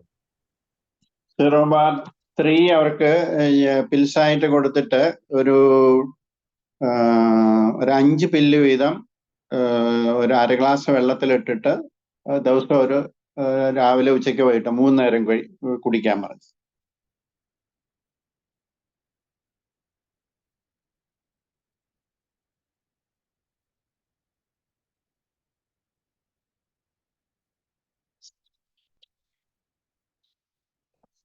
കേൾക്കാമോ?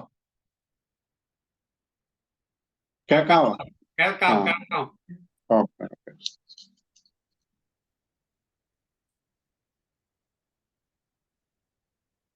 ആർക്കും ചോദിക്കാൻ ഇല്ലെങ്കിൽ ഞാൻ 2-3 ടിപ്സ് കൂടെ പറയട്ടെ ഓർക്കാൻ വേണ്ടിയിട്ട്. തീർച്ചയായും. ഇപ്പൊ നമ്മളൊരു പേഷ്യന്റിനെ കാണാനായിട്ട് ഒരു വീട്ടിലോട്ട് കയറി ചെല്ലുക. പ്രായമുള്ള ഒരു മനുഷ്യൻ ആണെന്ന് വിചാരിക്കുക, കിടക്കുക. ഭയങ്കരമായിട്ട് സ്മെൽ, അതായത് യൂറിന്റെ സ്മെൽ, ഒഫൻസീവ് സ്മെൽ വരികയാണെങ്കിൽ നമ്മുടെ മനസ്സിലേക്ക് ആദ്യം ഓടിയെത്തേണ്ട ഒരു മരുന്നാണ് ബെൻസോയിക് ആസിഡ്.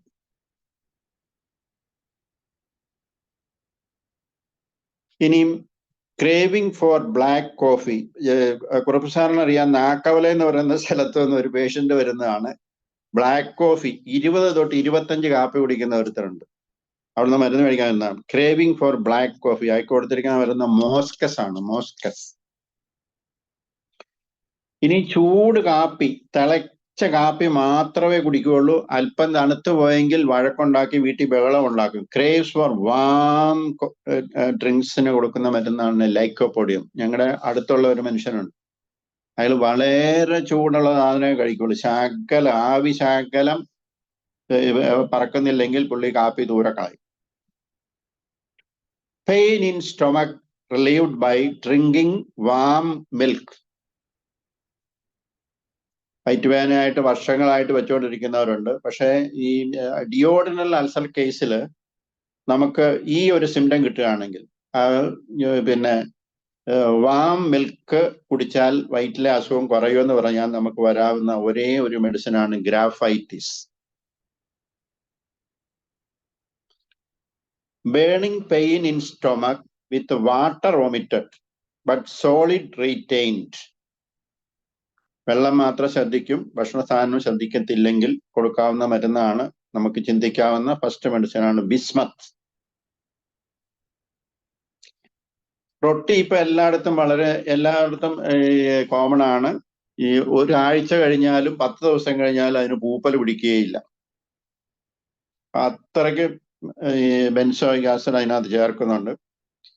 ഈ റൊട്ടി തിന്നിട്ട് വരുന്ന കംപ്ലൈന്റ് ആയിട്ട് ഒരാൾ നമ്മുടെ അടുത്ത് വന്നാൽ നമുക്ക് ചിന്തിക്കാവുന്ന 2 മരുന്നുകളാണ്. നമ്പർ 1 ആന്റിയും ക്രൂഡം ആൻഡ് നമ്പർ 2 നാട്രമൂർ. ചുമച്ച് എൻഡിങ് ഇൻ സ്നീസിങ്. ഒരു വല്യമ്മച്ചി കൂടെ വരും, അവരെപ്പോഴും പറയുന്ന ഒരു കാര്യമാണ് കഫ് എൻഡിങ് ഇൻ സ്നീസിങ്. കൊടുക്കുന്ന മരുന്ന് സെനേഗയാണ്, senega. Frequent sneezing with itching in ears, medicine സൈക്ലാമിനാണ്. ഇനി violent cough and lying down. ചില പിള്ളേരെ കേട്ടക്കുമ്പോൾ തുടങ്ങി ചുമക്കാൻ തുടങ്ങും. കൊടുക്കാവുന്ന മരുന്നാണ്, ചിന്തിക്കാവുന്ന ഒരു മരുന്നാണ് ലിഥിയം കാർബ്. ഉറക്കത്തിലുള്ള ചുമയ്ക്ക്, ഉറങ്ങിക്കൊണ്ടിരിക്കുമ്പോൾ ചുമച്ചുകൊണ്ടിരിക്കുകയാണെങ്കിൽ കൊടുക്കാവുന്ന മരുന്നാണ് കമോമില.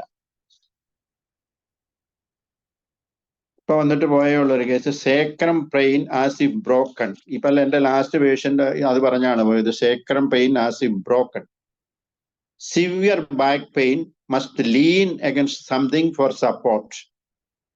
Pain extend in to pelvis ആണെങ്കിൽ കൊടുക്കാവുന്ന മരുന്നാണ് യൂപിയോൺ, EUPION.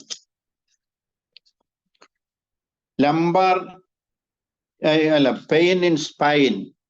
എറണാകുളത്ത് നിന്ന് ഒരു കോളേജ് പ്രൊഫസർ, ഒരു ലേഡി വരും, അവരുടെ എല്ലാ നട്ടലിന്റെ കശേരുക്കളും പെയിൻഫുൾ ആണ്. അവർക്കിപ്പോൾ കൊടുത്തുകൊണ്ടിരിക്കുന്ന മരുന്നാണ് picric acid. Pain in lumbo sacral region മാത്രമാണെങ്കിൽ ചിന്തിക്കാവുന്ന ഒരു മരുന്നാണ് സിംഗമറ്റ്. പെയിൻ ഇൻ കോക്സിസ്, ചുവന് നേരെ ഇരിക്കാൻ പറ്റില്ല, തൊട്ട് കോക്സിസ് മുട്ടിക്കഴിയുമ്പോൾ പെയിൻ ആണെങ്കിൽ കൊടുക്കാവുന്ന ഫസ്റ്റ് മെഡിസിൻ ആണ് hypericum. And another one is petroleum. പെട്രോളിയത്തിന് നല്ല റിസൾട്ട് കിട്ടുന്നതാണ് കോക്സിസ് പെയിൻ. ഡിസ്ക് പ്രൊലാപ്സ് ഇപ്പം വളരെ കോമൺ ആയിട്ട് മിക്കവാറും പേർക്കുള്ളതാണ് ഡിസ്ക് പ്രൊലാപ്സ്. അതിന്റെ ഒരു പ്രധാന കാരണം നമുക്കറിയാം, നമ്മുടെ ശരീരത്ത് വെയിൽ കൊള്ളത്തില്ല. യൂറോപ്യൻ കൺട്രീസിലുള്ള ഒരു വെയിൽ കൊള്ളാൻ വേണ്ടി നമ്മുടെ നാട്ടിൽ വന്ന് ഇവിടെ കിടക്കും. നമ്മൾ ഇവിടെ കിടക്കുന്ന ഒരു ഷർട്ടും മുണ്ടും ഒക്കെ ഇട്ടിട്ട് AC മുറിക്കകത്ത് കയറിയിരിക്കും. അവർ വെയിൽ കൊള്ളാൻ തന്നെ ഇവിടെ വരുന്നതാണ്.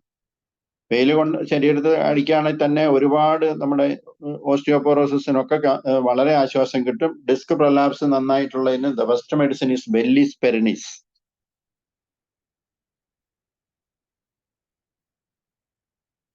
Eczema of the side of the nostril, first ചിന്തിക്കാവുന്ന വരുന്ന ആന്റിയും ക്രൂഡമാണ്. ചെവി, ഇന്ന് വന്ന ഒരു ഡോക്ടർ തന്നെയാണ് അലോപ്പതിയിലെ, അയാളുടെ ചെവിയും ചെവിയുടെ ചുറ്റും എക്സിമ ഉണ്ട്. ആ കേസിന് പുള്ളി സ്റ്റെറോയിഡ്സ് ഒക്കെ കഴിച്ചു നോക്കി, അന്നേരം കുറയും, പിന്നെയും വരുന്നു. അതിന് കൊടുത്തുവിട്ട മരുന്ന് പെട്രോളിയമാണ്, പെട്രോളിയം. അർട്ടിക്ക വിത്തൗട്ട് ഇച്ചിങ്, ഇച്ചിങ് അല്ല, അർട്ടിക്ക വിത്തൗട്ട് ഇച്ചിങ് ആണെങ്കിൽ കൊടുക്കാവുന്ന മരുന്ന് യുവ അഴ്സ. മുമ്പ് പറഞ്ഞ ഹാഫ് ക്ലോസ്ഡ് ഐസ്, അത് പിള്ളേർ ഉറങ്ങുമ്പം നമുക്ക് കാണാവുന്ന, പിള്ളേരെ കൊണ്ട് വരുമ്പോൾ ഉറങ്ങുകയാണെങ്കിൽ ഹാഫ് ക്ലോസ്ഡ് ഐസ് ആണെങ്കിൽ ഫസ്റ്റ് വരുന്ന മെഡിസിൻ ഇപ്പിക്കാക്കാണ്. Discharge of blood from genitals during stool, lycopodium ആണ്. രാത്രിയിൽ ഉറക്കത്തിൽ നിന്ന് എഴുന്നേറ്റിട്ട് ഈ വൈനസിന്റെ ഏരിയയിൽ ഭയങ്കര ഇച്ചിങ് ഉണ്ടെങ്കിൽ നമുക്ക് കൊടുക്കാവുന്ന മരുന്നാണ് ഇൻഡിഗോ.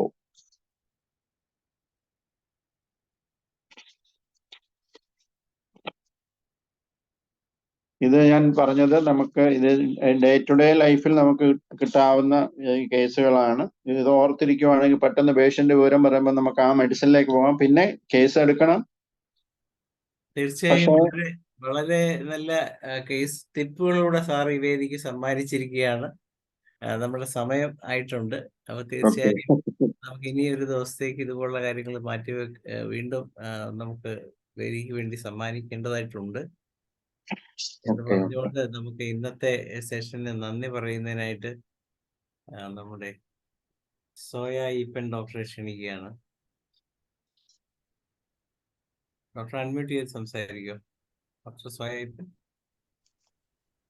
ഹലോ, ഡോക്ടറുടെ ക്ലാസ് ഒക്കെ ഏറ്റവും നല്ല ഭംഗിയായിരുന്നു. ഒത്തിരി ടിപ്സ് കിട്ടിയിട്ടുണ്ട്. ഇനിയും സാറ് നല്ല ക്ലാസ്സുമായിട്ട് ഇനിയും വരുമെന്ന് പ്രതീക്ഷിക്കുന്നു. എല്ലാ ടിപ്സിനും എല്ലാ ഡയറക്ഷൻസും എല്ലാം നന്നതിന് നന്ദി. IFPHന്റെ പേരിലും ഞങ്ങളെല്ലാവരുടെയും പേരിൽ. Okay okay okay.